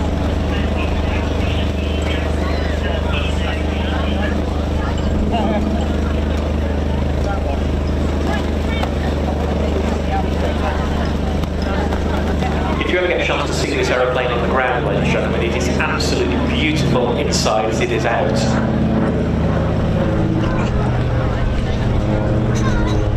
The well-upholstered cockpit, cabin, comfortable seats. Sidney Cotton actually built 2 of those things, and you have to wonder, with being a very close friend of Winston Churchill, where he got the money from. These things always beg questions, don't they? But the intelligence that he gleaned from those flights were absolutely invaluable. Definitely. For the start of the Second World War. But of course, Germany was doing the same thing. Yep, of course. It had similar versions of those aircraft flying over, taking photographs of our installations. Yeah. I think the Supermarine factory in Southampton was a victim of that. Mm-hmm. Which of course is why you see a lot of the factories in World War II had things painted on the top to try to camouflage the factories. Exactly. Yeah. Doesn't that sound beautiful? A rumble. Well, that noise is evocative of the 1930s, and you can hear that noise with DC-3s. Yep. You know, with the stairways that you'll see later on. That is that sort of rolling, as we say, rumble. Correction, it's not noise, it's sound. Aeroplanes make sound or something like that. In my opinion, I think it's Does it make noise? Yes, it does. Aeroplanes make sounds. Running it again from the left. Such a graceful aeroplane.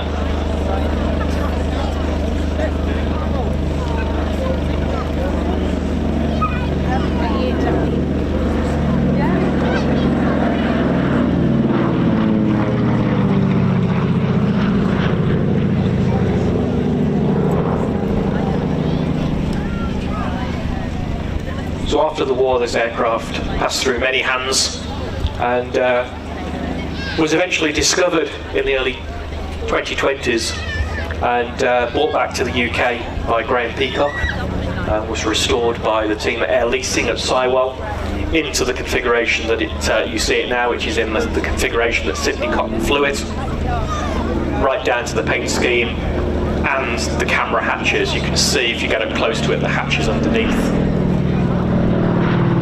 The side of the fuselage, the bottom of the fuselage.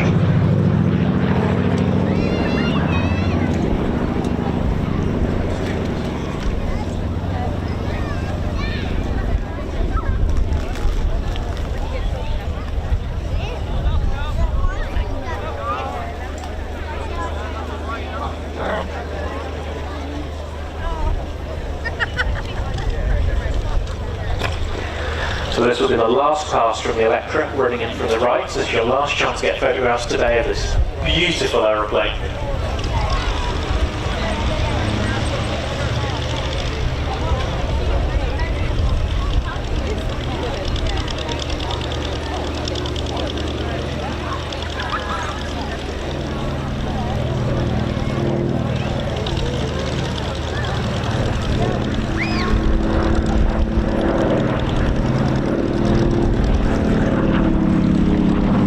Waving pass to boot as well.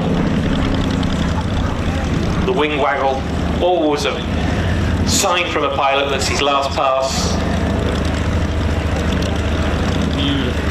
Departs off and heads back to its base.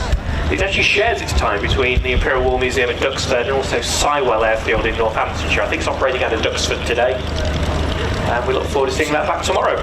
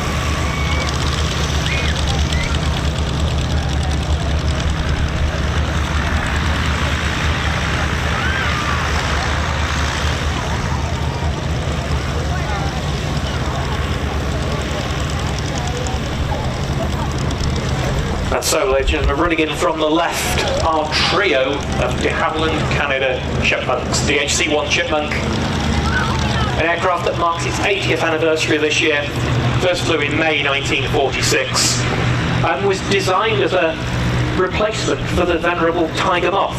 So, throughout World War II, the majority of pilots for the Royal Air Force trained in Tiger Moths, open cockpit aircraft like the Miles Magister.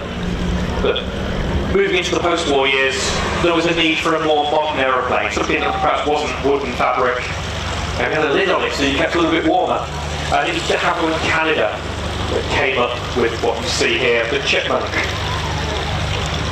As we said earlier, Trev, just one of the most beloved aircraft of all pilots. I mean, many pilots have trained on Chipmunks.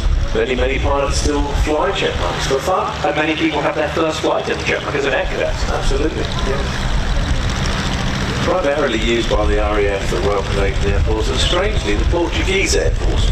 They bought a lot. And they built some as well under licence. We built a lot here, didn't we? We did, yeah. Most of the production run were built here in the UK. Built at Harden, in Chester, Hatfield. So compared to the Tiger Moth, the Chipmunk actually got an enclosed cockpit, got better visibility. He was better handling as well, and he was fully aerobatic.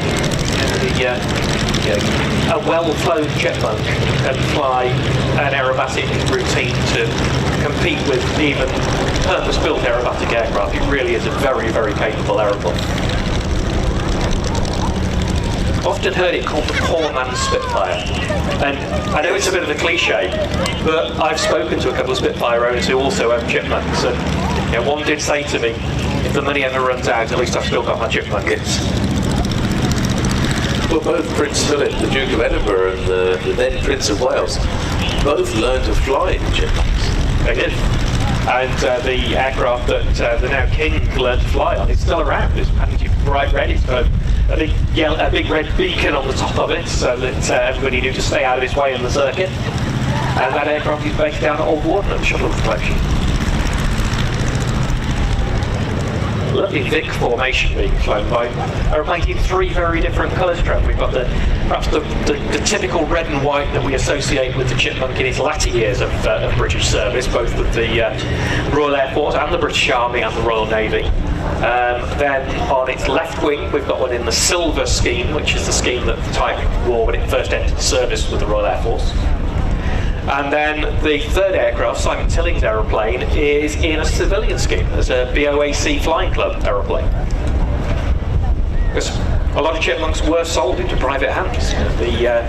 Quite early on, you could buy a Chipmunk straight from the factory, as well as being sold to the military. And then when the military retired them in various phases through their career, they became very, very popular with private pilots. And earlier this year, so it was the 80th anniversary in May, there was a big gathering of Chipmunks at Hackney Green Airfield near Wolverhampton. And they were hoping to get 80 there for the 80th anniversary. The weather didn't quite allow that, but they got well over 60 aircraft from the UK and across Europe. They're being flown today by Alex Luton, who is a BA pilot. Simon Tilling, who is looks after he's the boss of the LAA apparently. Yep. And Tom Turner, who is the airfield manager from Duxton. So they know what they're up to, that lot. They certainly do.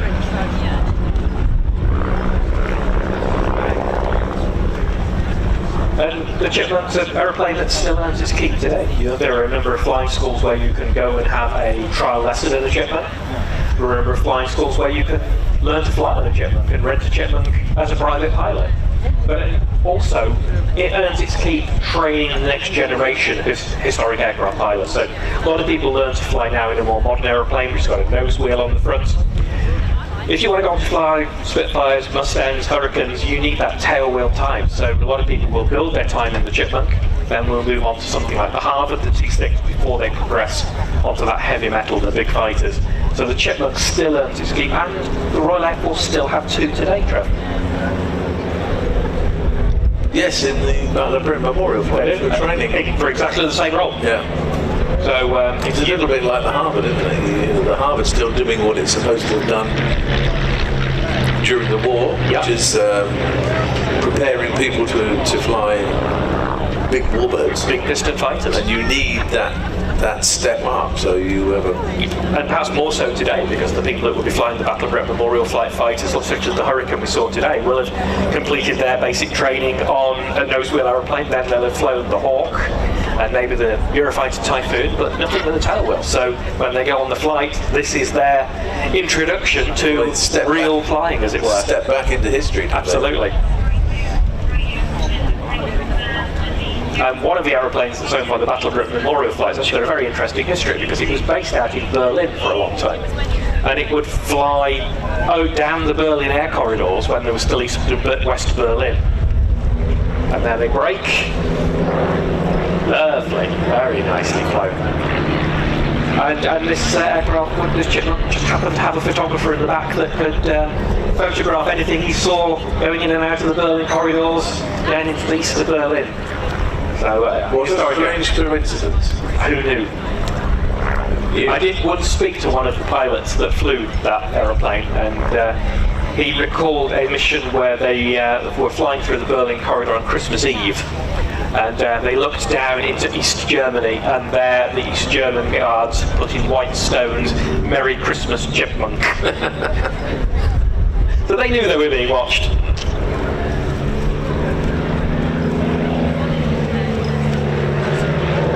So the pairs coming through now. The red and white, the raspberry ripple of the later RAF scheme. And in the overhead, a great example of just how manoeuvrable the Chipmunk is. A perfect loop, absolutely spot on. The thing with a perfect loop is you should come out of the loop at the same height that you go in, and you know that because you fly through your own wake, through your own vortices. So there's that very satisfying moment where you get that little thump as you come through your own wash. I've got a feeling you did just that because it looked very round, not egg-like at all.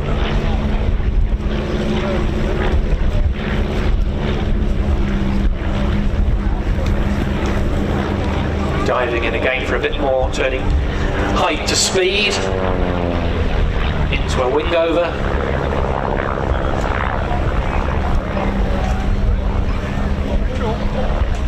And again, what a pretty aeroplane. That silver with the yellow training bands,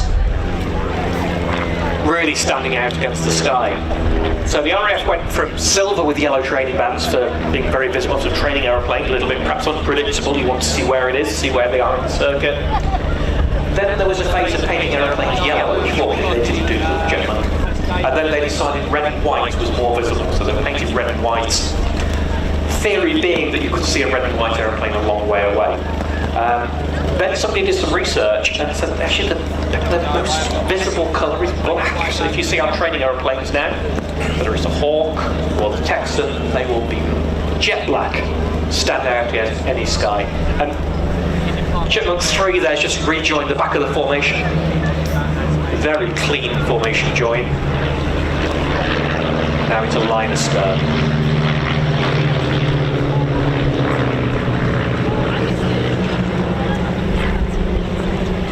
Interesting little story.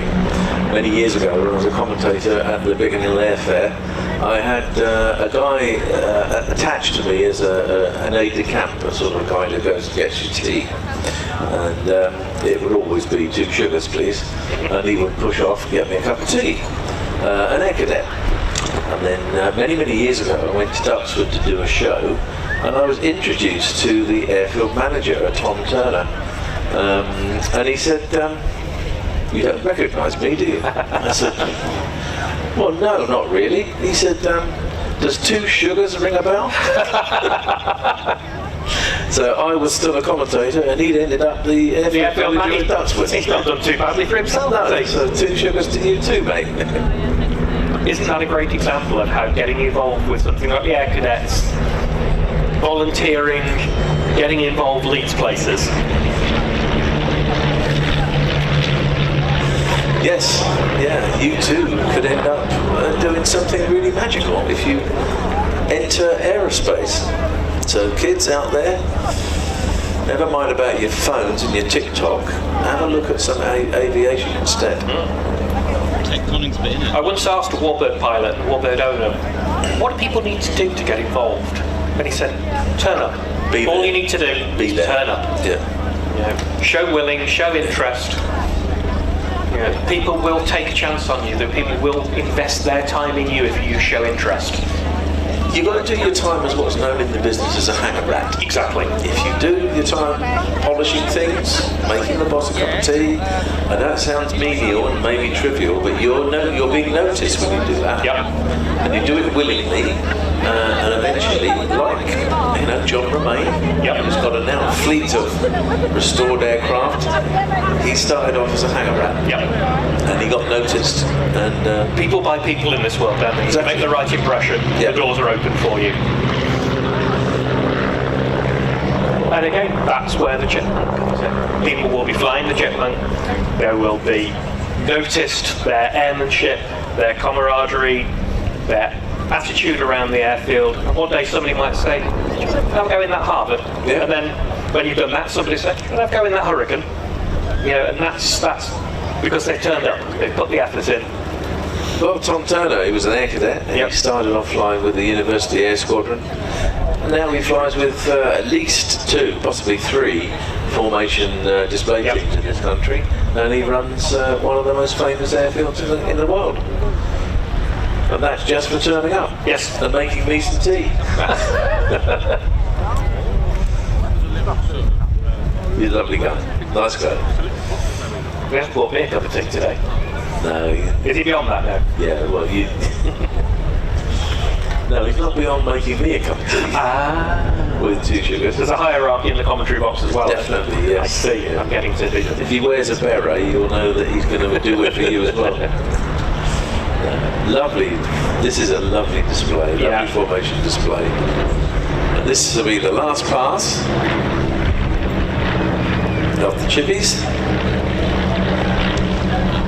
And the only downside of being in this commentary box is I haven't got my camera with me, and I'm just looking at the light bouncing off those aeroplanes and thinking that's beautiful.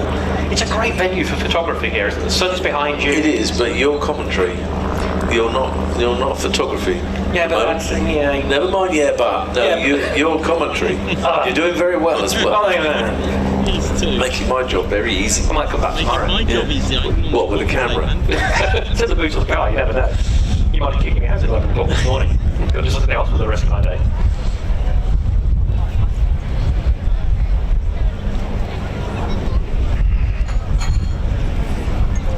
Now the positioning now, this looks to me like this might be some sort of bomb burst coming up. I didn't see the practice display, but the fact they're in... If they turn on the 45, this is the bomb burst. Are they turning on the 45? Yes, they are, I think. Yeah. Yes, this is going to be a bomb burst. Cameras ready, guys. Here we go. Brake, go. Oh, beautiful. Bomb burst. No, not really.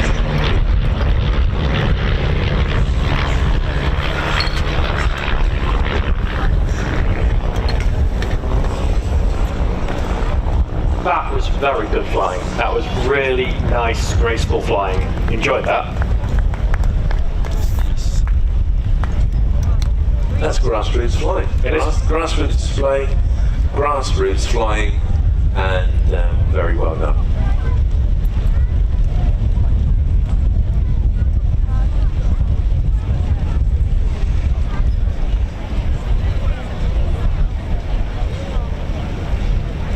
And all that done at 145 horsepower. Yes.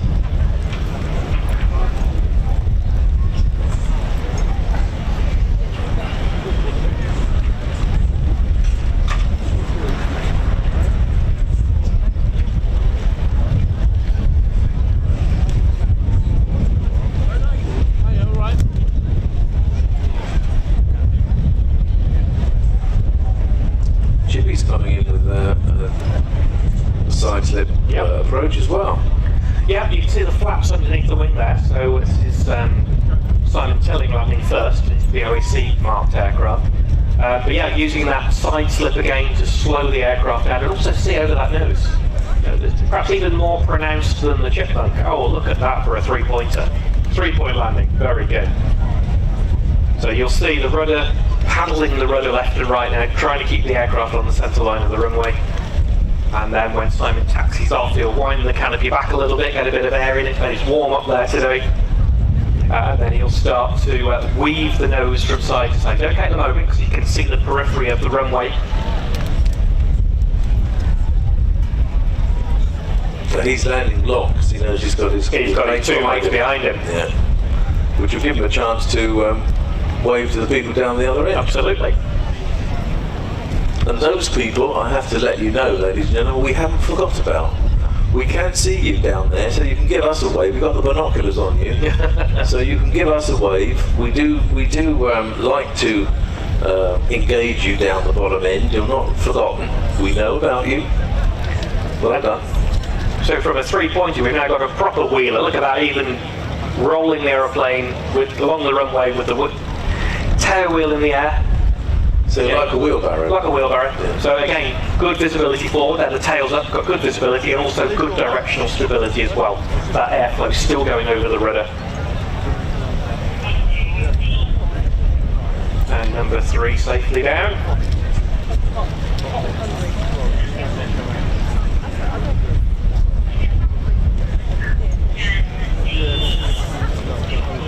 Very nice. Well, I enjoyed that. I enjoyed that a lot. Very, very nice. And I think they did. The impression, I think it's impossible to not enjoy flying a Chipmunk. Only when it rains. I don't see anything when it rains. It does steam up. Yeah, I'll give you that. It does steam up.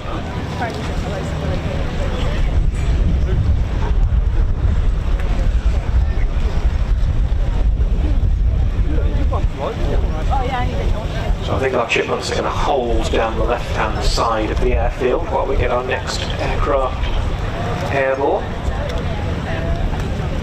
This is going to be the Diamond Twin Star, and it's like a bit of a starship. It's a spaceship, isn't it? Yeah. This is cutting-edge, real state-of-the-art, up-to-date training aircraft, cruising aircraft, privately owned aircraft. So the DA-42 first, so Diamond Aircraft is an Austrian company. They started off producing motor gliders, and then they produced something called the DA-20, which was the Catalina, which is a 2-seat training aeroplane.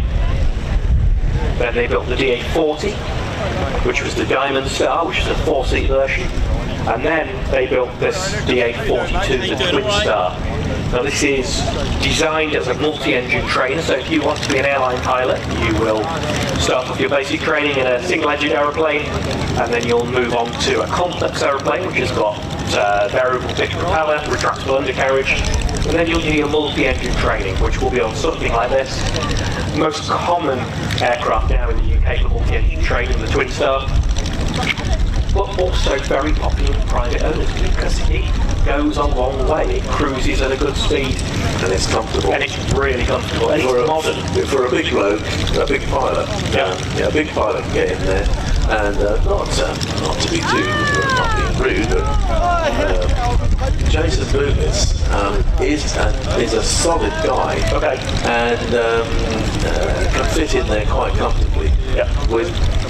You can't say that for a lot of aircraft, actually. It's a very, very nice aircraft, spacious, and does the job very well. And here he is on the roll now. So, we talked about the Beetle engines on the Turbulent. So have a listen to these engines as they run by now on the Twin Star.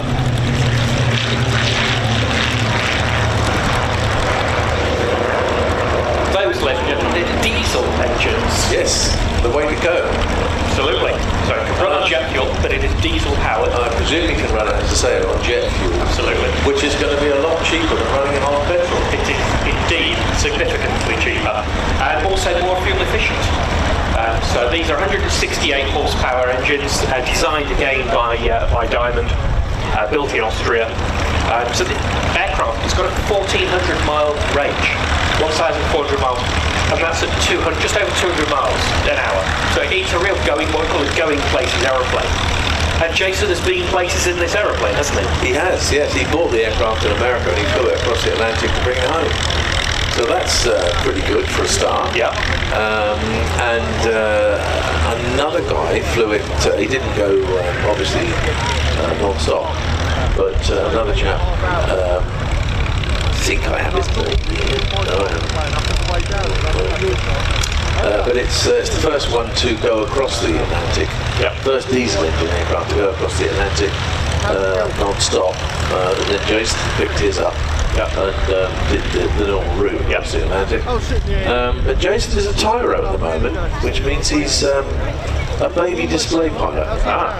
And but that belies the fact that he's a very experienced pilot already, but he's just not bothered to get his DA, his display authorization. So he's in his first year of display flying. And what an aircraft to display. Yes. What an unusual type. Don't often see this aircraft on the display circuit. In fact, I think apart from a fleeting display at Farnborough when it first came out, Jason is the only one that's displayed a Diamond Twin Star, which is amazing. It is, yeah. It's a very, again, that long, sleek wing that makes it very fuel efficient, very aerodynamic. But yeah, never mind about all that. It just looks cool. It looks beautiful. It just looks cool. It's got those winglets. Yeah. But and the geek in me, Trev, what I really like is the cockpit. So this has got a glass cockpit. That doesn't mean it's got windows. It's got. They've all got windows. Honestly, it's like working with your granddad sometimes, really. It's not got steam-driven instruments. It's wheels too. It's got wheels are down.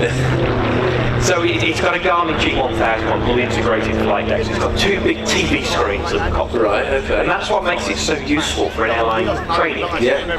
Because Airbus, the latest Boeing, they're all glass cockpits. So it used to be that you were training something like a flight for Seneca. It wasn't really very relevant to what you would go on to fly with the airline. So the Twin Star really fills that gap. So you've got the primary flight display, the PFD, and then you've got a multi-flight display, the MFD. So the PFD gives you things like your airspeed, your altitude, artificial horizon, all the instruments that you would normally have, but just shown on a single glass cockpit screen. And then the PFD, the MFD, the multifunction display, that you can toggle between things like moving maps and your flight plans, even digital checklists.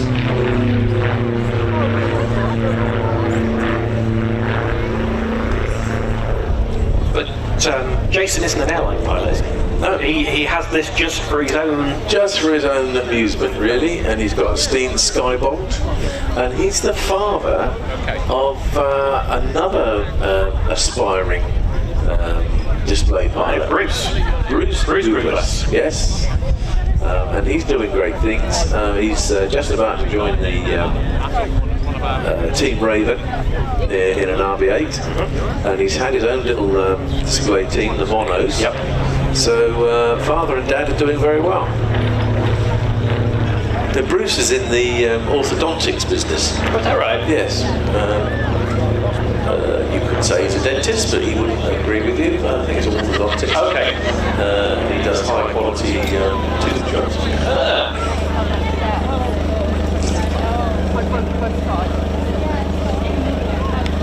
He's also not a bad display pilot, is he? No, he's positioning that aeroplane really well. He's coming on very well. He took it very, very seriously. When he went to get his DA, it was days and days of refining his display and then showing it to his DAE again. His examiner. His display authorization examiner.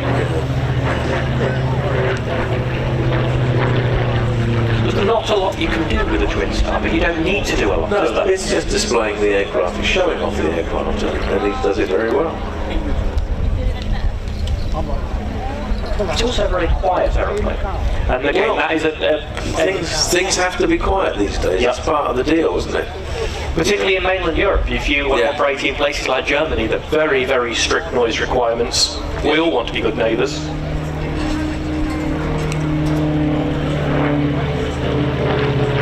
The engines are quite surprisingly low output. They're only 68 horsepower each. Yep. And that's not a massive amount of horsepower for a big aircraft. But you don't need it. You know, it's an all-composite aeroplane, so it's built out of carbon fibre and Kevlar, so it's light, but strong at the same time. And it's designed for what it does. It's a GA and training aircraft, so it doesn't have to be a Firebird, but it'll do 227 miles an hour if you want to. It's fast enough, isn't it? Yeah. There's a wing rock again. Thank you very much, Bruce. Not Bruce, Jason. Sorry, I did it. I knew I was going to do that. If you didn't, it would have been. Sorry, Mrs. Douglas. Don't tell him I did that. I won't. I will not mention that in the debrief at all. I'm just saying. Mrs. Douglas will tell him that I confused him with Bruce, and then I'll be in trouble tonight. I'll have to buy the beers. Oh. Very nice display, very gentle, very and very well flown. very suitable for the aircraft. Well done. So the Twin Star's not just general aviation aircraft, though. It's actually been modified, some of them for special missions. So they're used now with search radars underneath, forward-looking infrared radar. So they're actually used for homeland defence missions like that as well. And Customs, Border Patrol, real multi-purpose aeroplane.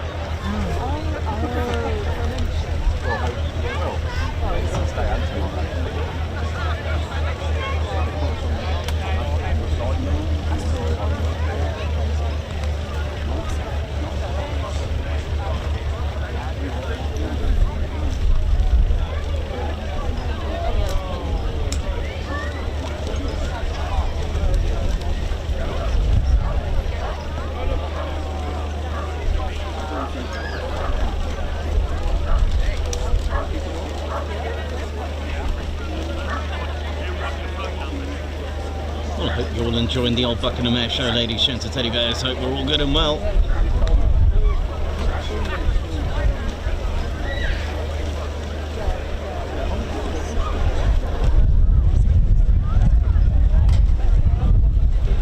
Nice. Also used as a calibrator in the Royal Air Force to calibrate the ILS radar, just to calibrate the instruments around the aerodrome.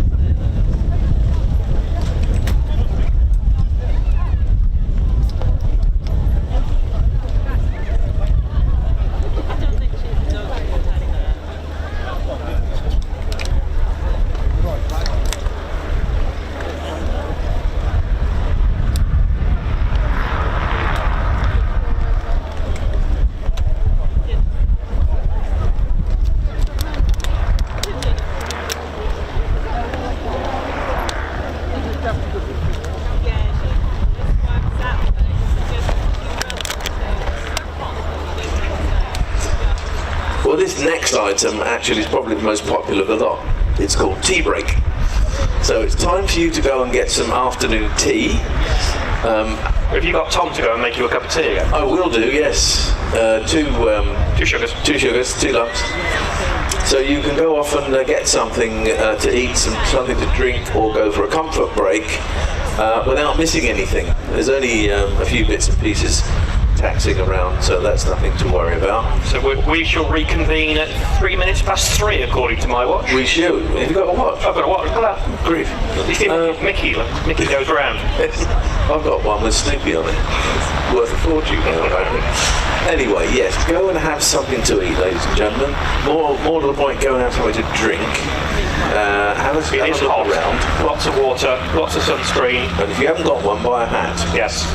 So we'll come back to you in a minute. We'll play a little bit of background music at very low level just to keep you amused. And also, don't forget, if you've got dogs with you as well, we have got water stations for the dogs. Yes. So if you have your dog, Yeah.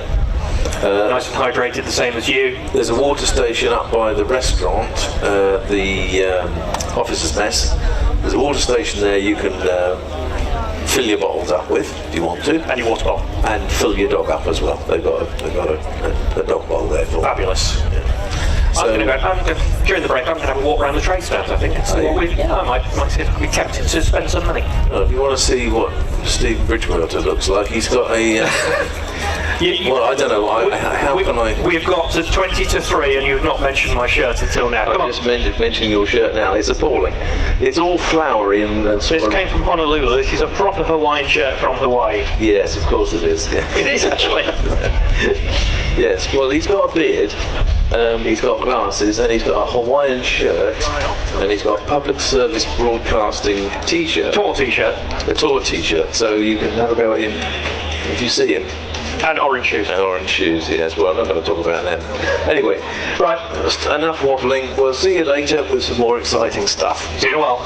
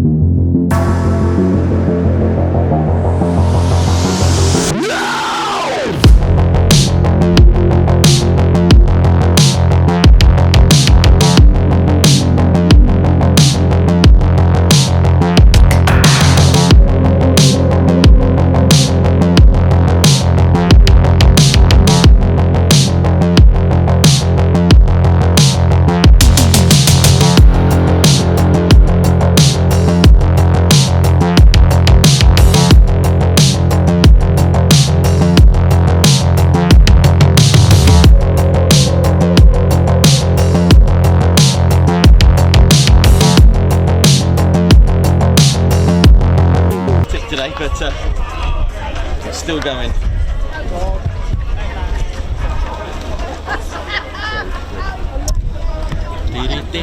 Just a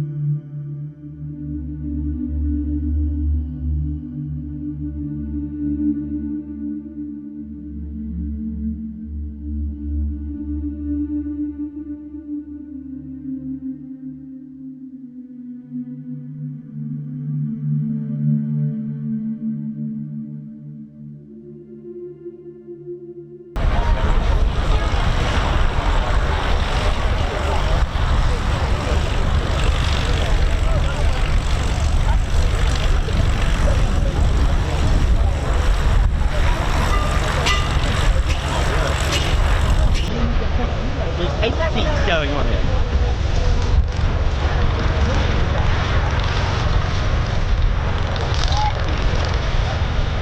Right, looks like we've got a van's over there. Look at that. Or is that an extra? It's vans actually. I'm going to go with the vans. It's a bit similar to an extra, but I'm going to go with the vans. That's my guess anyway. Oh well. Yeah, that's the van's RV8, right? Surely.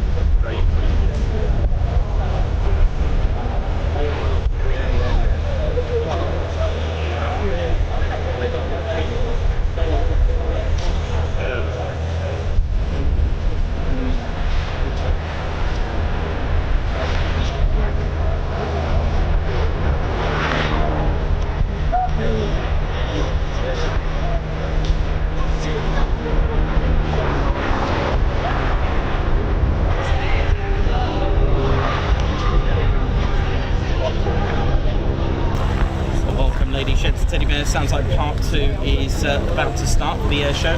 Alex Blackcat, Helen Owen, Not Captain Vaver, Sharon Chapman, Ellie Jeb Roach, Margot Mayhem Marshy.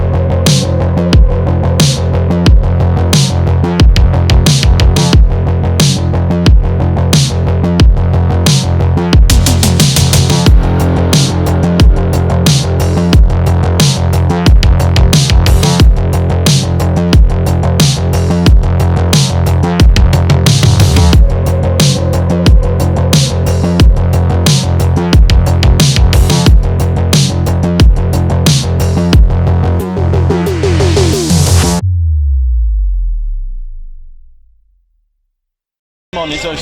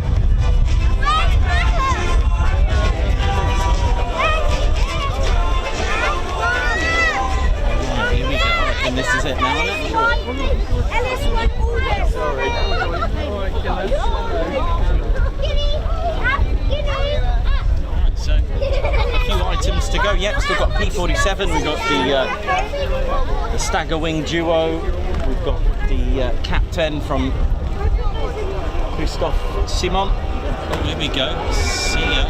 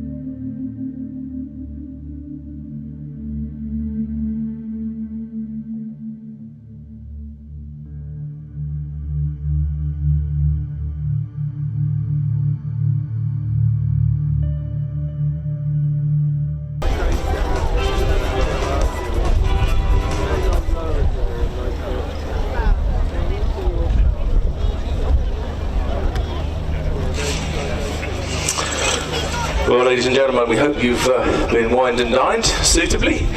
We're getting ready for our first afternoon display, which will be the Spitfire 434, the most famous Spitfire in the world, without doubt.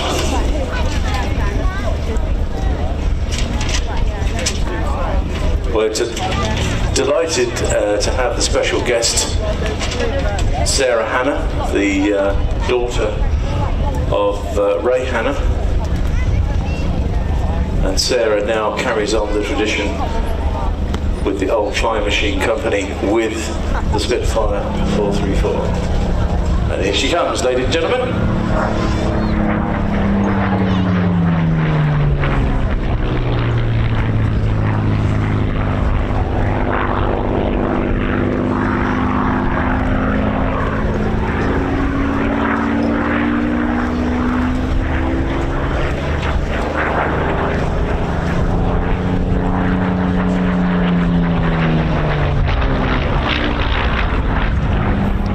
This is without doubt the most famous Spitfire in the world.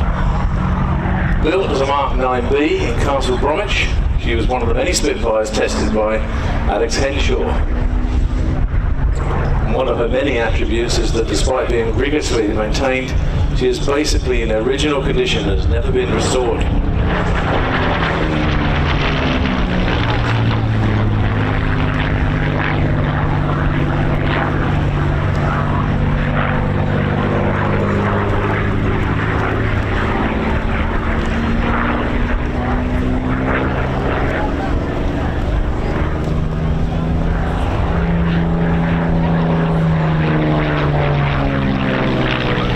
Into service with 222 Squadron and attained multiple kills, half kills, shared kills, damages, etc. And she flew 79 sorties with the RAF and served a very, very distinguished service. She was struck off active service in March 1945 and bought by the Royal Netherlands Air Force for ground strafing and light bombing.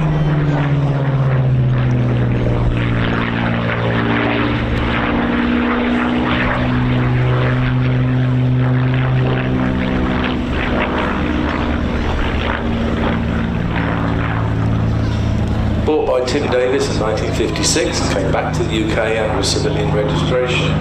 She then started a film career starring in Operation Crossbow and the iconic Battle of Britain film, plus many other TV and films over the years.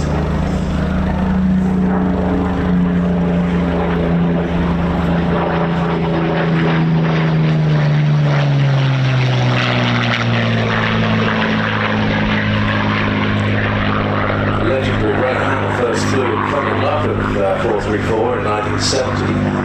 When she came up for auction in 1983, he immediately bought her and started a world-beating display duo.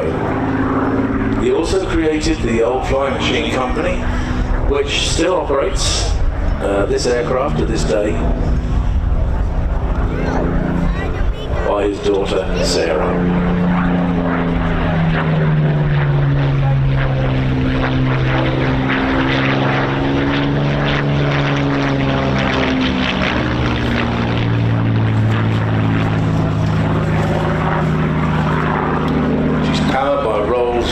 Merlin 63, pumping out 1,710 horsepower, and she can do a top speed of 450 miles an hour and a max ceiling of 14,000 feet.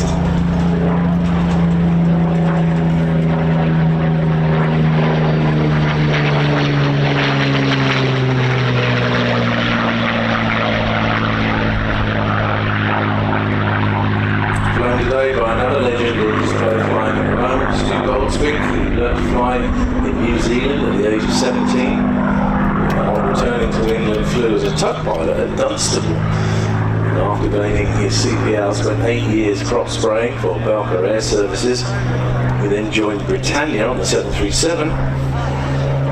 And after 2 years, he flew the 757 and the 767.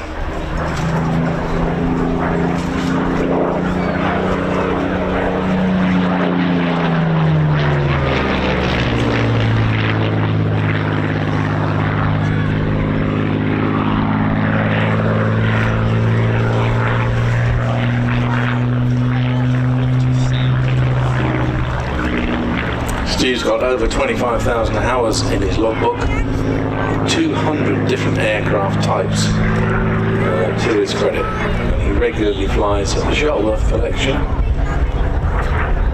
and obviously flies for many various warbird operators.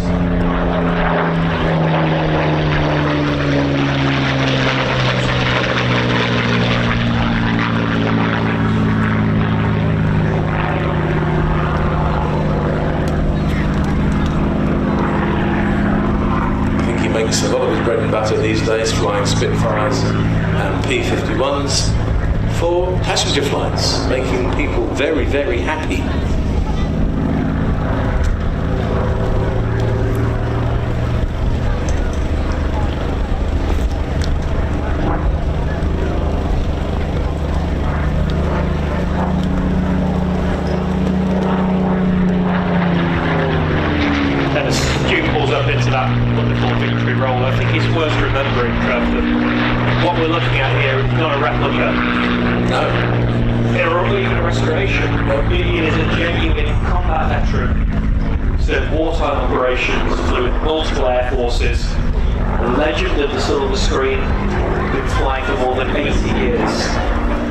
Privilege it is to see MH434 in the sky, and on any day, but today, especially with Sarah here, it's just one of those real spine-tingling moments.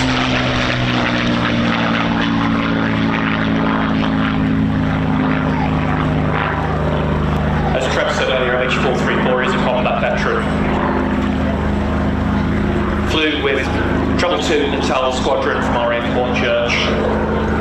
Principal pilot was South African Ace Flight Lieutenant Henry Lander Burke, the FC. And flying MH434, he achieved multiple victories with German fighters.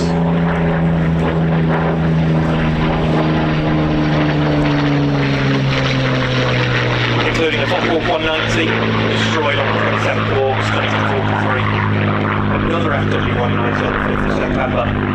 And a shared BF-109 on the 8th of September. So this really is a combat veteran.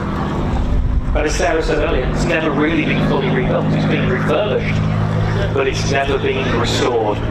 Yeah, so, there's plenty of maintenance. Absolutely. Wrong. You know, it's very, very deep maintenance during the winters. But it has continual service. Yeah. You know, so. And it's never, the fuselage has never been ripped apart, or the wings ripped apart, replaced.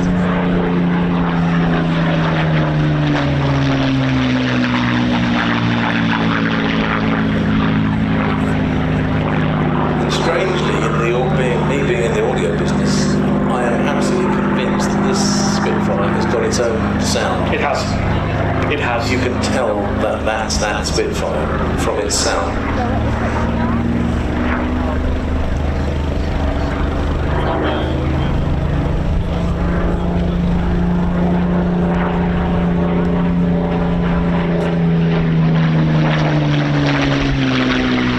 Worth noting how close keeping down to the airfield. Yes. Because you're not using huge amounts of airspace. Again, that's testament to that wing, the initial design.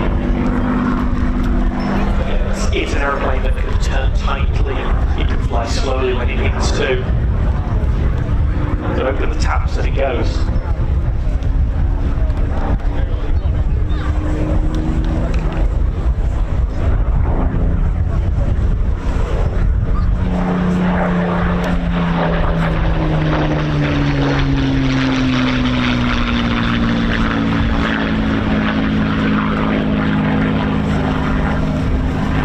Talking earlier about the design of the Spitfire, Bev Shenton, the aerodynamicist who designed the wings for it, had a lovely little trick. He put in a 2-degree washout of the wings, which meant that and that was on the inner, near the fuselage, so it meant that that little part of the wing stalled first. Okay. And it gave the pilot a little nudge.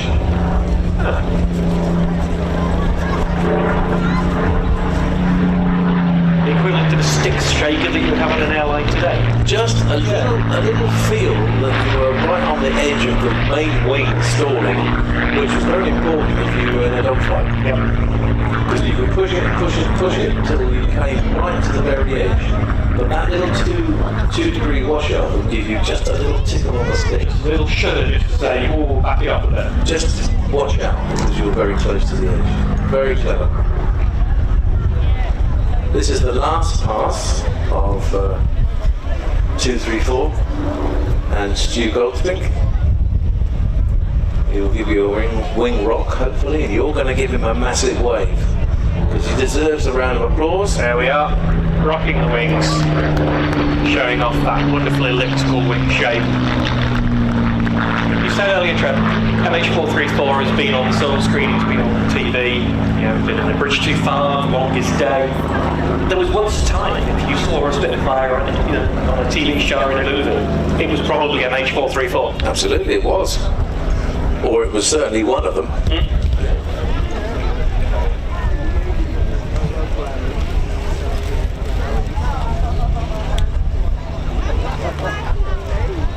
So Stu exits now, heading back down toward Warden. They have a show on this evening down there at the Shuttleworth Collection. Bless you, Trev. We turn our attention to something smaller but no less agile. The Vans RV8, which we saw take off a few moments before the Spitfire arrived. And this is another of those kit planes.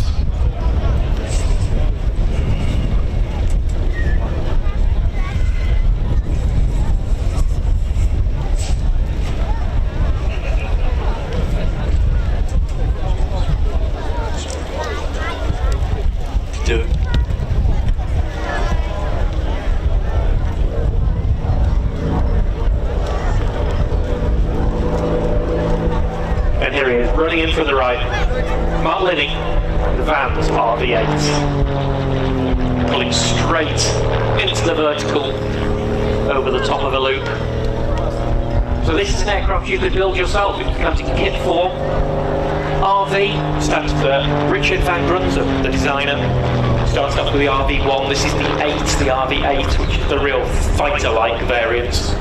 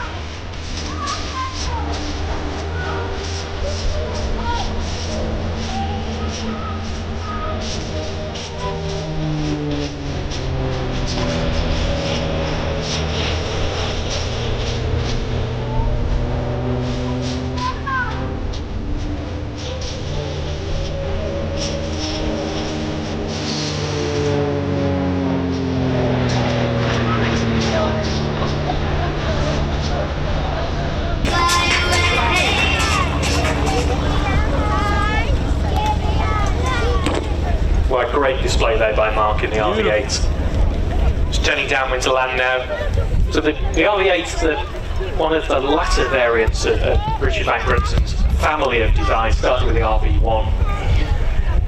These they're sort of side by side, some of them have got nose wheel. This is the tandem cockpit tail wheel aeroplane, the real fighter like one, as I was saying earlier. You can build this, it comes in kit form from the US in metal parts, so you can buy the parts as you need them, so you can stagger the cost across maybe 2 or 3 years of building the aircraft. Some people take a lot longer than that, but I know I certainly would. As you see, the 80s aerobatic aeroplane is highly suitable for aerobatic displays like this. But classic aerobatics, this is not extra 300 Sukhoi flinging it around the sky. It's a fun aeroplane. It's also comfortable to fly around. It is, yes. As a GA fun aircraft. Indeed, yeah. Flown today by Mark Linney. Mark is ex-Harrier, another fast jet military pilot. He's also a commercial airline pilot and often is a member of the regulation team at UK airshows. He's often can be seen with us in the box in the flight control committee as well. So he's a poacher turned gamekeeper turned poacher. He's also got some very bright lights on that aeroplane, those landing lights. Yes. Yeah. Why not? If you're going to have lights, make them bright. Brilliant. Yep, absolutely. Not got a bad specification, +6 and -3G. Yeah. Yeah, depends which engine you put in it, 160 up to about 200 horsepower. Yeah. Give you a speed up to anywhere between 180 to 220 miles an hour, depending on the engine. Yeah, a very useful aeroplane and a fun aeroplane at the same time. And of course used by the famous Ravens formation display team. Indeed, yes, yeah. So I'm just looking on my tracking app now for our next aircraft, which appears to be holding out to the southwest. Look at this. Inbound from Duxford. Cap, miss pickup.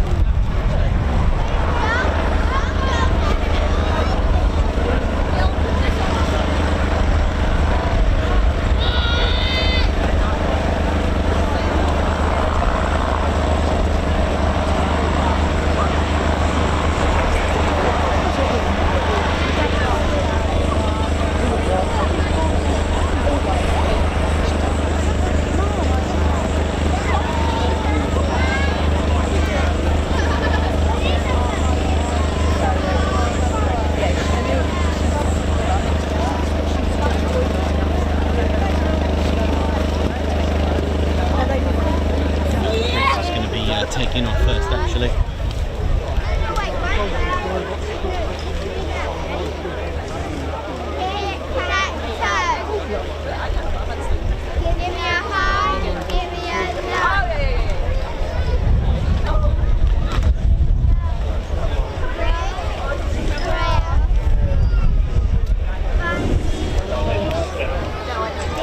So as our next act holds out to the southwest, we're just going to get the next but one aircraft airborne, which is a Mudry CAP 10 from Christophe Simon. It's just at the end of the runway now, waiting to take off from right to left. He's on the takeoff roll. And Christophe is going to go out into the hold, gain some altitude, do his G-checks. And you're in something very special when Christophe displays later.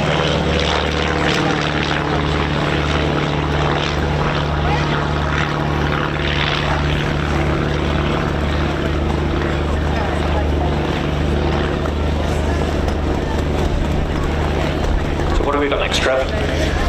Well, on my book, it's Miss Pickup and Catalina. On my list as well. It's still windy, isn't it? One of my favourite aircraft. Another stalwart of the airshow scene. Absolutely, yes. Plain sailing have been around for many, many years. Yeah.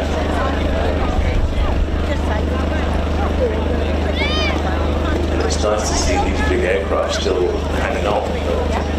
The delightful B-17 Sally B and this pickup, the Catalina, two big aircraft. both of them are very, very difficult to keep going. And both of them take a lot of money to keep going as well. But big thanks to Ellie for all of her efforts with Sally B, and of course the plain sailing guys as well for the keeping the Catalina going. Well, with plain sailing, you can actually buy shares in the aeroplane, can't you? It's a syndicate. Yes, you can fly it. Yep. If you're suitably qualified. So what we're about to see is the consolidated PBY-5 Catalina, a flying boat, or in this case an amphibian because it's got wheels as well. So aircraft designed for patrols over the ocean for many, many hours. It's a very distinctive aeroplane, isn't it? About a very high wing, almost a parasol wing. Yes. Yeah. Wingtip floats that come down and can land on the water. And this aeroplane still flies off the water occasionally. It does, yes. Not very often these days. She had a bit of a thing in Scotland where she had a problem with an engine. She was up there for ages. And that was a water landing that sort of I think there was a boat that banged into the blister, wasn't it? Yes. Blister, so that's You've got to be very careful. You've got to think like a 1930s airline captain in that sort of environment, because it's a very difficult thing to operate those things. They're not like ordinary aircraft. No. Especially on the water, you have to think like a yachtsman as well as a pilot. You've got to have signature. Yeah. You've got to be able to read the water, read the waves, and to be able to make sure that you can anchor up properly. Yeah. Don't drag your anchor because you'll end up on the shore. All that sort of stuff. Plus, you've got to fly it. I think this one was built in. She was built as a canter. Yes, this is a Canadian example. Yeah, Canadian Vickers as a canter.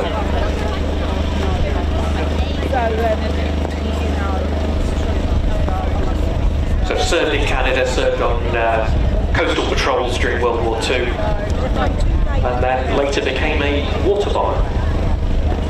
Yeah, in service she was chasing Japanese submarines off the coast of British Columbia, and she's just coming in behind us now. Yeah, just running in from the left. Beautiful looking aircraft. Making steady progress across the countryside. So, designed first in 1935 to land anti-submarine warfare, concealed on the rear fuselage, the aeroplane comes by these enormous blisters. And they were for observation, also for carrying weapons. But big observation blisters were looking out for those ships and submarines. There are two 50 caliber machine guns in those blisters. Yep. Of course, now they don't. They're fantastic observation windows for passengers.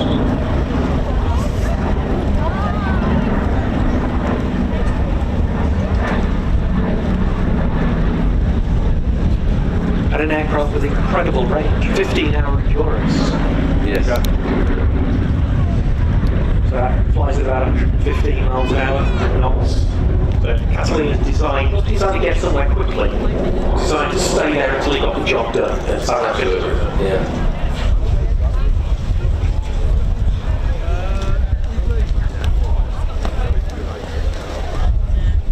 Yeah, she was the standard fit for anti-submarine warfare. The Catalina could be armed with three 303 forward-facing machine guns, a 50 cal machine gun in each of the side blisters, 4,000 pounds of bombs, or 2,000 pounds of bombs, two torpedoes, or if you fancy, took you 4 325-pound depth charges. Right. So she was not to be trifled with. No. And used those weapons to great success in the anti-submarine role. She did, yes. The Battle of the Atlantic. Yeah. But this aircraft isn't painted as a anti-submarine aircraft. It actually represents a search and rescue aircraft. That's right. That's where the name Miss Pickup comes from picking up down airmen.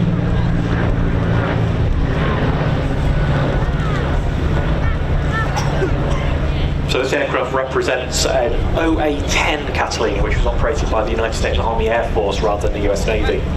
And it was based at Halesworth in Suffolk in 1945.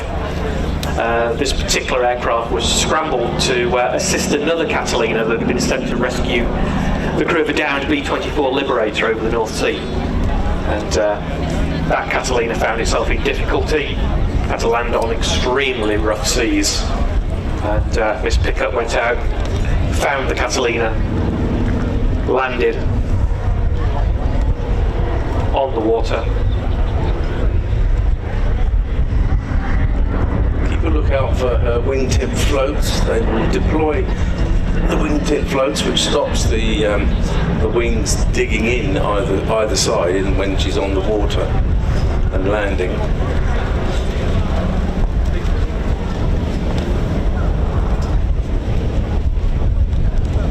This particular aircraft did her stint as a fire water bomber. And that's where plain sailing air displays picked her up. Yep. As a water bomber, so they had to strip all that stuff out, fit in some air stairs at the back, seating, take out all the water tanks, and refit the glass bubbles, the perspex bubbles. And there she was, Miss Pickup. Beautiful, repainted. When she arrived, she was in a bright yellow colour scheme, wasn't she? Horrible. Yeah, it was awful. I agree, it was awful. It looked horrible. And when the plain sailing guys had finished, she came out looking like that, which is beautiful. When you see the Catalina coming into land, it looks like a duck. Yes. Just like a duck.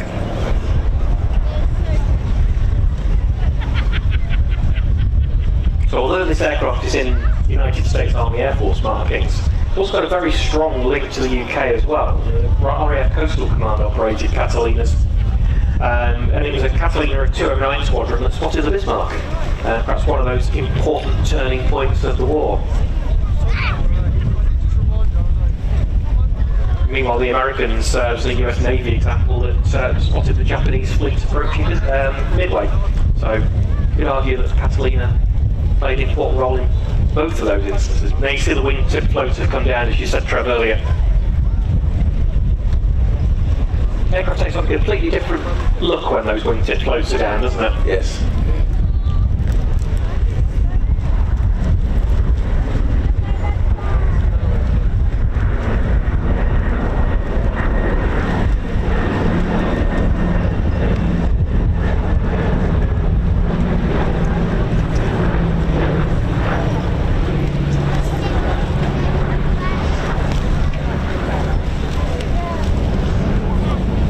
Now, I think one of the only VCs given out to Catalina pilots was John Cruikshank, wasn't it? It was John Cruikshank.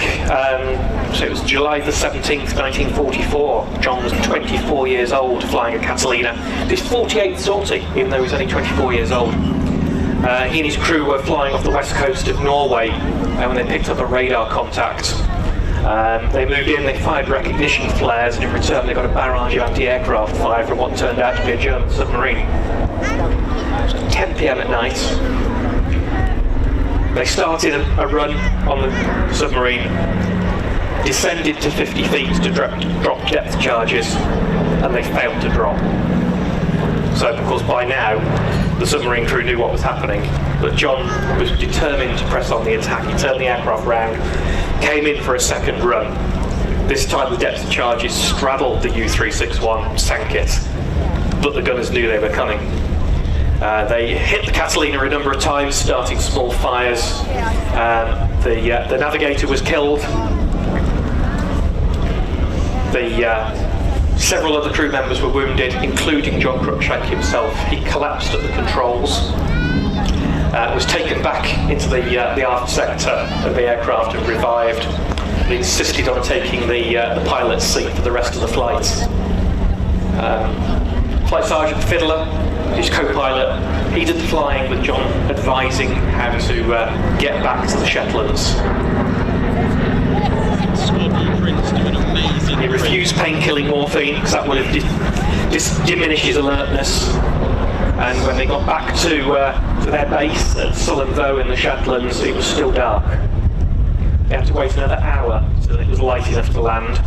And then they realised the Catalina had got so many holes in it from anti-aircraft fire that it would have sunk. So Cruikshank kept the power on, rammed the aircraft up onto the beach, and saved everybody aboard. It was later found he had 72 wounds. I had the honour of interviewing John Cruikshank many years ago at the Great Warbirds. Ellie Sonnenberg's Great Warbirds Airshow. And at the time he was a bank manager in Scotland. That's right. And he came down and was very mild mannered, almost brushed off the achievement and the award. And I had to really press him on what he did and what he saved. He saved that crew. Yeah. Although he lost one, but he saved the rest. So one of those historic things, and he got the VC for it. That's why he won the Victoria Cross. There were 4 VCs awarded to Coastal Command. The other 3 were awarded posthumously to crews who didn't survive. John was the only one. As you say, he went back into banking, and John passed away just last year, aged 105. Yeah. Lovely guy. Yeah, I've got that print signed by John Cruikshank from... That is a beautiful aircraft. It is stunning. With the German You can see the control movements there on the ailerons on the wing look as they take it from 90 degrees one way to 90 degrees the other. For the wing rock. Yeah. That's a lovely departure as well, isn't it? Going off into the evening. Wonderful. Well done, plane safe. Incredible. Brilliant. Yeah, I don't know if there's any more, but Squadron Prince did that very scene. So as the Catalina exits in front of us, we turn our attention to the hold, where we saw Christophe Simon take off. Christophe Simon. So we take off earlier in his Avion Mudry CAP 10. I'm not going to say much about this because it's such a beautiful display. He's got some nice music for it. And he's got some nice music to play.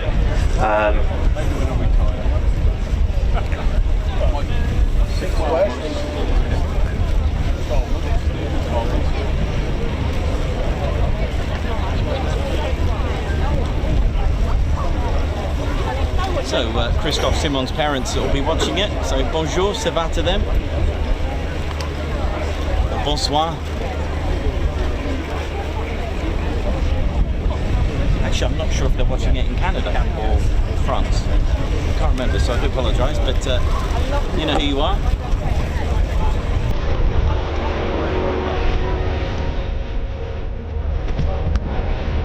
Christophe likes the is it?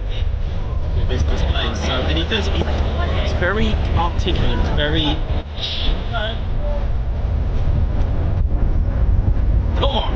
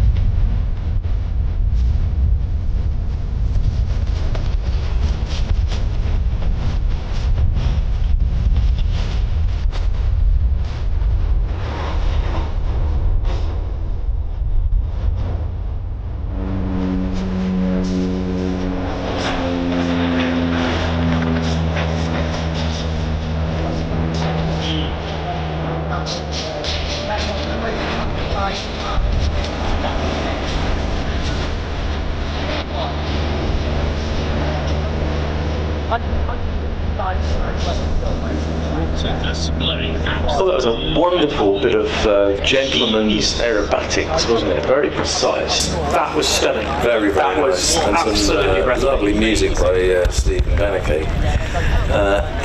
Excellent stuff. So Christophe really is one of the rising stars of the air show. He is, yes, and he's looking to go and fly warbirds, but I quite like that. Oh, I do. You can see why that has won awards at shows around the UK this year. So Christophe moved across from France with work. He flies with the Tiger Club, and he's recently qualified on the T6 Harvard. His day job is he's a sales rep for de Havilland Canada. So if you want to buy a Twin Otter or a Dash 8 or a water bomber, he's your man. So, well, I do actually. I'd like a water bomber. Be quite useful right now across most of Europe, wouldn't they, sadly? Yeah, absolutely. So, Christophe is positioning the aircraft downwind now, turning onto base lag.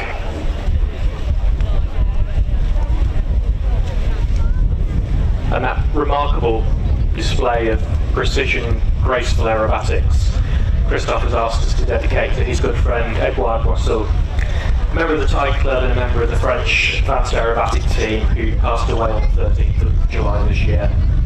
And Christophe wanted to fly that display in memory of his very, very good friend.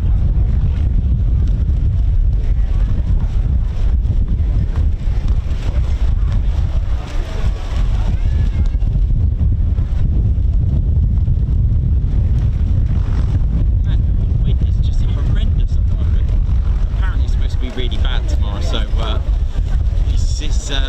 this is going to be interesting tomorrow.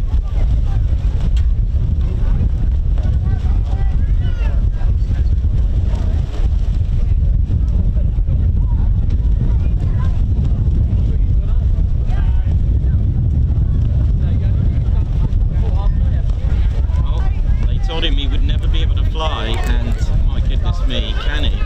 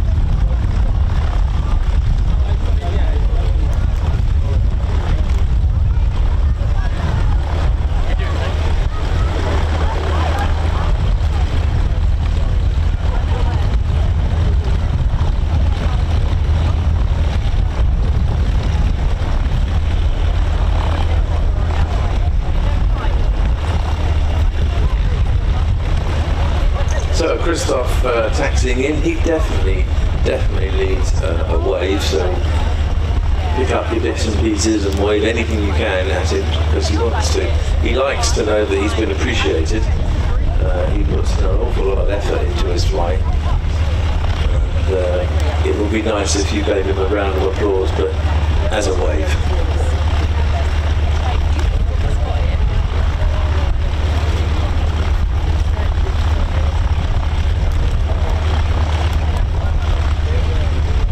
Okay, wave now, ladies and gentlemen. He can see you. He's basking in the glory of your waving.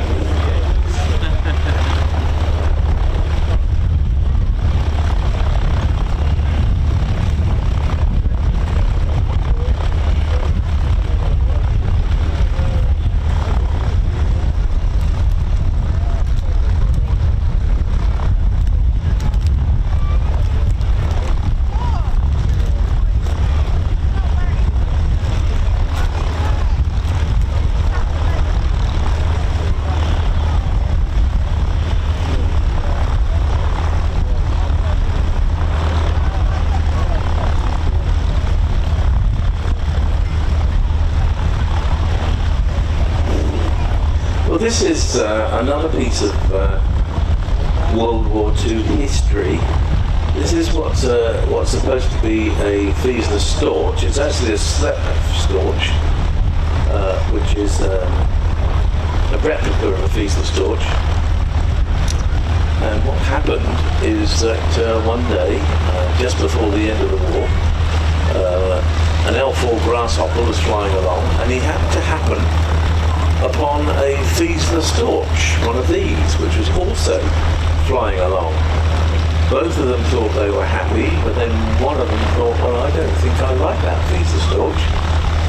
So they tried to attack it. The only problem is that the L4, the little Grasshopper, or cub-looking aircraft, which we'll see in a minute, didn't have any armaments. But the observer got so annoyed and so excited that he pulled out his 1911 pistol and started shooting at the Fiesler Storch. As you would. And the poor German pilot, I say poor, figuratively speaking, poor German pilot was so taken aback and frightened by this display of savagery and barbarism that he gave up and landed and surrendered to the Cub. And this happened to be the very, very last aerial combat in the European theatre of war in the air. That was it. There were no more dogfights. This was the last dogfight. This was pistols at sunset. Pistol at sunset. Yeah. It was only one gun and a lot of nerve. Because actually, the real Fiesler Storch had a machine gun on board. Yeah. So it could have been turned the other way around. So we're gonna do a recreation of this. That the Grasshopper is going to jump the Fiesler. There'll be lots of manoeuvring, and this is actually what you would have seen. The Fiesler Storch would have been slightly bigger. This is the slab over is a 3/4 replica of the German Fiesler Storch. Comes to that little kit, fun to fly, and fun to turn up at somebody's airport, looking like a Fiesler Storch. So, here comes the L4, suddenly sees the Fiesler Storch in his sights, and the observer now goes into a fit of rage that this Fiesler Storch is still flying around. And he thinks we're going to nail that person. So we get up close and start waving for him to give up. Of course, initially the Fiesler Storch didn't want to give up.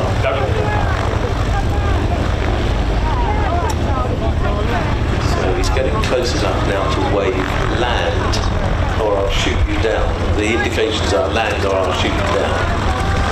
And of course the German didn't think that the Alpha had anything that he could shoot him down with. Until now, when the man in the back drew his service automatic and started wildly shooting at the poor German in the Fiesler Storch, who wondered what the hell was going on, because I suspect he knew that the war was nearly over as well. Closing in there. He's going in for the attack. Bang, bang, bang, bang. You can see it all happening now, can't you? You can absolutely see that now he's getting close enough, actually getting close enough to do some damage with a 45. You know, you could seriously take a pilot out if you were that close. So there's a lot of manoeuvring, a lot of pointing, gesticulating. That's a word. That's a good word. Land. Oi, you Storch. Bang, bang, bang. Another bang, bang, bang. Now he's got him in his sights. Now he has got him nailed. He's got him nailed, and the Fiesler Storch pilot is frightened. He's doing everything he can to evade. Yeah, he's going to have to give up soon. I suspect he sees bullets flying through. There's nothing to stop bullets flying through a Fiesler Storch. No, it's some metal tubes and a fabric covering, isn't it? Exactly, yeah. So what happened in the actual attack is he managed to strike the windscrew and the fuel tank. And the fuel tank, And that's did it? Once you've got a hole in your fuel tank, you're going down. Yeah, yes. That's a convincing strike, isn't it? He's still having a go. He's still trying to get away. He's persistent, isn't he? He is.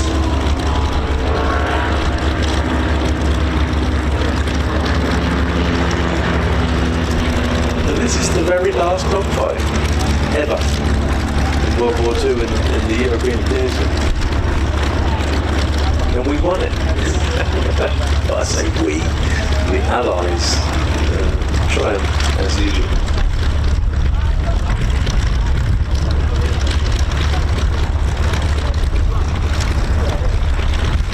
So the Schleppev is powered by a Rotax 912 100 horsepower engine, giving out a top speed of 93 miles an hour. Not very much. 100 horsepower. The original has a 240 horsepower V8 Argus. It's only 15 miles an hour faster.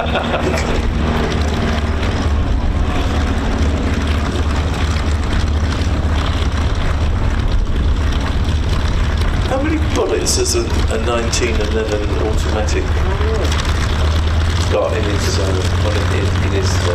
magazine? The simple answer is I don't know. The longer answer is enough to bring down a piece of starch. Excellent, Smithers. Is he closing? Oh, he's got it. He's obviously hit the, that's the fuel tank. He's spraying aviation fuel all over the French countryside. That's it. Yeah, that's it. Land or we'll take you out properly. So he's got to land now. He's smoking or losing fuel. He's given up the ghost. You win. So what happened next was the Storch landed in the field. The Cub landed alongside them and did a citizen's arrest, as it were. And it just so happened that an American armoured column was passing, and they surrendered to the American cavalry that were coming in. Yeah, not the mad pilot. No. Not going to go anywhere near him. I'll give up to the people. Well, there you go, ladies and gentlemen. A historical recreation. I bet you didn't expect that when you came to Old Buckenham.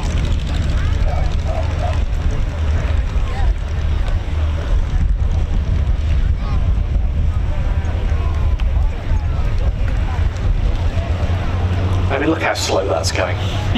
Oh, it can go a lot slower than that. With a good headwind, it's... Yes, yeah, it can go a lot slower than that. He's gloating now, isn't he? He's gloating.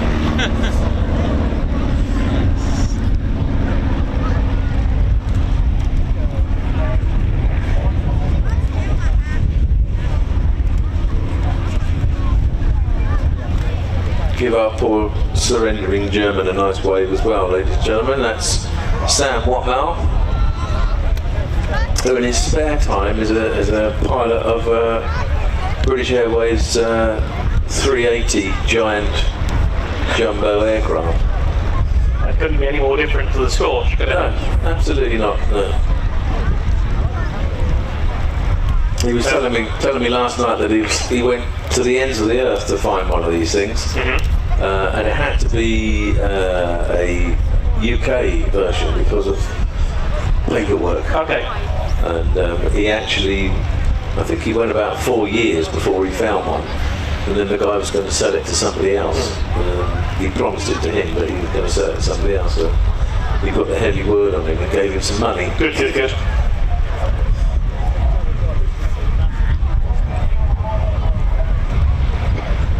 But there are a couple about in this country, a couple of real ones. Yeah, Guy Black's got one on rebuild. And he's very, very close to rebuilding it and having it fly. But again, that's an aeroplane that's been around on the UK airshow circuit since the 70s. Oh, yes. Graham Warner had it, and then John Romaine had it. Fantastic things. I mean, what you can do in them is brilliant. Very, very slow, very short landings, 25 yards, a landing and a 50-yard takeoff if you've got the right weather conditions. Amazing.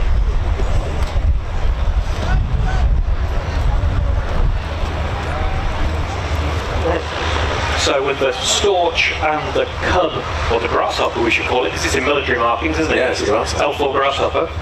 Cleared the runway. What have we got on the runway now, Trev? What have we got on the runway now? What? Oh, what? What? Oh, Hey. what? Oh, yes. You'll like this, ladies and gentlemen. This is Dinky. On the roll.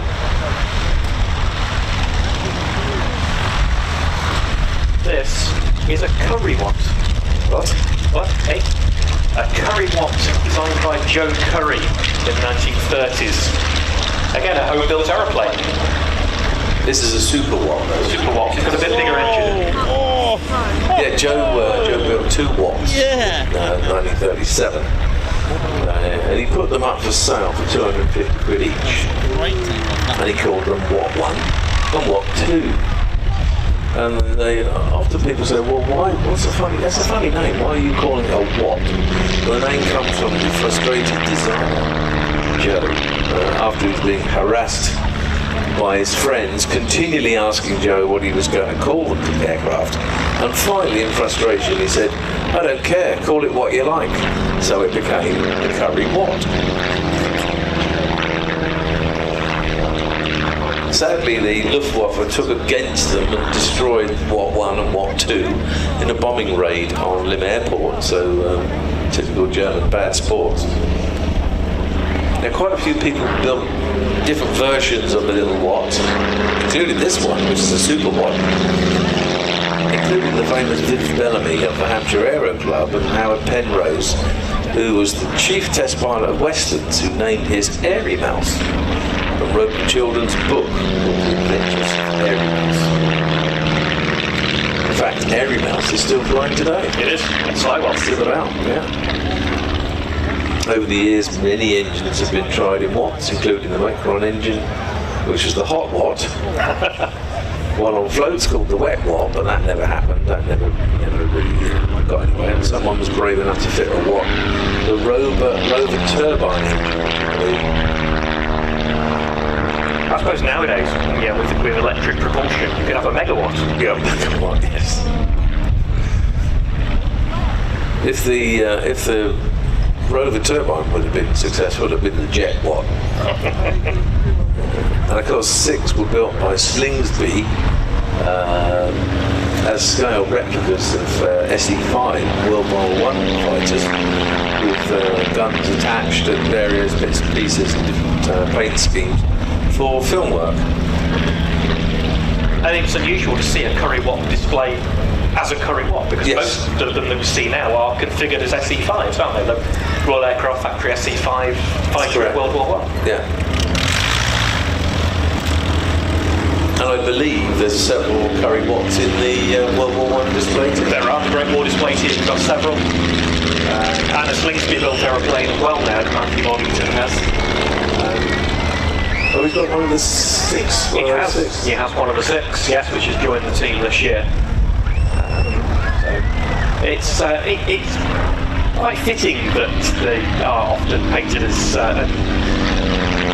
configured as SE-5s, because Joe Currie himself was an SE-5A pilot during the First World War, and that's where the inspiration came from. So you can certainly see the synergy. Well, these ones will do 95 miles an hour if you're lucky. And should you be courageous enough for what is a range of 240 miles. But you would certainly need a cushion and possibly some ointment to do that. A trip of 240 miles in a Currie Wot is... possibly a bladder extension as well. Yeah, you're pushing your luck there and all sorts of things. That is so good to see a Currie Wot in a flying display. I don't think I've ever seen a Currie Wot. Well, they're fully aerobatic, apparently. Yes. Which is... Well, I was talking to Alex earlier, Alex Rainier, who's flying the aeroplane today, and he said he does do aerobatics in the aeroplane, but it loses a lot of height. So from a display point of view, he would rather do what he's doing here with wing overs, high energy manoeuvres rather than actual aerobatics. Yes, it's a great energy management aircraft if you're doing aerobatics. You've got to know what you're doing. So this is actually quite a famous Currie Wot because it was built by Nick Bloom from Pilot magazine, and the construction was serialised in Pilot magazine over the course of several years. So it's a new Wot. So it's a new Wot. So Alex acquired the aeroplane a few years ago, renovated it. The registration, so we talked earlier about aircraft in the UK having G for their initial registration, so G and then 4 letters. This is BGES, Bravo Golf Echo Sierra, so it's known as Best Guess. BGES. What's that? I've never seen one of those before.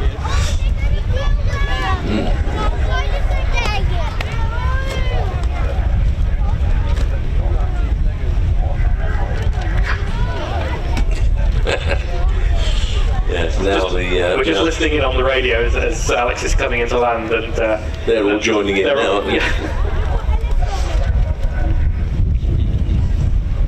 What's the wind? Yes. Normal RT parlance, I think, would be say again. Yes. It's like, what? What? What did you say? I really enjoyed that. That was really good. It's a sweet little aircraft, isn't it? It is really sweet.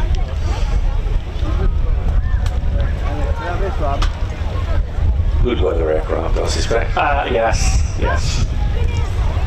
And possibly, I'm not sort of pushing, not pointing the fingers at anywhere, possibly a fairly small pilot.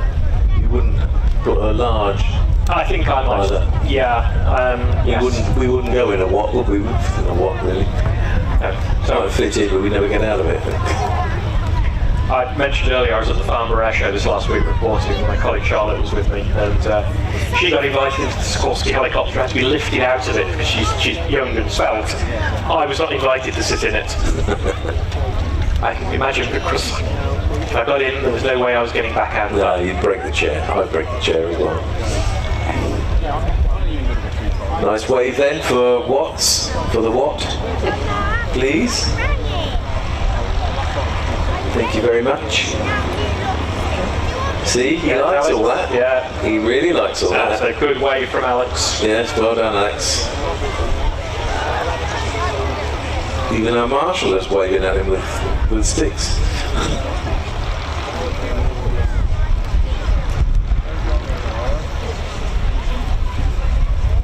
So this aircraft in 2023 flew all the way to Barcelona. Did it? And the RAF interestingly, at 75 knots, that is a very, very long way. And the pilot for that flight was Edouard Boisseau, who we mentioned earlier, who sadly passed away earlier this month. And once again, Alex has asked if we could dedicate his display to that much-loved, much-missed member of the Tiger Club. Yes, yeah. So we did. We did indeed. I might have to lose some weight so I can buy one of those, Trav. I quite like that. I'm really quite smitten with that aeroplane. Yes. It is a very nice aircraft.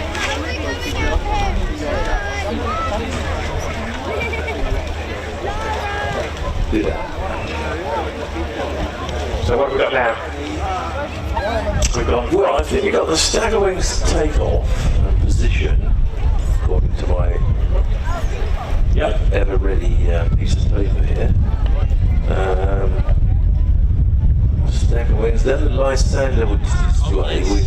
We can see the Lysanders in the area. Well, that's nice. So stagger wings taking off, departing into the hold. Then we have the Westland Lysander.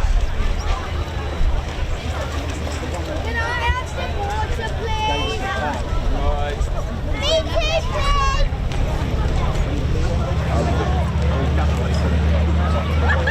That's it. And here they go, the two Beechcraft D-17 stagger wings. We'll talk about them a little bit later, but you can instantly see why it is called a stagger wing. It's not staggering, stagger wing.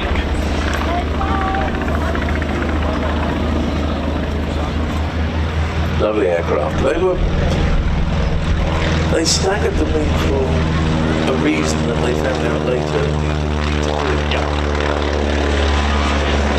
So they staggered it for vision, to give good vision, and then they also staggered it because they thought that the turbulence coming off the wing, co-wing turbulence would be a problem, but they found out that it wasn't a problem at all, so they needn't have done it. But I think I'm glad they did, because it made a very, very lovely aircraft. Oh yes, glorious.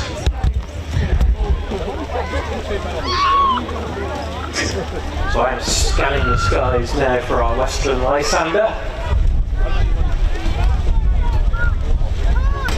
South of us at the moment, orbiting.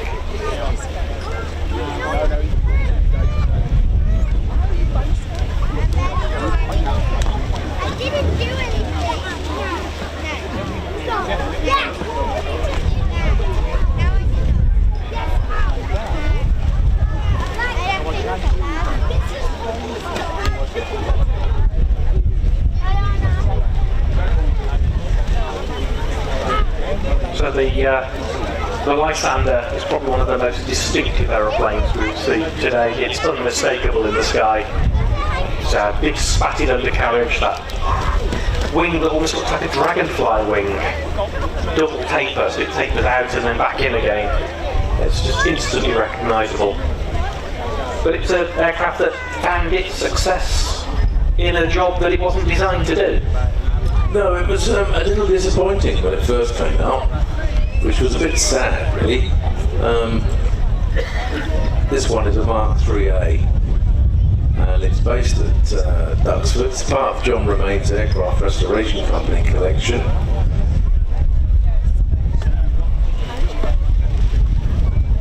This one's a UK built example, underwent an extensive restoration by John Remain in 2018.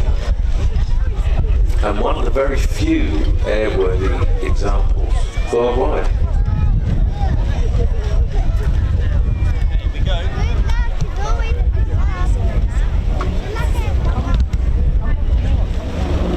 From your left, ladies and gentlemen, the Lizzie. And he's wound it up. Look at that, beautiful.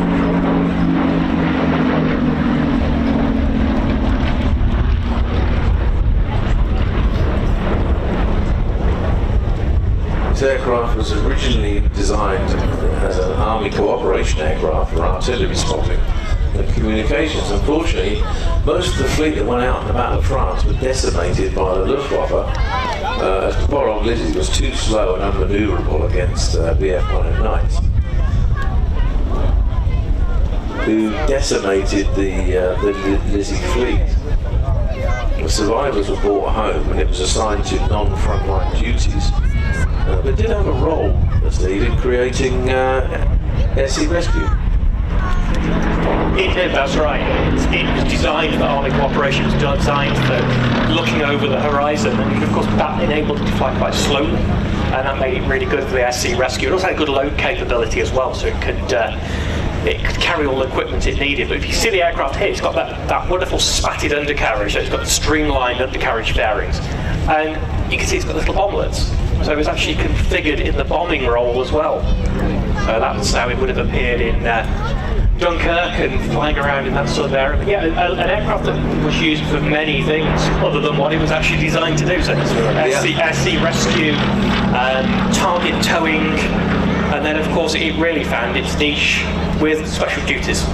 Yes, in 1941 the 138th Special Duties Squadron was formed, and they were specifically formed to support the clandestine missions of the Special Operations Executive, the Secret Squirrel Department, to insert and collect secret agents and downed airmen. These missions were highly specialised and very risky, and the highly skilled pilots flew just by moonlight, a map and a compass.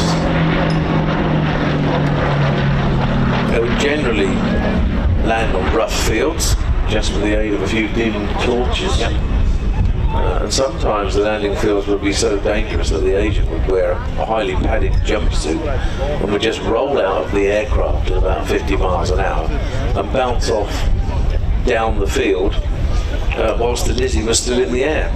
Incredible.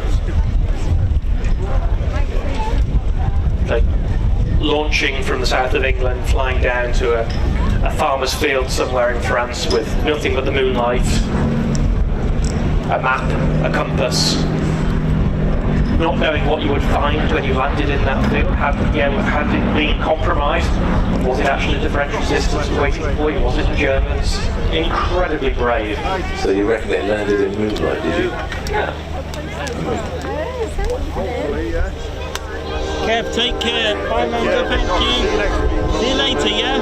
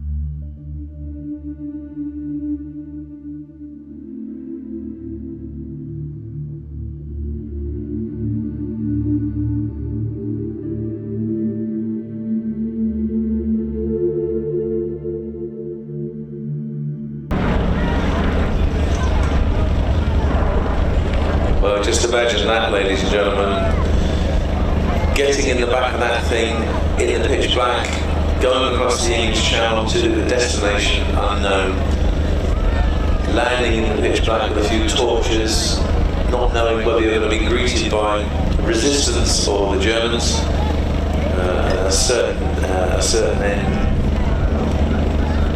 I certainly wouldn't want to have done that. A beautiful, beautiful aircraft. And a beautiful sound as well, that Bristol Mercury engine, so smooth. This is one of only 3 Lysanders still flying in the world. 2 here in the UK and 1 in Canada. It's operated by the Aircraft Restoration Company in Duxford.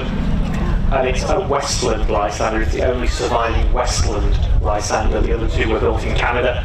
This is a UK-built example, so incredibly rare. It was built in 1939, given the RF serial V9312. It was mostly used in the training role, and then it went out to Canada afterwards, and was used out there for a variety of uses before it was acquired by the famous war collector Kermit Weeks, who had it in storage, and John Romain and the Aircraft Restoration Company imported it in 2003 and rebuilt it at Duxford, and it returned to the air in 2018. Really is a stunning restoration and one of the rarest aeroplanes you'll see today.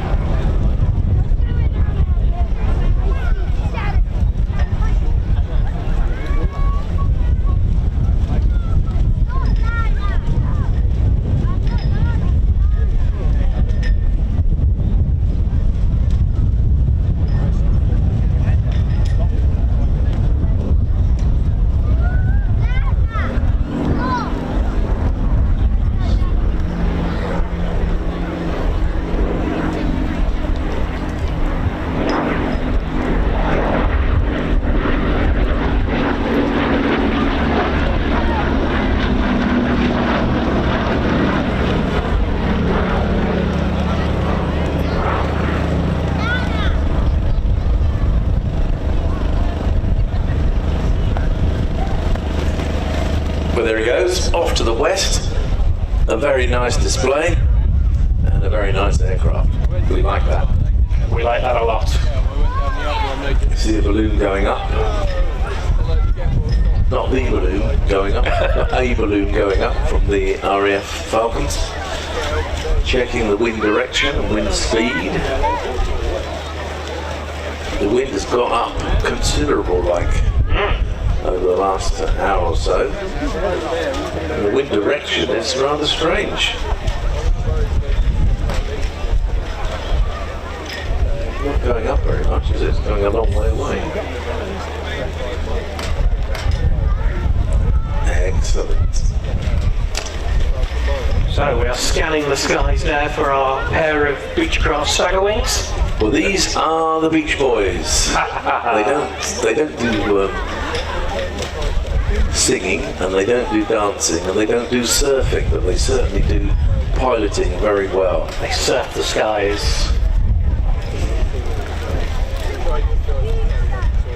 So the Stagger Wing is an interesting aeroplane. It's really the first executive aircraft. We think of business jets and our celebrities jetting around the world on a biz jet. Well, this really was the start of that back in the 1930s. It was, yes.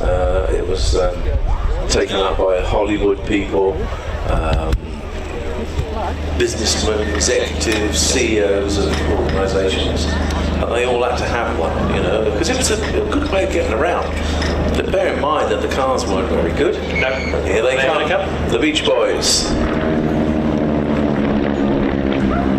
Yellow aircraft, flown by Nigel Wilson. And the camo one is the inimitable Peter Kuipers, chief pilot of the B-17 Sally B, having a bit of fun in his Stagger Wing. Peter's aircraft is in the livery of Prince Bernhard of the Netherlands, who used his for royal, diplomatic and secret flights during World War II. They're quite powerful beasts, these. They've got Pratt & Whitney R985, 450 horsepower, twin Wasp Junior radial engines in them. And they have a very distinctive engine note due to the unusual exhaust arrangements. If you listen hard, you can discern a chuff note that comes from the lower of the three exhaust pipes.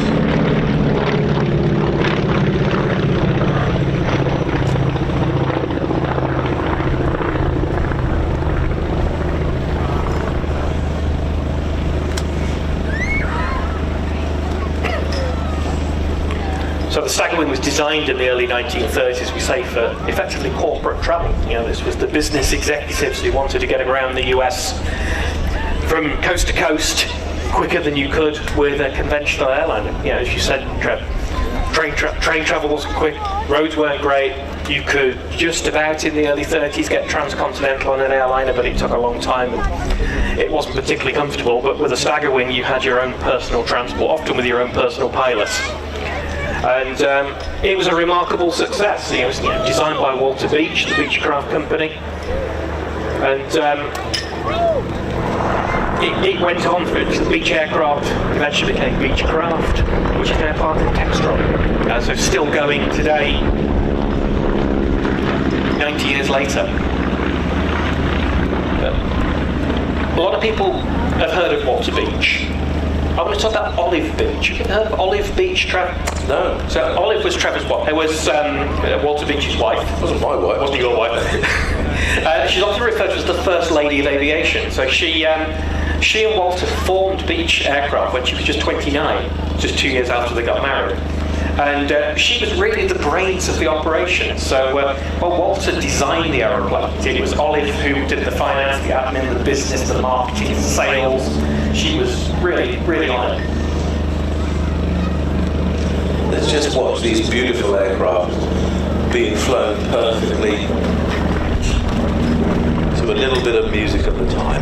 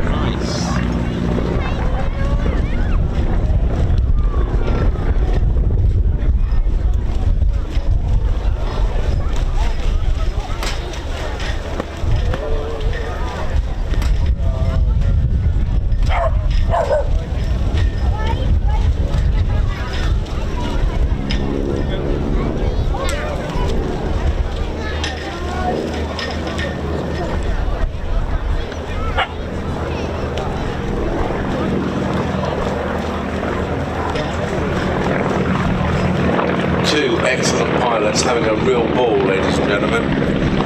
Peter Kuiper's in front, Nigel following up. What a wonderful evening to fly two Staggerwings. Absolutely wonderful aircraft. I don't know if you can hear that flagpole in the background. Just as brilliant as when they were built. You ever flown in a Staggerwing? Steve? I've flown in one. I haven't flown one, but I've flown in one. They're very sumptuous aeroplanes to fly in. Yeah, beautiful. Gentlemen's carriages. Yes, yes. And ladies' carriages. The glamorous era of flying.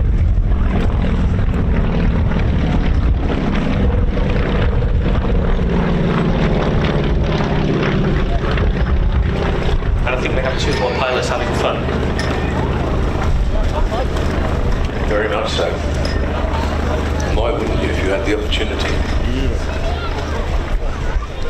I know Peter has been after a Staggerwing for very many years, and he was delighted when this one came up for sale, especially as it was in the colours of Mediterranean. It's Bernard. That for more.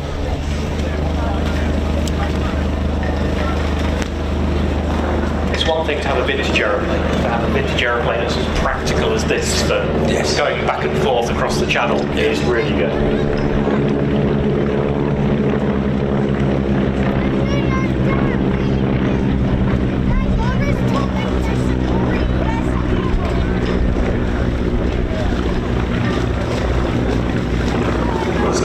Cruise just on about 200 miles an hour. That's not too bad.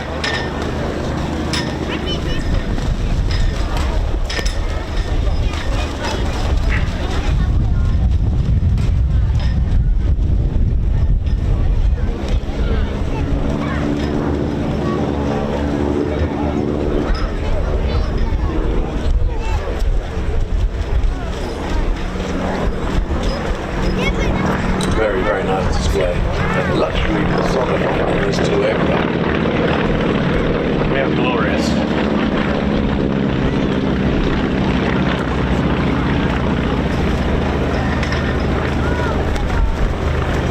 You could just hear that distinctive engine note, which is caused by they've got three exhaust pipes on them. Okay. And the lower one produces it's out of sync with the other ones. Obviously, they can't all be synced in, and it provides a distinctive little chuff, which makes the thing sound a little bit rough, but it's not actually rough at all. It's just that chuff.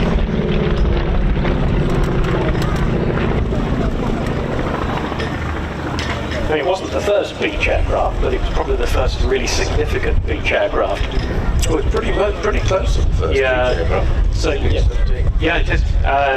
Went on to the Beech 18, the Beech Baron, the Beech Bonanza, the Beech King Air. Oh, yeah, it's endless after the Staggerwing. I did a bit of adding up last night, ran out of fingers, but so far, Beechcraft, as part of Textron now, has produced 55,000 airframes since 1932. Great. We think of major aircraft manufacturers as Boeing, Airbus, people like that. Yeah. Beechcraft, Beech, Textron, 55,000 aircraft. This is the last pass. These are the Beech Boys. So give it up for them when they come past. When they taxi past, they deserve a real wave, ladies and gentlemen. That was a delightful display. We got our money's worth there, and well flown by both of them.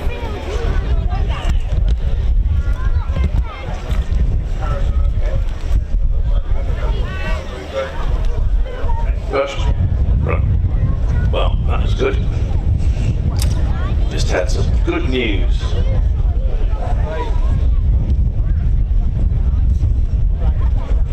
What's our good news? We like good news, don't we? We like good news.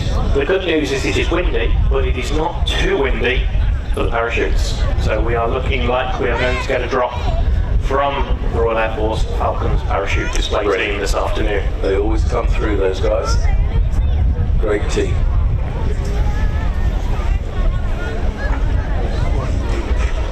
I don't see any parachute. There's a plane! There! brakes on, I guess. Nice curving approach there from the first stagwing, Peter coming in. But again, enabling to see the runway. You'll see a lot of the high-performance fighters do something similar to this. This will be our last curved in, so they keep a view of the Old Buckenham runway around the nose. Airshow 2022. As soon as you pull level and pull that nose up, you lose the size of the runway.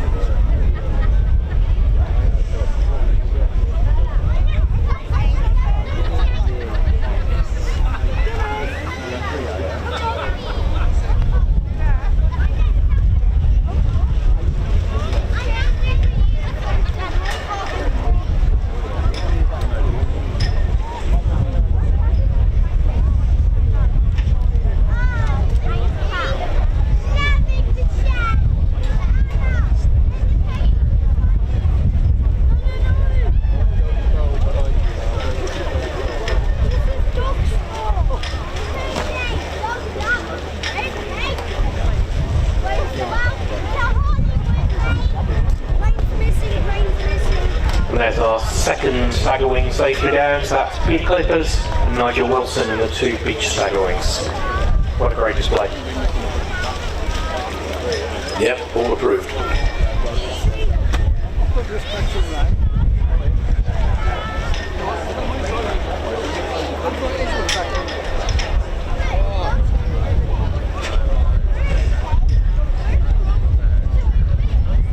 So, ladies and gentlemen, both of the stagger wing pilots deserve a big round of applause in the form of a wave. We're getting towards the end of the waving period today, and we thank you for joining in. That's great. The pilots are reporting that they really appreciated your waves as they taxi in.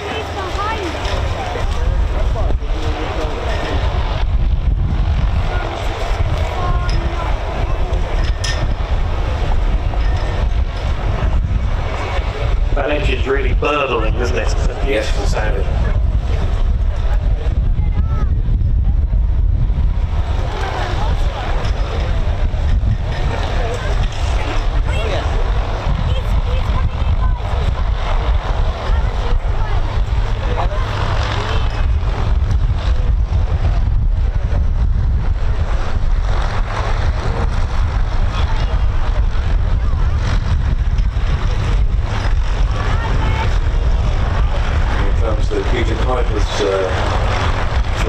Peter really loves this aircraft, really loves this aircraft.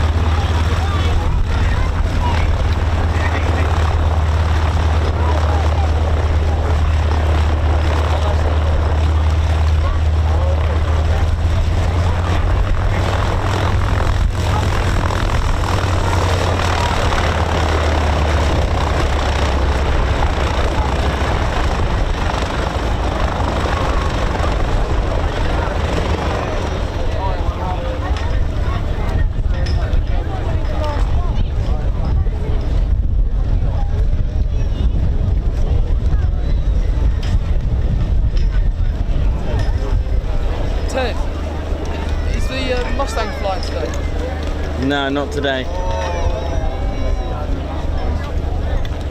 No, this is it. This is our last one, I think.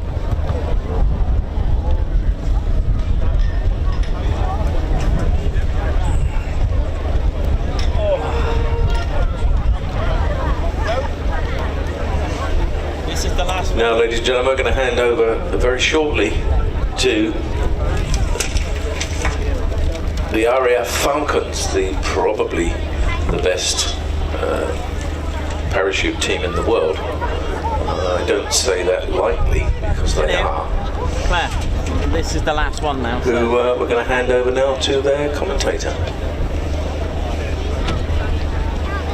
Good afternoon, everybody. My name is Kira, and I have the honour of being part of the world-famous Royal Air Force Falcons parachute display team. Thank you very much for that very kind introduction, and I definitely agree we are absolutely the best parachute display team in the world, and we hope to prove that to you today. As your commentator, it is my job to talk you through our fantastic and exhilarating display for 2026, hopefully getting your eyes and cameras pointed in the right direction so you get to enjoy every single moment of it. Weather and air traffic control permitting, the Royal Air Force Falcons hope to provide a thrilling display for you today, demonstrating the skills and capabilities of RAF parachuting within limited space and sometimes at very short notice. The team strives to represent the very best of British, both at home and overseas, by displaying the traditional red, white and blue colours of the United Kingdom wherever we go. The Royal Air Force Falcons can conduct parachute displays from a minimum of 2,500 feet above the ground and up to a maximum of 12,000 feet. Today, the weather conditions are slightly challenging with the wind, but we are hoping to perform a high show, where the team will exit the aircraft from 7,000 feet. Royal Air Force Falcons team members train to become military freefall instructors, who also go on to become high altitude and tandem master instructors, utilising those qualifications to support high-level frontline capability. If you do take any photos or videos today of the display, ladies and gentlemen, we would love to see them shared online via our social media channels, which I'll tell you all about later. You may have noticed some members of the team are already out on the display area. This is the drop zone. The drop zone team are setting up as we speak, and they are ably led by Drop Zone Safety Officer Flight Lieutenant Adam Foster and Warrant Officer Martin White, assisted by Survival Equipment Technician Corporal Ryan Tripp. The drop zone team are responsible for preparing the landing area and checking the wind speed and cloud base by tracking a red helium-filled balloon you may have already seen earlier. The information gathered from the flight of the balloon allows the drop zone safety officer to calculate the direction in which the aircraft should approach and the point at which the team should exit the aircraft. This is vital because although those canopies are very manoeuvrable, the team must be released at exactly the right point to enable them to freefall for a predetermined time and then land in the area that we can see today. Ladies and gentlemen, we are looking out for the Dornier 228, so if you do see them, make sure to help me out and point to the sky so that we can get ready for the team to exit the aircraft. The green and orange crosses that you might be able to see on the drop zone are the left and right indicators for the parachutists. This safety measure allows half the team to land near one cross and the other half near the other. The information which has already been collected by the team on the ground has been passed to the team coach, who will be briefing the jumpers as to where and when they will exit the aircraft.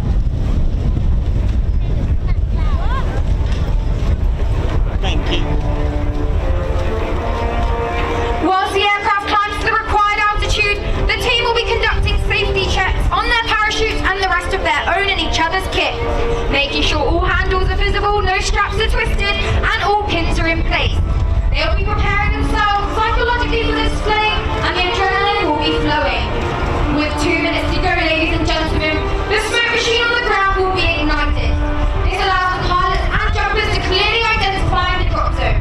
It also provides a good wind direction indicator, something that the parachutists in the open door will be looking for. If you can see the Dornier, ladies and gentlemen, feel free to point it out. If you look to the right of the drop zone, you should be able to see the Dornier 228 approaching the drop zone site. Whilst the smoke on the ground will deploy, the display lead will look out the open door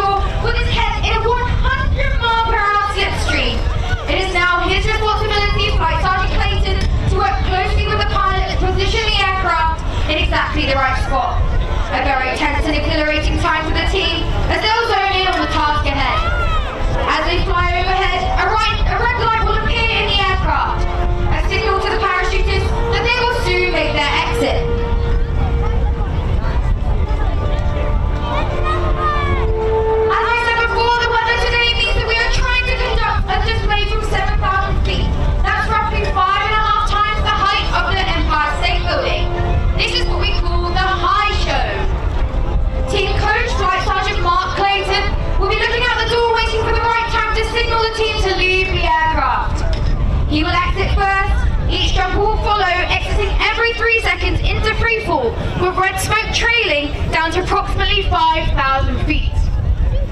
As well as guiding the team members, the coach must ensure that he does not lose sight of the landing area and the two colour crosses on the drop zone.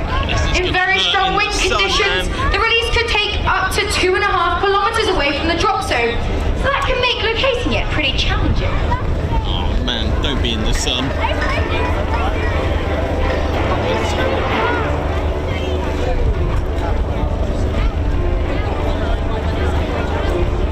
Now, ladies and gentlemen, I also need your help in spotting when the red smoke starts to trail from the aircraft, because that will signal to us that the team are almost ready to go. Make sure to have your cameras at the ready, and make sure to follow us on Twitter and Facebook at RAF Falcons. We are stationed at RAF Rice Norton, so please do tag them in your posts too, and we'll make sure to share it and be able to look back on the display when we are all finished. As the aircraft heads towards the sun, let me tell you a little bit about the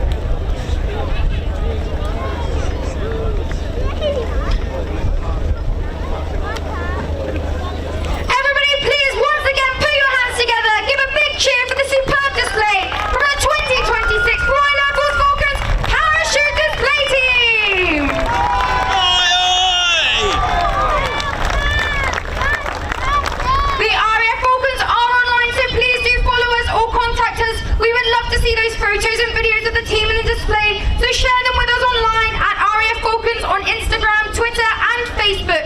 We will be here tomorrow for a 1700 drop, so look forward to see you again tomorrow and enjoy the rest of your evening. Ladies and gentlemen, I didn't make it up when I said they're the best in the world. They are. The RAF Falcons. One more round of applause for them, I think. Yes, thank you very much. What a wonderful way to end a show. Fantastic. Really fantastic. No problem. Right, well, no problem. You're welcome. And that... Steve, what do you think of that? It's a bit good, isn't it? My first visit here to Old Buckenham, I've done air shows all over the world, and it has rapidly been. So they've had to bail out, and a couple of them are weathered in terms of crosswinds. Yep.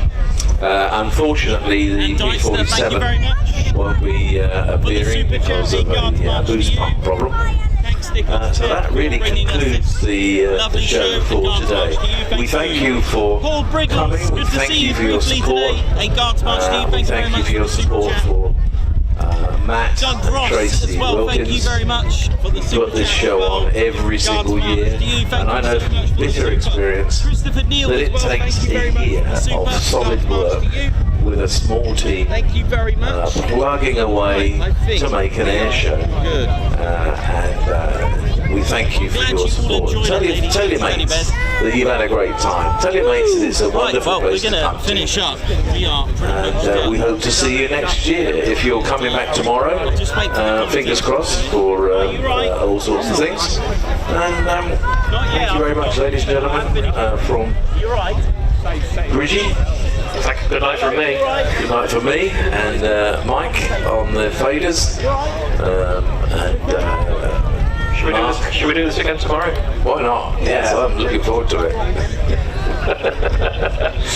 And also the flying team, who have been working very hard to keep things going and filling holes and things. So well done, the flying director and the FCC team.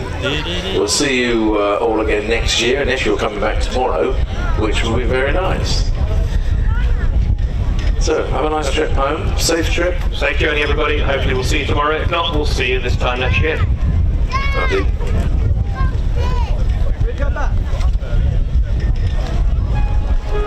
Right, that is it. Right, ladies, gents, teddy bears, thank you very much for tuning in. And we'll catch you tomorrow. Oh my word. I don't think I'm going to be able to say anything. That's some lovely music there. Hope we're all good, ladies, gents, teddy bears. Thank you very much.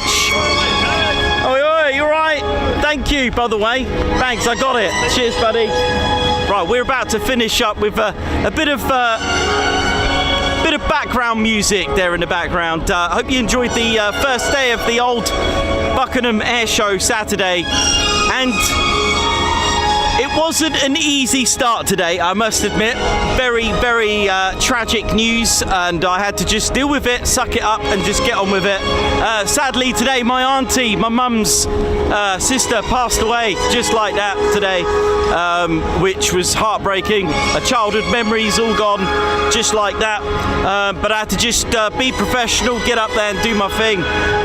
But if I may, I will raise a toast later after the show in memory. So a big shout out to my mum as well. She's just devastated. But hey, you know,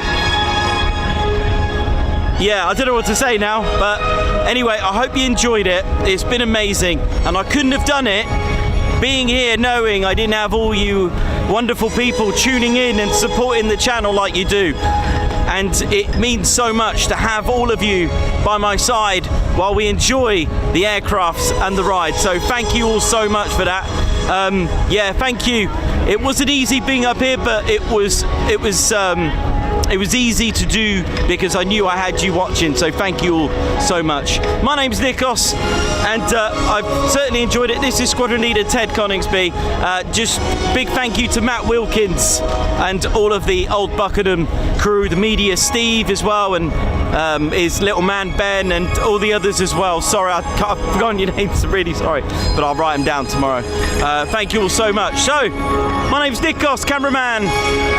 Didn't need to be a commentator. Squadron Leader Ted Coningsby. You've been watching the Ted Coningsby channel live, if you can hear me, at Old Buckenham. So, for the last time for today, see you soon. Wish you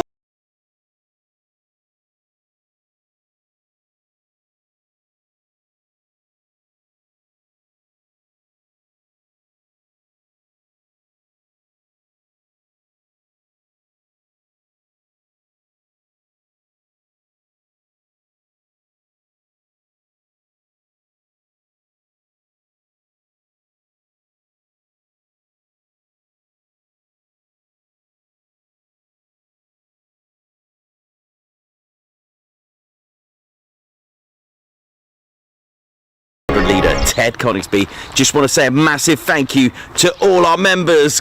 Guns up and yeah. Take it away, Ted.